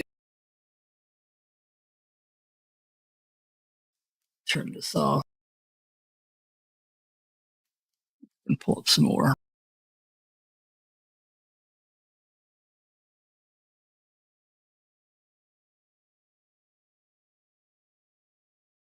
Looks like Andy reads Twitter. Yeah. Can I just does and gives them that information.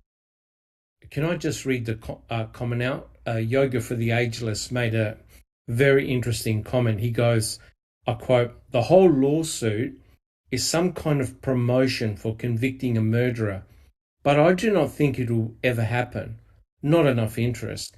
And one has to ask the question, is this civil lawsuit hurting or adding to the success or otherwise of convicting a murderer or the attention that it's getting? I think it's hurting them. It'll hurt. Absolutely. Hurting. Yeah. Well, I tell you though, guys, you have to look at it in these terms of controversy. What is it? Any attention Well, I mean, is not attention. Wasn't he also trying to get it out there like long before even the third party was added to this lawsuit that brought the attention to convicting? Wasn't he already trying to sell it? You talking about what? You talking about? Tried to sell it to someone before they interviewed like Rookie and Kratz, and everybody was like saying it's all one-sided. It was all like, you know, people from that side. You say you're going to put on this transparent, unbiased program, but yet here you're showing your little preview of it, and it's all like Colburn, Kratz, Richard Donovan, who was a guilter, Kathy Wilford was put in there. Super pickle. Well, she wasn't shown in that first preview, right? That no, not the first one. No, not the first one. No. That was that picture of him wiping his tears from his eyes, and there were a couple of other people in there, and a reporter, I think, was one of them. So, and then people were like, "Oh, this is all biased piece of crap." So then he started asking other people that were on like this side of the case, on the free him side of the case, where they were asking people to. I know they asked a couple of people I know that asked me if I would do it with them, and I said no way. I know Rookie did his interview with Kratz. We all seen the preview about that. You know, so they started trying to make it seem like it was going to be, you know, two-sided, but in all transparent. And then he tried to sell it too recently. Like, what was that? That was like a couple months ago. They had the new preview where it showed Super Pickle and Brenda was in it, and then like that was before I realized Brenda was even mentioned in the lawsuit. So was it really convicting, like wanting the lawsuit? I don't think so. I think it hurts them. I think he tried to sell it before all this shit hit. Yeah, but it was already connected anyway, and we didn't know it. We found out now that there's a connection. Well, through Brenda. Through Brenda, that's right. But anyway, did convicting even know that Brenda's involved with the lawsuit and like helping edit and stuff? Oh, I'm sure. Oh, I'm sure. Absolutely, I'm sure they're well aware of that. I think they're well. Sorry, go ahead. No, go ahead. I was just going to say when after that, and they, you know, tried to get some truthers' sides, that's when they lied and said they changed the name to convicting and dropped a murderer. Yeah. Just a few hellos, chat, before we move on. We've got Colette M, who's joined us in chat. Hi Colette. We've got Brandy McLean, who's joined us in chat. Hiya Brandy. The Hod Mark has joined us in chat. Hiya Mark. Hey Hod. And we have Alley Softball Life. Ali's Softball Life. Yep, she says, is there a sound clip of when AC called in the plate number with someone in the background that sounded like Palm of God saying something along the lines of, it's the car, or this is the car? Yeah, it's the only it's the only clip that we have that's out there. Yeah, we've got that clip. But Ripper Media Jack did like an actual like video about that whole thing where he goes and ups it and downs it so you can try to hear it. I don't hear that, but you know, that's me and him always disagreeing on that. Well, you know, you have to understand that, you know, this call into that Colburn made to dispatch, there's a number of operators inside that dispatch center. Plus, you got to add to that, there's also the radio transmissions that they also listen to as well that they have to answer. So far in the background, but I don't even hear it's here. I hear somebody prompting somebody to say 99 Toyota, which Colburn actually does say 99 Toyota over that. So for me, it depends on who's listening, in my opinion. I don't think it's definitive. I don't hear anyone say the car's here, but that's just me. I don't hear that well anyway, but because I got a lot of hearing loss in my right ear from machinery. Anyway. So yeah, we've got the call. Little Barb has just joined us. Hi, Little Barb. Nice to see you. Hey, thanks for dropping by, you guys. All right, I promise I will renumber these exhibits and get them in proper order before I get them linked. That's the way they came. Let's see. Cherie said she noticed that too when she got them, that they were. Yeah, this the document. This says 47, and I'm sure that's what I've got it labeled as is 47, but it says 44. See right here at the bottom of this page, it says 47. So that is the correct number. Yeah, they're just mislabeled in the exhibit numbers for some reason. Yeah, I'm not exactly sure how that worked or what they did. Well, let's move on to this exchange of text messages. And Doc, do you want to play? You want to do Andy and Susan? You want to continue to be Brenda? Yeah. Sure. Now, do we start at the bottom of page 3? Is that right? Let's look at the time here. Let's see. No, these are from the top down. Yeah, these are top down. I read them. Yeah, they're top down. Okay. Do you want me to start? Start whenever you're ready. I think I start. No, Andy. No. Yeah, that's right. Yeah, you want to scroll down a little bit? Yeah, that's it. I got it. Brenda, I gave my old attorney hard copy of every article Farak wrote about me. They are all in that box I turned over to you after she was elected as a judge. Maybe we can meet sometime soon and give me those, which I will then turn over to Mike. Those and what you find on the internet should certainly give Mike plenty of evidence. Also, I know he likes to bash MTSO and me on Twitter, if you have any of those. Oh, yes, I'll collect those too. Before we continue, I just want to make note of the date here.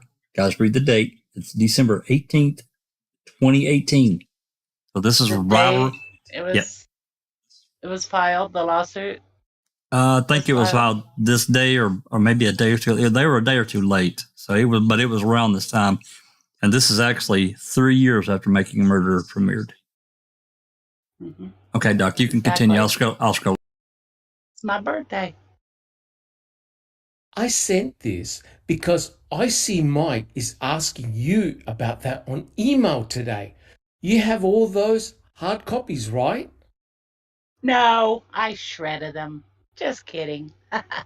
Of course, you silly guy. They're all nice and best in binders for you. I'm going to visit Candy next week. Is that soon enough? Yes. Tuesday the 25th and Thursday the 27th next week for sure right now. Breakfast or lunch is on me. My kids will be here until the AM of the 26th. You let me know what works. Otherwise, starting on the 28th, I'm off for 5 days. If that helps, Friday the 28th or after works for me, if it does for you.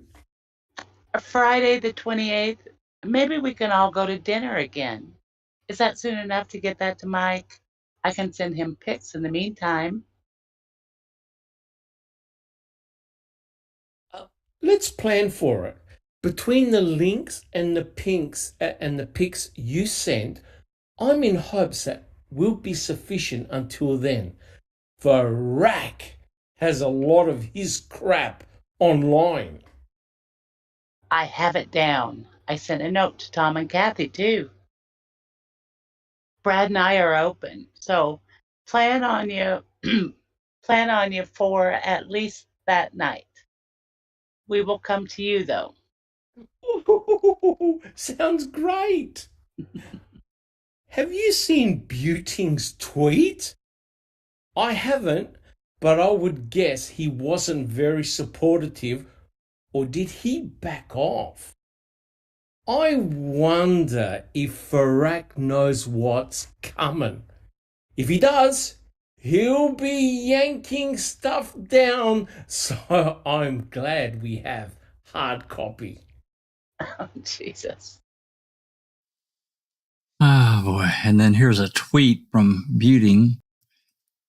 Hope suit survives motion to dismiss and goes to wide open civil discovery. At Michael Griesbach, please do depots of AC and KK on pay-per-view. Millions will watch. Definitely won't repair any Manitowoc County reputations, but will help retire taxpayers' debt from SA's coming suit.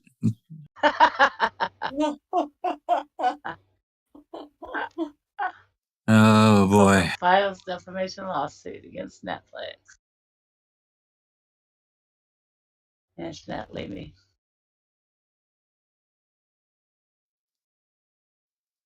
Do you want me to continue? Yep. Defiantly non-supportive, the tool. I wish we hold him accountable for his lies. That guy is a dickhead. Oh dear. As bad as Varrock. For hack. Hey, she called him for hack. Oh my God. Hack. Oh my God. Who pees in the same pod for sure? Laugh out loud. The pastor of my church and pretty much everyone who was at our voters meeting tonight wanted me to tell you how much they support our decision to do this, and the pastor told me we will all be in his prayers. Hallelujah, Lord.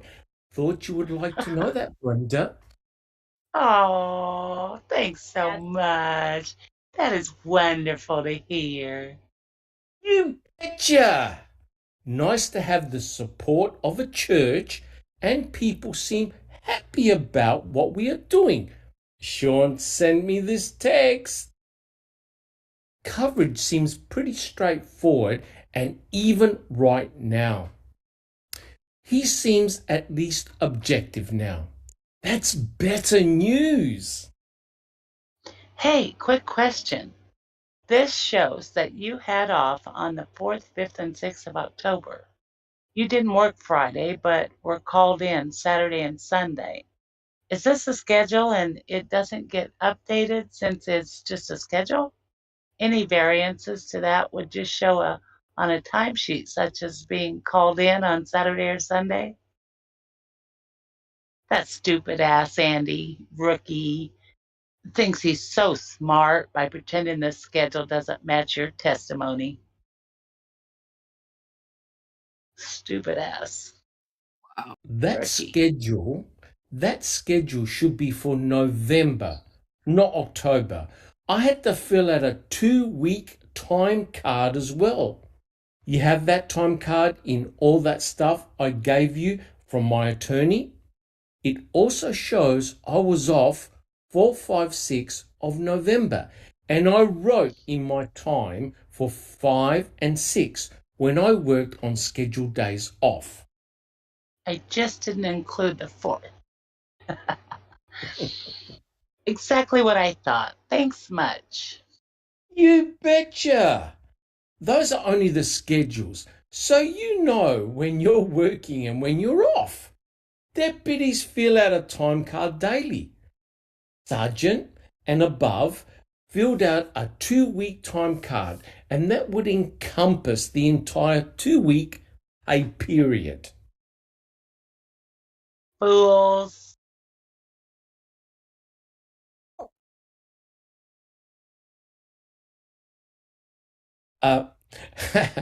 They keep giving us more evidence to use. Sean sent you this. Coverage seems pretty straightforward and even right now. Out of the blue? I'm hoping he calls you. I think he feels better knowing you're still in. That's it. Wow.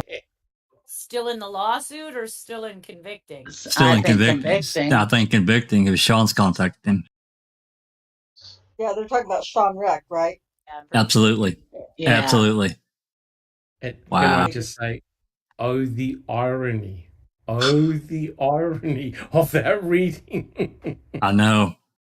Do we know when Rookie was interviewed to be Before this. this? It had to be, because she just mentioned him. No, she might have been following. Rookie's been on Twitter a long time. Oh, yeah. He found a lot of evidence, and he's pointed out some things.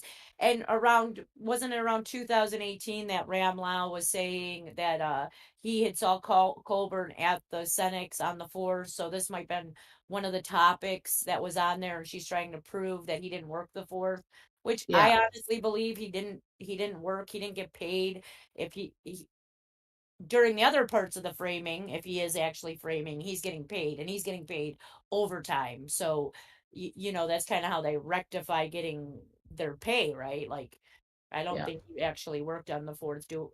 So, you know, there's that issue there. And there is a timesheet card where he has got 2 weeks times filled out, and he does fill out Friday or Saturday when he's there on the 5th and Sunday when he's off.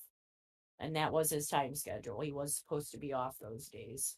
Seemed to me like Jinx said it was 2018 or 2019 maybe when Rookie went, and maybe 2019 when he had that interview. I can't remember right now. It's been too long. It seems like it was after that they actually started looking into the other side. I don't know. I'll have to look into that, I guess. Yeah. Now we're moving on to, this is document 48, exhibit 45. So the document number is correct. Why they got off, I don't know. I'm going to leave them because that's the official number down at the bottom. So, looks like this is Barb Colburn, I'm sure. Let's see if they start from the bottom. And this is a 4-page document. Yeah, I think these start from the bottom. I read all these, I think. 131. So they released the thing with the Rookie and Kratz, the little preview, on April 23rd, 2019. So yeah, the question is, how long before that was he actually interviewed? I just don't remember. I know it was around that time frame. I just can't remember if it was still really cold. I don't know. I remember that time frame, and I was thinking it was 2019 when we saw it. So it seemed like it was a few months prior to that he went. Anyway, another Twitter thing. Yeah, this starts at the bottom on November 20th, 2018 at 9:40 a.m.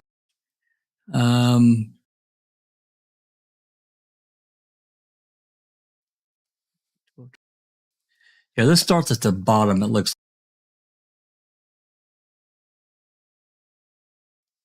And I'll read this one. Give you guys a break for a minute. It's from Andrew Colburn to Griesbach, John Mayer. Subject: Netflix case. Gentlemen, I did some research, referenced my transcript and video recording of my deposition in the Avery civil case against Manitowoc County. Those are not available online in their entirety. They're available to any attorney doing litigation on my behalf, and I believe free of charge, from a company called Magnuscript. Contact a person named Jeff Joseph at blah, blah, blah. There's his email. Free, huh? Wow. Interesting. That's not what I was fucking told. They're available to the general public for purchase as well. USA Today reporter John Farrack did buy them all, but only put 5 minutes of my testimony online designed to show me in the worst possible light. Speaking of John Farrack, would you consider making him part of the civil conspiracy? What? He also knows that you printed in the Post-Crist and the USA Today as well as his current paper, the Joliet Patch, was and is false, yet he continues to do it. He has now written a biography of Kathleen Zellner titled Wrecking Crew. If you Google my name, hundreds of entirely false and or negative articles come up about me. Despite numerous contacts with his employer, they continue to say that Making a Murder and the Avery case belong to John Farrack. And clearly, he is working with Ma'am and the Averys. He was on scene several times during the filming of Ma'am and is clearly assisting in any way he can, any way he or his paper can.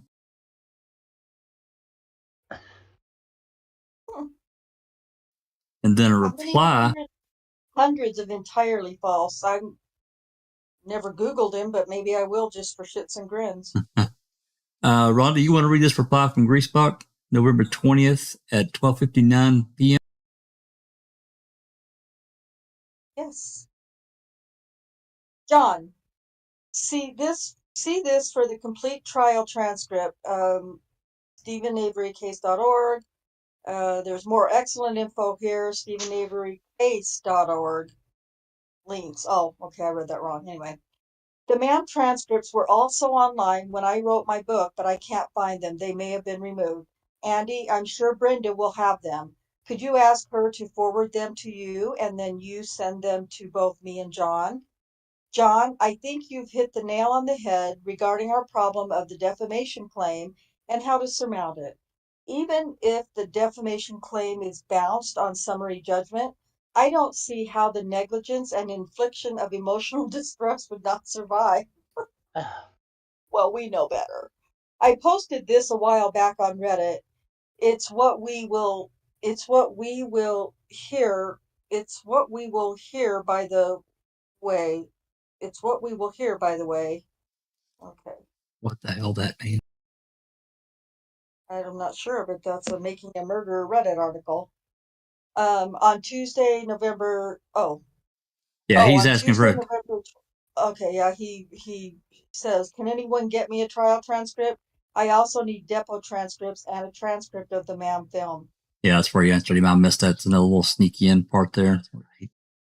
Hate the way Outlook does. Yeah, sucky. Did you want me to read the? Yeah, from John Mayer. One? From John. Okay. Yeah. Okay, from John Mayer to Michael Greasy back. Funding this lawsuit is a Copy to Andy. Go ahead. Oh, copy to Andy regarding the Netflix case. Funding this lawsuit is a real obstacle, so I do not wish to pretend otherwise. I want to be clear so no one is hurt because of dashed expectations, etc. I'm willing to sacrifice my time, but fronting the costs is not something I'm crazy about. Frankly, neither are my partners. None of us have any idea how far this case will go and what it will take other than to say the potential costs are enormous. So I think we get it filed and see what kind of response we get. I would be surprised if the defense did anything other than send a message that they are digging in. I am very skeptical of the idea that any meaningful response will be made. As a person that has defended many hundreds of cases, I think I'm in a decent position to offer some prognostication. This case isn't like a personal injury case where an insurer knows it will likely pay, so they have to try to save defense costs by getting it done early. In addition, you have a wide variety of other factors at play here. I hope I'm surprised. I would love to be wrong on this issue. Anyway, the point is that I want to be able to preserve my option to get out at any time I feel for whatever reason, if continuing to prosecute the poses a problem in my mind, then I want to feel free to say I am done. He is not skeptical, is he? Not at all. So the agreement we will sign will have appropriate language. I have already had questions from my partners about the costs involved. If we can't get funding for a significant portion of our costs, then the future of this lawsuit is at stake. I'm willing to put my time and energy in, and I would probably put some costs in, but this is a David and Goliath battle, and anyone that represents or fights institutional clients knows they can outspend us many times over, and that if they believe this is what they need to do, they will likely do it. And that's what they're doing. I doubt that Netflix would think 500,000 K or a mil is a big deal for defense costs. What we are doing is going to get to the heart of what they do, so they will do what they need to do to preserve their stream of income. Our big card to play is the venue in Wisconsin. Perhaps I'm repeating myself, but that's better than wondering if I was clear. Thanks, John. Yeah, he hit the nail on the head, and you notice how he's skittish as hell about I'd like to know who is funding this lawsuit. No, that is the question, isn't it? Yeah. Mm-hmm. I mean, I'm not saying this. This is pure speculation. But if we found out that funding was coming from, say, Sean or Andy Hale, would that be? I don't know how legally. I guess there's nothing illegal about it. It would certainly lend itself to some little bit of shady stuff, I think. But I don't know. Certainly doesn't look good. No, not at all.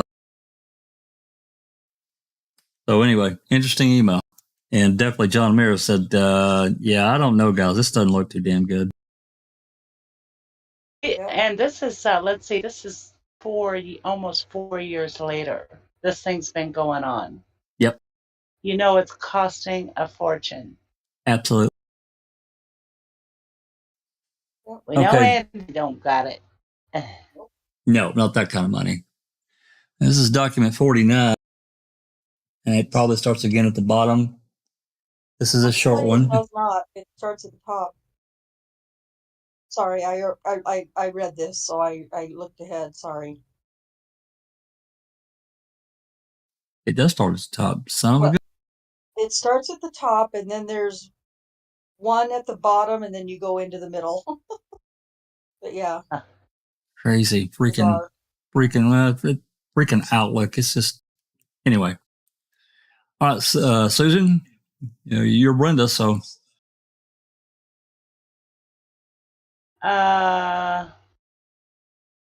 Where is it that we are? At the very top on this is document 49. Oh, did we read all of 48? Okay. We did. Oh, okay. Why does mine say exhibit 46? Because it is. It is, but it's document 49. Okay, yeah. Brenda to Andy. This is what I sent to Mike this morning. I hope I didn't tick him off, but FRAC has to be held responsible.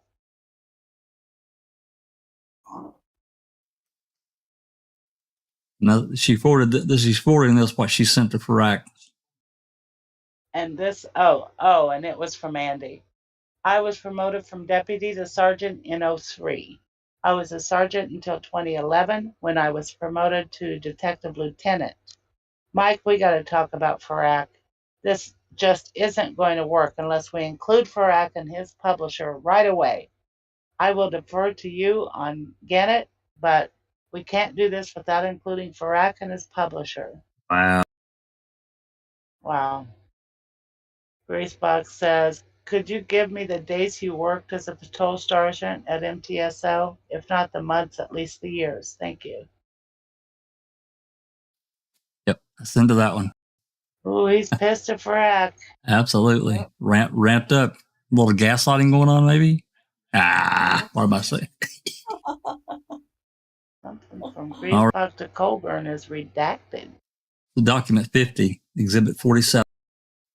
Have you looked at this one, Rhonda? Is it bottom to top, or you don't know? This is out of order too. Like some of them have been out of order. I believe this one was also out of order. So 721. That's 1008, 1139, and then back to 1036. Okay, it goes from top to bottom, or from bottom to top, I mean. Like all the way through, it looks like. So from bottom to top. Yeah, this is a 4-page. Yeah, it starts on 721. Michael Griesbach wrote. Yeah, I'll read that one, and then we'll switch out. Okay, so this is January 8th, 2019, from Griesbach. Andy sent me a link to an interview Buting did about our lawsuit, but I couldn't get the audio to work, even though I downloaded Adobe Flash. I tried finding it somewhere else online without luck. Any other source that either of you can think of? If not, does anyone know what he said? Mike. And then, the hell is this start? Then it goes up to the Brenda Schuler at 829. Yep. All right, there, Susan, you're up. Okay, until I can get this download and email it to you, I'll give gist, but it's the same old, same old. He says it's frivolous, that Mike has never done a civil case, and the reason he probably went with you is because possibly other attorneys turned Andy down. Duh. He states that making a... What? Duh. Turned him down. Yeah. He states that making a murder is really just regurgitating what the defense did, and Andy and Jim were already under the microscope back during the trial days. He also said that discovery and depositions put open up a lot more information, but they didn't have access to. He brought up the license plates and a couple other things, so basically supporting that Andy did plant evidence. That's as far as I got before I stopped listening, but I did notice that he really seemed to be thinking about what he was saying before he said. But he was clearly defending the filmmakers and Netflix, saying basically they just shared the information. I feel like these people are all completely ignoring the fact that there was this egregious editing, and it just makes me believe that no one really has any idea how much editing, deceptive editing, was done. That's where I get excited about it, because we'll be able to show any major detail. We'll be able to show any major detail, all of the edits that they did, and it will be pretty clear that it was a deceptive, intentional, and malicious. Mike and Andy, I'm going to send you some examples, just some copy and paste to give you guys an idea of what they did. I'll send it in a separate email. Boom. All right. She's the one who's researching, showing where these big, huge edits are that she finds. Oh, what was the word? Egregious. Yeah. You gotta. She thinks that Colburn should sue. Yep. Yep. The torch is lit, as I said, gaslit. So at 10:19, Griesbach writes back and says, "Yeah, he's an asshole. More of the same, but we should keep track of whatever is said about our lawsuit by Buting, Zellner, Rand D. I don't know who that is. Who's Rand D? I don't know who that is. R and D. R and D.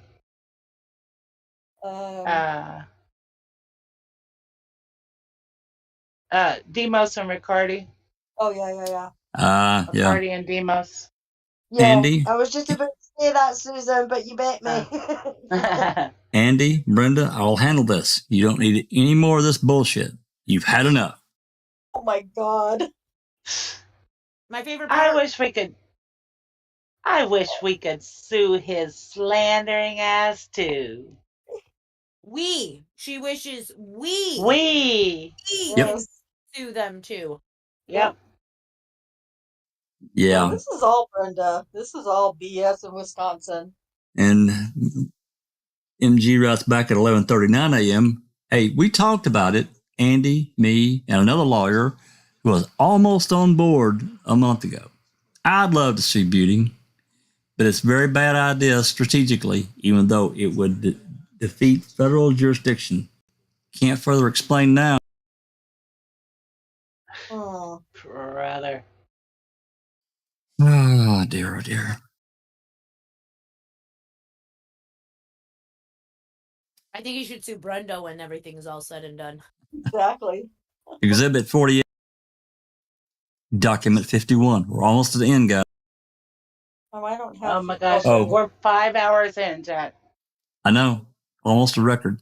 I really wasn't trying to do a mini mammothon, but I wanted to get to. I don't think we'll get to this because this will take an hour. We probably need to stop here. More interrogatories, yeah. Yeah, this would take an hour. So yeah, I vote that we stop here.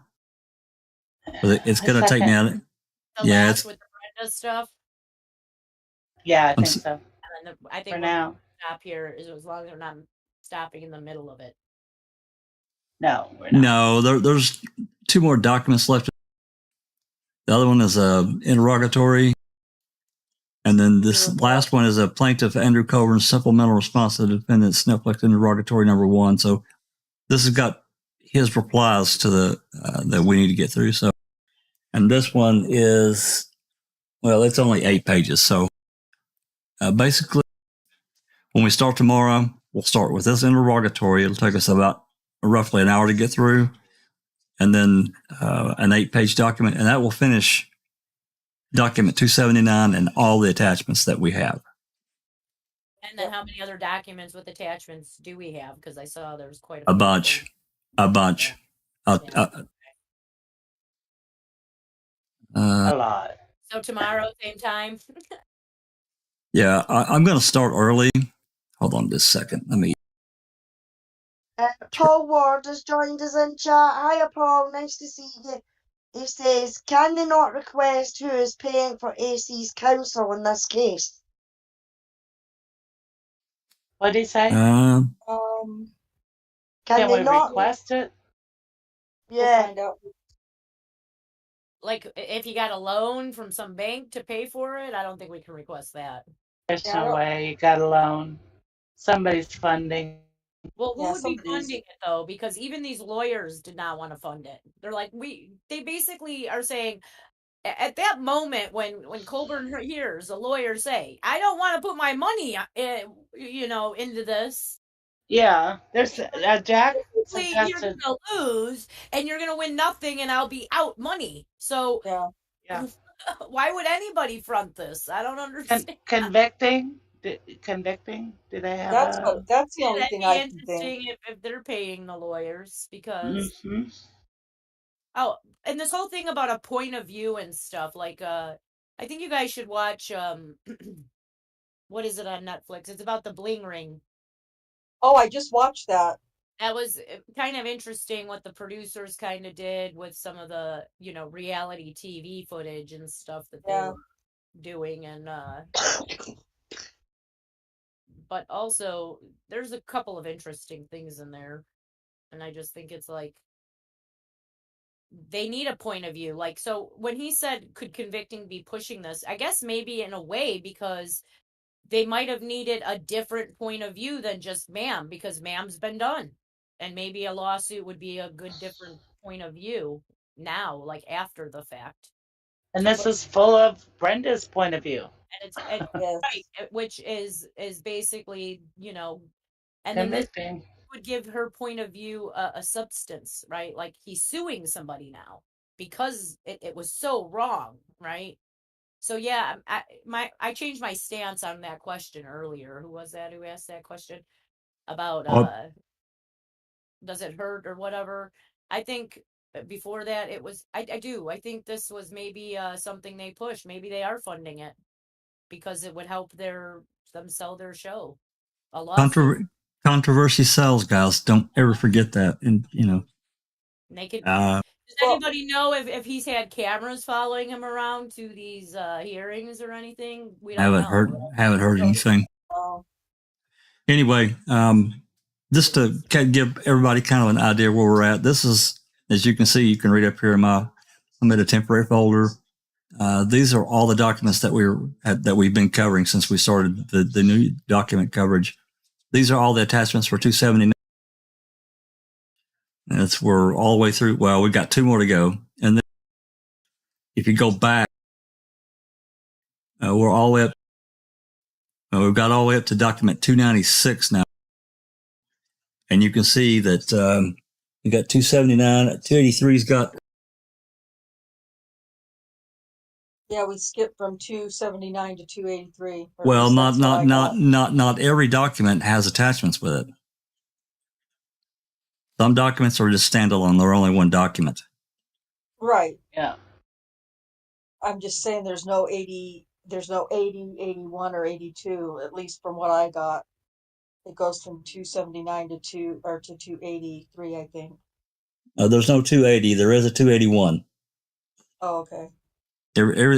I'll double check my OneDrive, but I'm pretty sure it's not there. It'll be there. Yeah, there's some documents that have been withheld. Some documents they're sealed. We can't get. But as you can see, the number of documents with 280 or attachments with 280. I'm sorry, 280. 286 has 14 attachments. 288 has 2.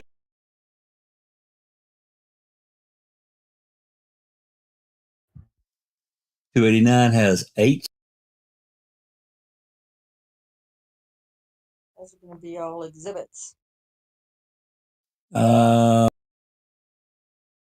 Looks like 290 has 36 attachments, exhibits.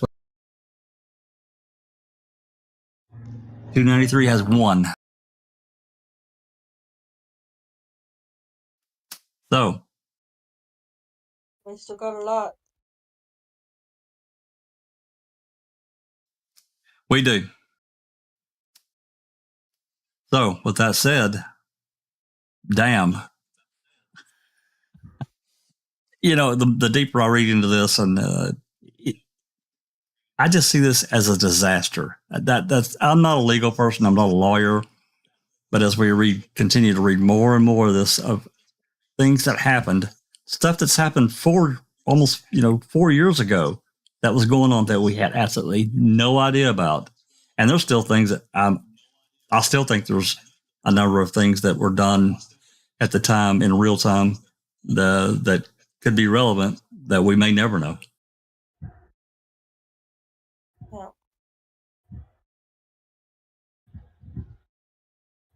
All right. Well, I'm going to be the one. I always am now these days, but I'm going to jump out because I need to get something to eat before I go to bed.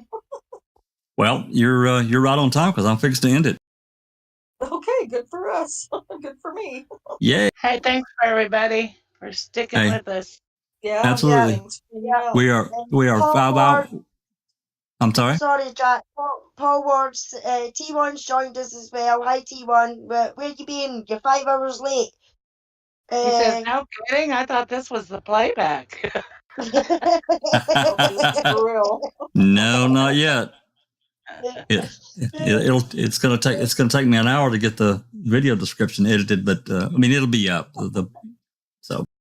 Hey, yeah, I really.